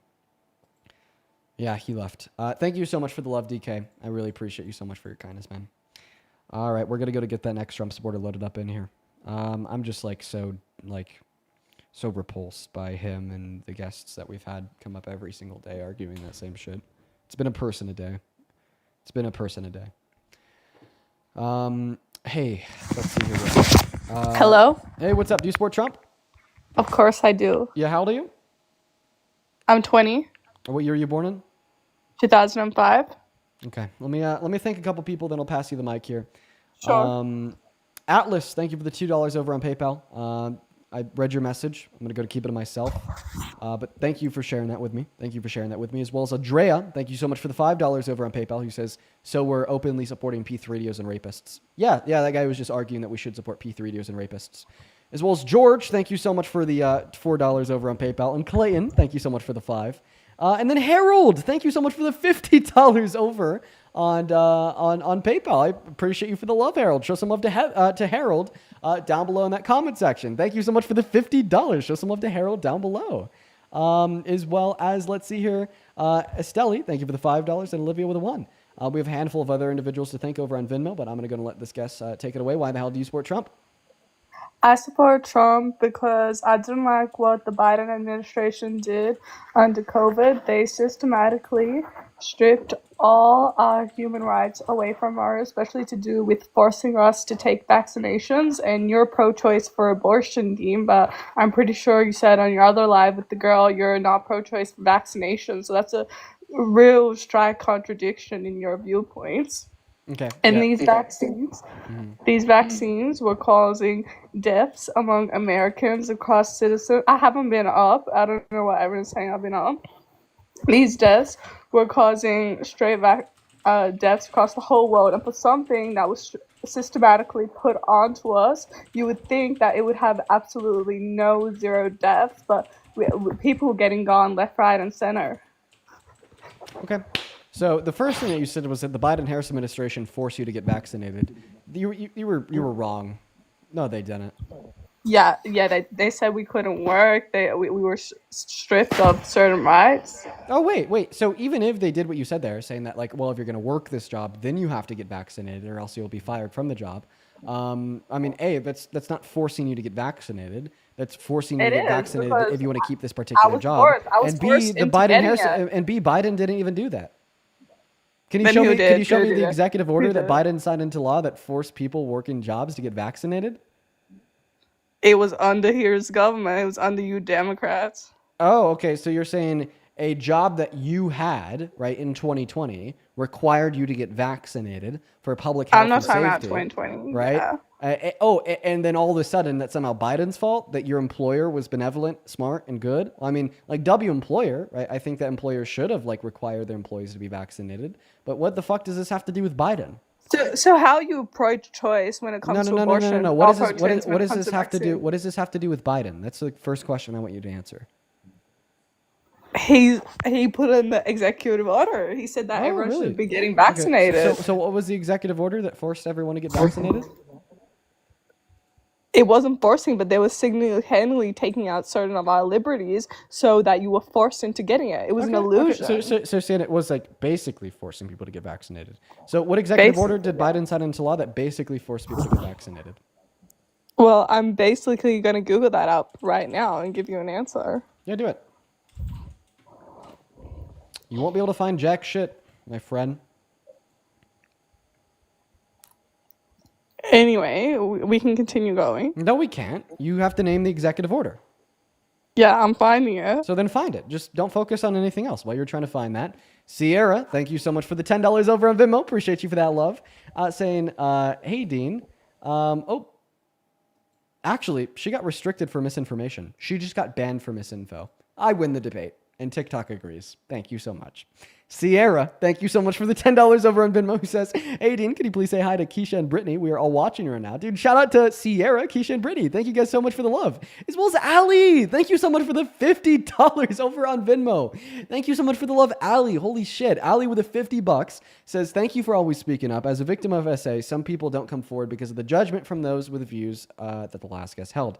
Abso-fucking-lutely. It is an incredibly sad reality. Man, dude, that last guest, he really fucked with me. Like, honestly, I may end soon. I may end a little bit early. I'm just not feeling it after that last guest. And God, I just need to kick people out like that, like super duper quick. I've been like ending my stream every day because I have a guest like that up and they just completely like kill my mood. Like for very obvious reasons. So I think I just need to start kicking people like that off. What's up? Do you support Trump? Okay. We're going to move on. Let's see here. But seriously, thank you so much for the $50, Ali. Let's show some love to Ali down below in that chat for the 50. Thank you so much. As well as Sean. Thank you so much for the $40 over on Venmo. Thank you for the love, Sean. Sean with the $40 says corruption or crime can only be done in quote unquote secret. Corruption or crime done in front of our eyes is quote unquote transparency. Sexual exploitation included. I appreciate you for the $40, Sean. Thank you so much for the love. Let's go ahead and show some love to Sean down below in the chat for the $40. As well as Taylor, thank you so much for the $15 over in Venmo, who says you are one of my favorite debaters and TikTokers, and I love your live streams. Keep up the great work. I love you. All the love to you too. Thank you so much for the $15, Taylor. Show some love to Taylor. Appreciate you so much for the love. We are still looking for that next Trump supporter to load up and join the stream. We're looking for them right now. We're going to go get Cherry loaded up. As well as Sid, good to see you. Thank you so much for the $15 on Venmo. Sid says, Dean, hope you're doing well. Well, thank you so much for the love, Sid. I am doing well. How are you doing? Let me know. You should actually, Sid, DM me. I want to know how you're doing. Been a while. What's up? Do you support Trump? Hello, do you support Trump? Nope, they're not here. Gonna kick them. Move on to the next guest. Shannon, thank you so much for the $5 on Venmo. And Kelly, thank you for the 5. Brandon with the 5 and Ashton with the 5. Appreciate you guys. And then Ruth, thank you so much for the $50 over on Venmo. This came in 9 minutes ago. Ruth with the $50 said, your work is so appreciated. A lot of people would change their minds if they were actually provided the accurate information, but obviously there are many who are fully informed and just evil, like this guy. Yes, that last guy was a good example of somebody that is informed about the circumstances and still doesn't care because he's literally evil. Thank you so much for the $50, Ruth, as well as your astute and true observation of that last guess. Show some love to Ruth down below in that box. Thank you so much for the 50. What's going on? Do you support Trump? My cat ran across my screen and I think he pressed the button. I'm so sorry. No worries. No worries. Told him I said, pss, pss, pss, pss. We're going to go to move on to the next guess. All right. We're going to go and get Gay Boy up in the box. Wow, what a name. I'm sorry. Kind of read that one off before, read it off out loud before I read it in my head. Hello. Oh, they're gone. Moving on to the next guess. All right, moving on to the next guess. Right now we got that next guess, Gracelyn, loading up into the box. Shaylee, thank you so much for the $10 over on Venmo. Shaylee, I'm going to go ahead and keep that to myself, Shaylee, but I'm really sorry to hear that happened to you, and thank you for the $10. What's up? Do you support Trump? Grab the screen for Lamar Jackson edit. Innocent fetus. We're going to go to move on to the next guess. We got that next guess loaded up into the box. We got They Love Jesus connecting. As well as Taylor, this came in 22 minutes ago, but I still want to thank you. As well as Taylor, this came in 22 minutes ago, but I still want to thank you. A little bit of an echo. A little bit of an echo. Just give me a second. Just give me a second. Taylor, with a $20 on Venmo, says, kudos for how you handled the guest who said she was seeking to move away from her father's misogynistic values. Shout out to her directly, quote unquote, you are so loved and not alone. Well, Taylor, I really appreciate you so much for the $20. Yeah, man, I hope that, she figures things out. It's an uphill battle, but like seriously, we're all on her side. Thank you for the $20, Taylor. What's up? Do you support Trump? What's up? Wait, hold on, my fault. I'm kind of nervous. I'm kind of in the middle. I don't support both parties, but like I usually would choose which one is the better candidate. I don't support fully support one or the other. Yeah, how old are you? I am 18. What year were you born in? 2008. You can't be 18, born in 08. Moving on to the next guest. Great try, though. Let's go to get that next guest connected right now. We got Rob loading up in here. Demi, thank you so much for the $10 over on Venmo. Who says, fuck Steve. Yeah, fuck Steve. Appreciate you for the $10, Demi. What's up? Do you support Trump? Hello? Yo, hello? Hi. Do you support Trump? It's crazy. I'm going to turn your camera off. Do you support Trump? I don't really know, which side I support yet. Okay. I just want... I think that you're in a great place to watch the live. Definitely not in the great place to be in it. Plus, you sound underage, so unfortunately, I'm going to have to move on. You take care, though. And then, Sean, this came in 30 minutes ago. Is hearing water for the administration, which is Hello. Hello. Do you support Trump? Hi. No, but my boyfriend does. Is he with you? No, but I do have a question. You know what? Run it on me real quick. So we get along well, but I feel like it's almost like a moral issue. Yeah. Us being together, and we are able to communicate, and things are, but morally, I disagree with him.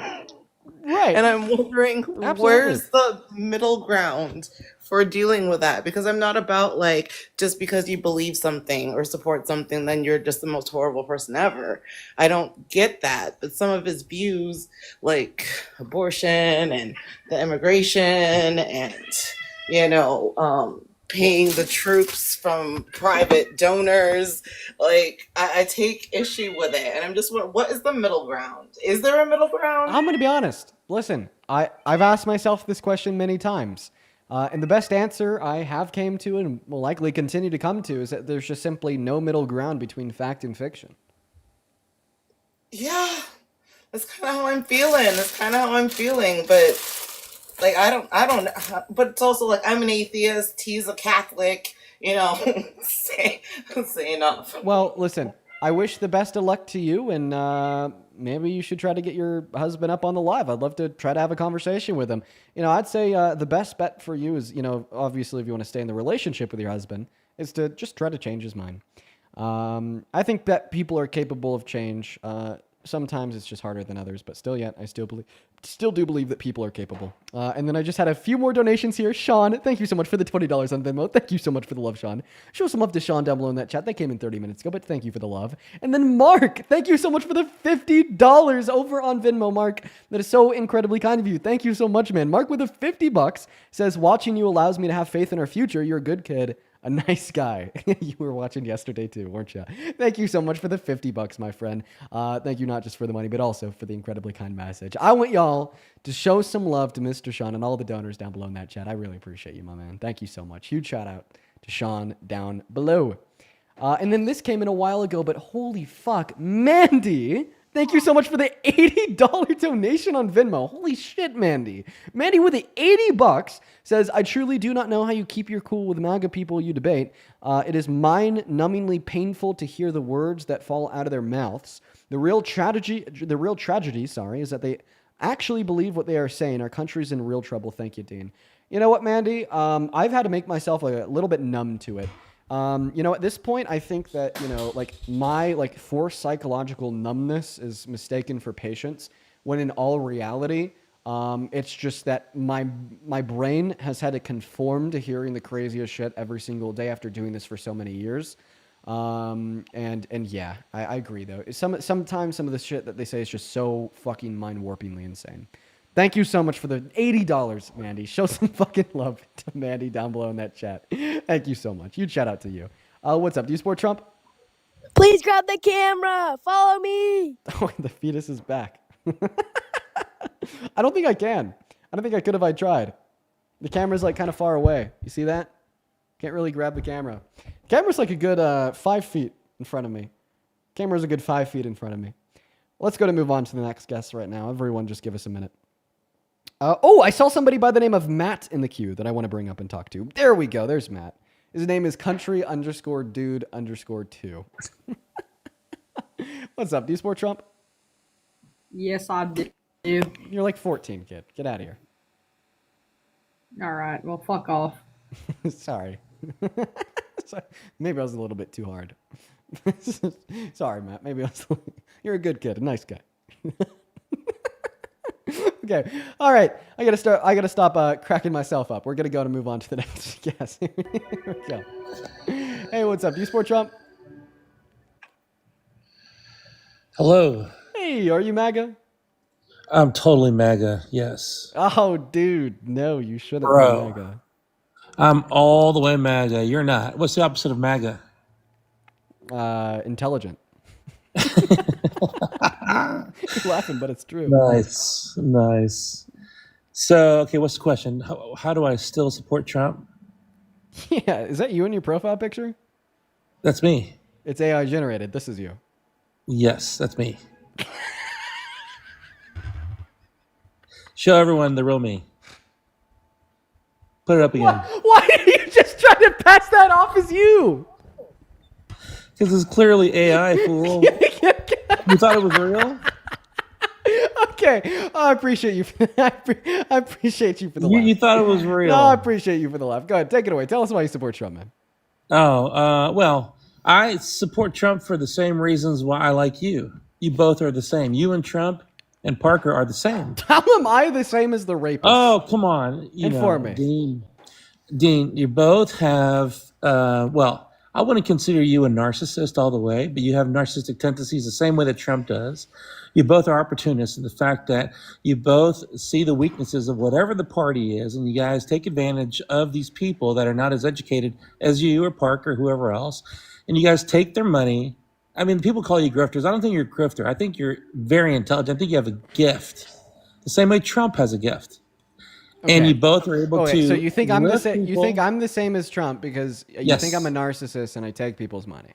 No, you have narcissistic tendencies. Not 100% narcissist. You have to be. So you think So you think I'm the same as Trump because you think I have narcissistic tendencies and I take people's money? Yes, that's part of it. I mean, that's part of much of it.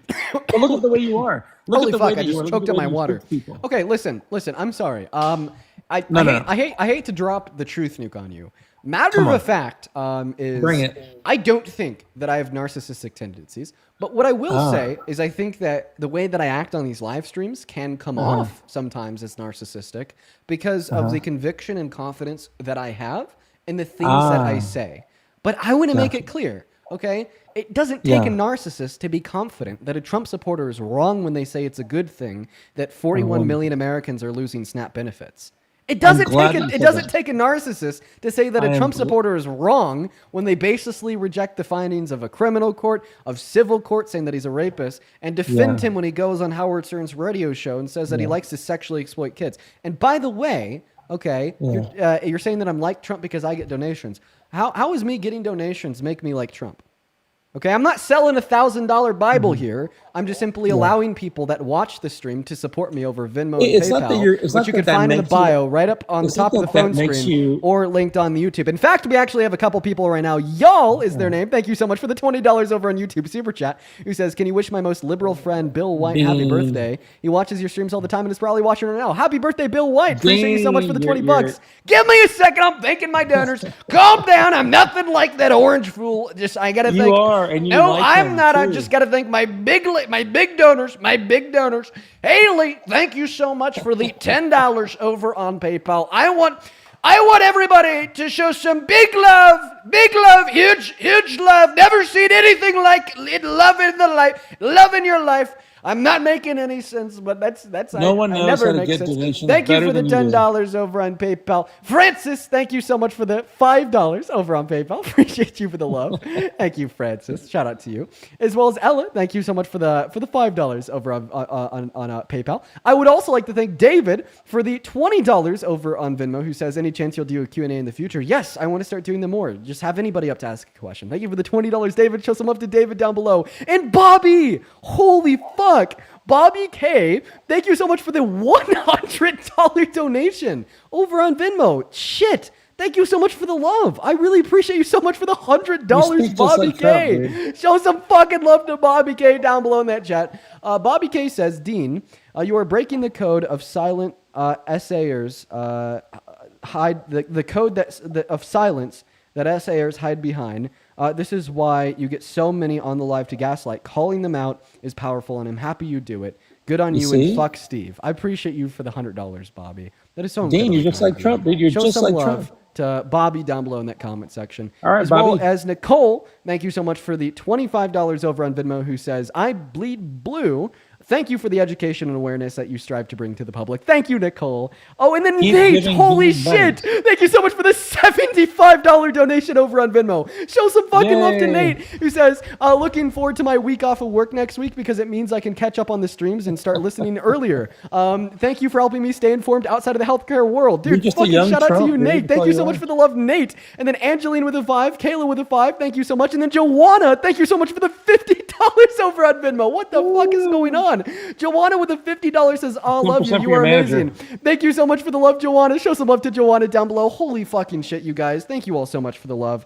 Thank you guys are so fucking kind. As well as Ariel, thank you so much for the $10 over on Venmo. Thank you so much for the love. Saying, please keep up your debates. Thank you, Ariel. Kelly with a $5 says, good kid, Dean. Thank you so much for the love, Kelly. You are fucking awesome. I've sent you money also, Dean. Thank you so much for the love. Well, I mean, yeah, you said I'm just like Trump. I would believe that you'd like to send people who Yeah, you think are you and similar to Parker adjudicated both. I rapist sent you money. guys money. I like what you guys do. Ellison, thank you for the $5 on Venmo. Rebel with a 5. Thank you so much. Okay, we are all caught up. Thank you everyone so much for all the love. Big love. All the love.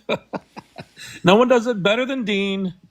That's no one right. gets donations better than Dean. That's right. All the love. I'm nothing like Trump. I got to tell you something, Dean. I had a debate with Parker yesterday. Yeah, no one cares. Just tell us and why you I support told. Trump. I'll tell you real quick that I had the same conversation with him, and I told him that he only gets about 6,000 viewers versus you're like 12 to 13,000 viewers whenever you go on, and I told him that there's a vacancy right now on the right side. Now that unfortunately Charlie Kirk got murdered, that Parker could go on that side. You could be on this side. You guys can debate each other, and you'd have 100,000 people watching. Think about how many donations you both would get if you guys did that. Yeah. You understand? I mean, your thought process Wouldn't it here be makes better? total sense for a Trump supporter. You're like, hey, sir, I'm a grifter. You should be too. I'm good I don't off consider that. you a Go grifter. ahead and I tell think us you're why you better. support No, Trump. grifter is not a good word for you because Yeah, hey, you're sir, bridling I'm not it. going to lie. Listen, I'm 3 hours and 44 minutes into the stream. Last night, I slept like total fucking shit. Literally woke up 13 times. It was absolutely terrible. I'm Yeah. tired, and I'm done with y'all. I'm going to be honest. We're close to 4 hours here. Just get to That's why you okay. support Trump. I'm just going to ignore all that shit that you just spewed out of your mouth. Just tell us why you support Trump as president. Oh, well, I mean, the obvious thing would be is because the alternative is just a nightmare. Okay. There's no way I would have voted for Kamala Harris. She wasn't even voted into the primary, XYZ. It would have been unconstitutional for her to be a president. Why would it have been You- unconstitutional for her to be a president? Of course it would have, because no one wanted her in there. No one voted her in. No one. She was not the. Wait, but if she was the president, then she was she not the would have been nominee. voted in. She was not the nominee, Dean. Wait, not being a nominee for the well, she was You're- actually. I know what you're going gonna to yeah, she was the nominee for the Democratic Party. But you understand, even if she wasn't the nominee for the Democratic Party, if like a sufficient amount of the American populace, like say, wrote her name in on the ballot and made her president, that You're that would talking about still the be- 80% Okay. of the Democratic I'm gonna- Party. I'm going to go ahead and speak. Go ahead. I'm gonna- Sorry. Go ahead. So first of all, she was the nominee of the Democratic Party. But second of all, even if she wasn't, and like, over 50% of the American populace wrote her name in on the ballot, and she won in the Electoral College because of that, she still would have been our president, and that wouldn't have been unconstitutional. So you said that it would have been unconstitutional for her to be president. I'm just quite frankly You said confused over on why you'd say that. 50% of the populace voted for her? When? I'm saying if she won the election, then she would Uh-huh. have been an unconstitutional president. What's confusing? No. about that? Before backtrack. Before you said that over 50% of the populace voted for her. No, When I'm saying did that if happen? I'm saying if they did that, they like wrote her name in, and she wasn't a nominee of any like major party, then she would have become the president, and it would have been constitutional. But what So- happened instead? Right. Instead, Trump won. No, we all know that Trump won the election. Yeah, no, we all know that we lost. Okay. Right. This isn't a haha Dean loses you win moment. This is a we all lose moment, and I could explain I why just want Donald Trump is facts. such a bad president. But I mean, I want your facts that you are using to argue that No, if but she- you're spewing opinions. It's not facts. In other words, Kamala Harris lost by how much? I just stated a fact, sir. The fact No, of you the didn't. matter is, if she won the election, then there wouldn't have been any constitutional bars preventing her from serving as our president. Okay, in response to you saying that she wouldn't have been a constitutional president. I said she was not nominated by the Democrats, the Democratic people. Okay, no, what you said, and we could rewind it here, is that it would have been unconstitutional for her to serve as president. You said that. Rewind right? it. Rewind it. You were so fucking annoying. Holy shit. Come on, Okay. dude. Let's be real here. Okay, Not what I making said- any sense. No, that but you you're that president. What's constitutional? Well, even if she wasn't, and like over actually, I know what you're going gonna to say, Dean. Wait, not her in there. No one voted her in. No one. Okay. Okay. There's no way I would have voted for Kamala Harris. She wasn't even voted into the primary. XYZ. It would have been unconstitutional for her to be a president. Why would it have been? You just said it would have been unconstitutional for her to be president. What Of is your course. argument for that? And that is that she was not voted into the primary. She was not the nominee of the Democratic Party. She got bullied in there. Read her book. It even says it in her book that she was bullied in to go in there and step in for Biden because Biden couldn't do it. So they pushed her in there, and then they set her up for failure. It's in the book. I mean, she said it herself. So point number one, she was the nominee for the Democratic Party. Point number two, if she wasn't the nominee for the Democratic Party and she won the election, it wouldn't have been unconstitutional for her to be the president. You don't have to be the Yes. nominee of a major party in order for you to be constitutionally eligible for the presidency. That's incorrect. That is 100% incorrect. Can you please? Where did can you see please- that? Where did you read can that? can you What please- amendment says that? Can you please point me to where in the Constitution it says, in order to be president, you not only have to be born in American soil, It 35 wouldn't- years of age or older, but you also have to be a nominee of a major political party? It wouldn't be in the Constitution. That would be an amendment. So which amendment would that be? Dude, the amendment, the constitutional amendments are part of the Constitution. Are you stupid? I know they are, but what amendment would that be? So I'm pretty sure the I eligibility don't want to hear pretty requirements. sure. One moment. You're going to have to allow me to finish speaking. I'm pretty sure that the eligibility requirements for the presidency are not listed in the amendments of the Constitution, but rather the articles. Would you like me to look them up? You don't have to, because I already know this, Dean. There's no way that would have been constitutional. That was just Okay, what's your argument for her that? being bullied. She said that in her own book. Okay, where in the dude. Constitution does it say in order to be constitutionally eligible for the presidency, you have to be a candidate of a major party? It doesn't, but it also says that you can't be like a freaking green alien that was born here in the States and be a president either. Like there's many things that it doesn't say. You understand? But you still can't be a president if you're just a vice president and the guy in front of you doesn't feel good and he's running for the presidency and then they just push the vice president in. Well, That's what actually, happened. so I mean, actually, in accordance with Article 2, which is what describes the Oh, eligibility Article 2. I've heard requirements, that one. eligibility requirements in order to be the president.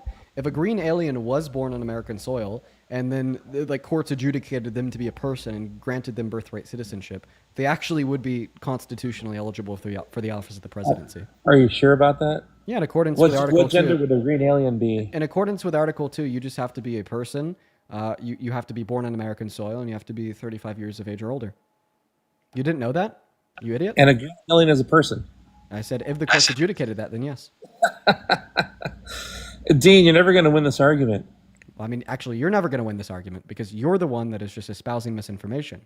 Nowhere in the Constitution does it say that you have to be a candidate of a major party in order to like serve as our president, given that you win the election. That's why like you have the ability to like write the name of a candidate in, right? Like so, like in 2024, when you went to the voting, booth, right? It gave you like an option between Trump, not Biden, Kamala Harris, maybe like a libertarian candidate, and depending on your state, maybe even like Jill. But then it also gave you the ability to like write some random person's name in, right? Well, I mean, you can spin it however you want, but the facts are, what's the reason why she lost by so much? Oh my God, Dean, you're changing the topic of the conversation. We're not talking about why Kamala Harris lost the election. We're talking about your claim that you can't be constitutionally eligible to serve as our president unless you are a major party's candidate. Exactly, she wasn't. Okay, where in the Constitution does it say that? Where in the amendments does it say that? Exactly, that's the question what I'm asking. Yeah. Articles or amendments, where does it say that in order to be eligible for the presidency, you have to be like the candidate of a major party? Where in the Constitution or constitutional amendments does it say that? Where does it say that you have to be voted into the primary to be a president? Exactly. Yeah, where does it say that? Where does it say that? I'm asking you. Where does it say that? Well, this is a question that you have to answer because you're the one saying that this is. I'm looking at it right now, but I'm asking to see what your knowledge is. I'm looking at it right now on my computer. It doesn't say that anywhere. Are you serious, Dean? I thought you were so smart, dude. I'm gonna give you 10 seconds to Google it. Go ahead, take your time. No, focus on it. It doesn't say that anywhere. In order to be eligible for the presidency, right? You just have to be 35 years of age or older and born on American soil. That's all.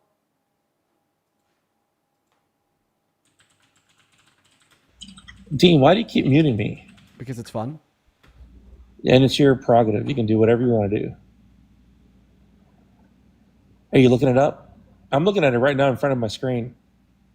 No, I'm just reading the Constitution. Yeah, it reaffirms me. Article 2, Section 1, Clause 5. Why you're looking at that, okay? Why you're looking at that, I'm going to tell you something. No, you're going to tell me where in the Constitution it says that you have to be like a candidate of a major party in order to serve as our president.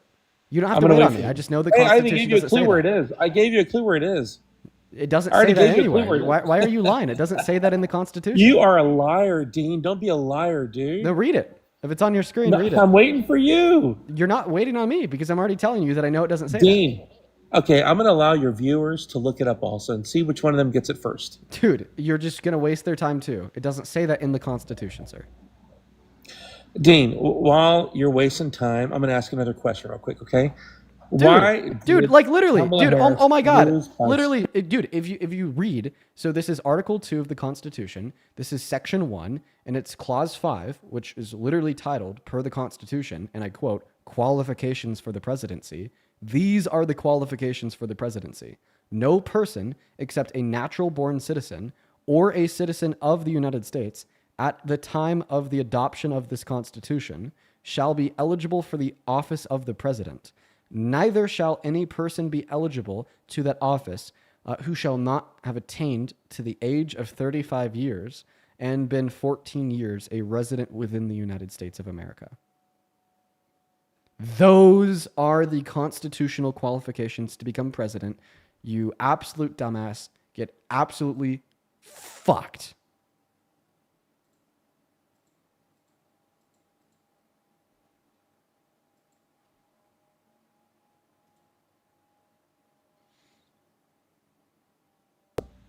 Did you hear what I said? No. Did you hear Google, what I said? Google requirements to be president of the United States and go look to the third paragraph down. I literally just read you the requirements from constitution.gov. It's okay, Dean. You're going to be just fine, bro.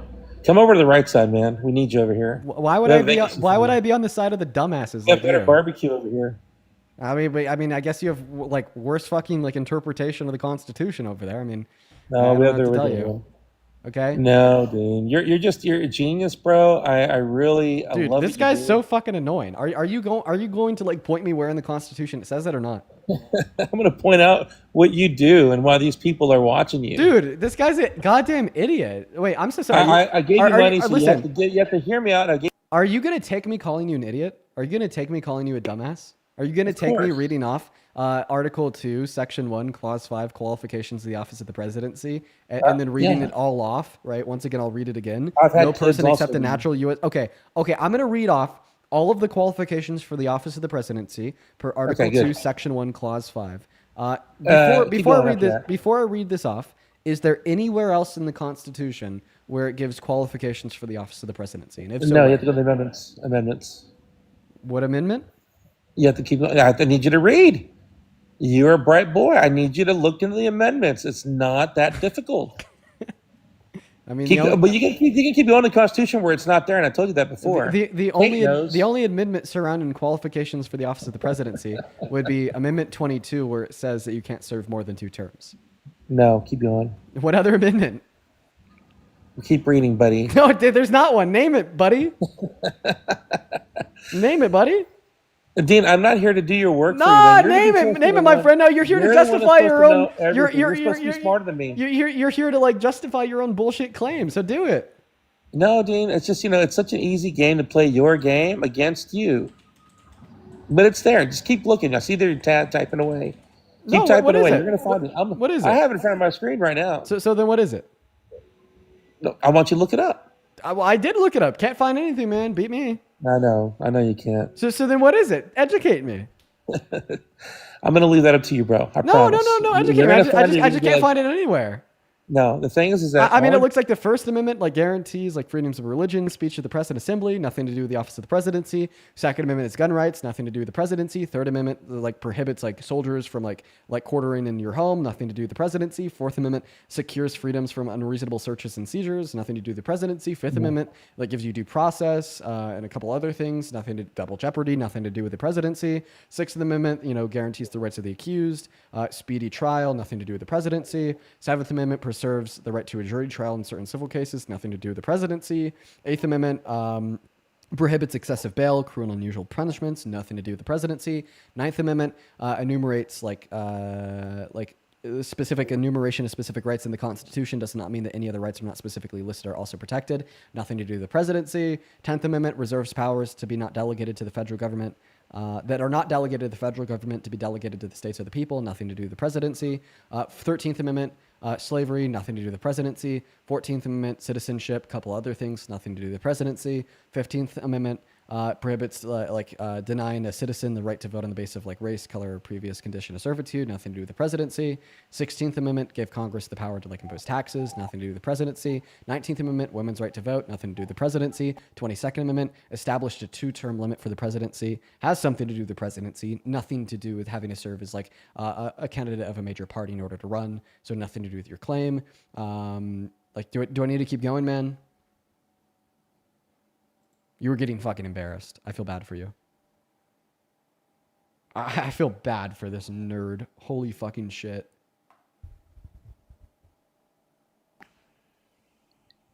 I'll tell you what, though. You speak incredibly eloquent.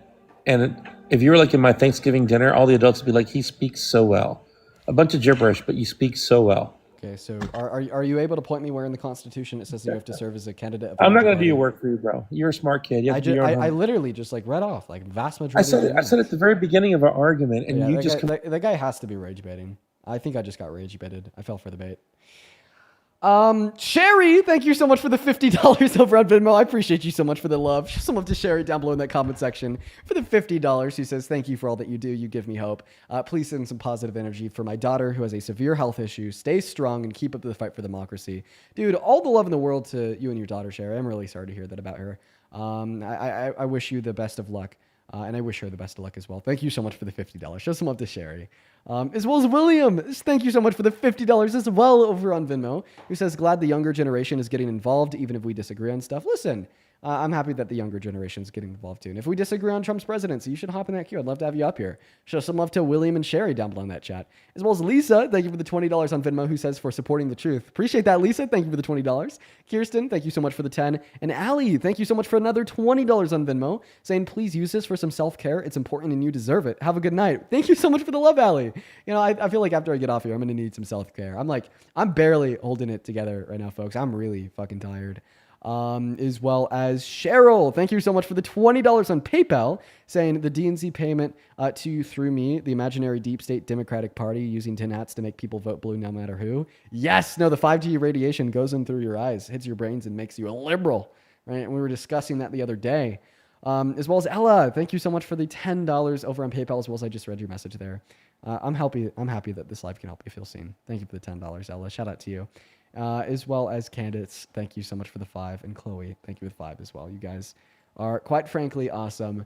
I took the bait. Fuck me. I took the bait. I took the bait with that last guy. He was a goddamn idiot, though. No, good kid. Good kid. Good kid. Okay. All right, guys. We are now 4 hours into the stream. And, yeah, I'm going to end. I'm going to be honest, guys. I think it's time for me to get off, unfortunately. I've actually really enjoyed the stream today.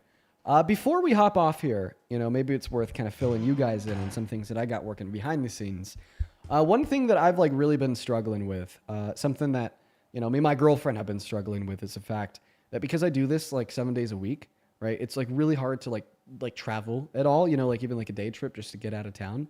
You know, I haven't really been able to do that much at all over the course of the last 3 years. So right now I'm actually in the process of building an on-the-go streaming setup. And it's going to be so fucking cool. And it's going to be cutting no corner type shit. So I just went out and got this really fucking hefty laptop over here. That's going to be the base for the on-the-go streams. And then for the camera, I'm going to be using the same camera that you're looking at the stream through right now, just getting a slightly different lens so I can have it a bit closer to me. You know, looking into an on-the-go lighting setup too. Ordered that today. Super excited to see how it comes out. And then I am also looking into various different ways for an internet solution when I'm on the go. You know, you can always trust hotel Wi-Fi. You know what I mean? You can always trust hotel Wi-Fi. So I'm trying to find a way to get a mobile hotspot through T-Mobile to maybe run the studio. But anyways, the outcome of this, if I inevitably get everything to work, will be significantly more frequently than, you know, you've already seen. When you'll tune into these live streams, you'll see a completely different background, and you'll be like, huh, what is Dean doing? And then I'll tell you I'm in fucking Boulder. I'm in DC. You know what I mean? So I think that's going to be super duper cool. But anyways, yeah, we'll be seeing that one soon. You know, the best on-the-go internet is Starlink, but you know, I'm gonna look for other options first. But anyways, you guys have a good rest of your night, folks. I will see you tomorrow. Peace and love, guys. Bye-bye.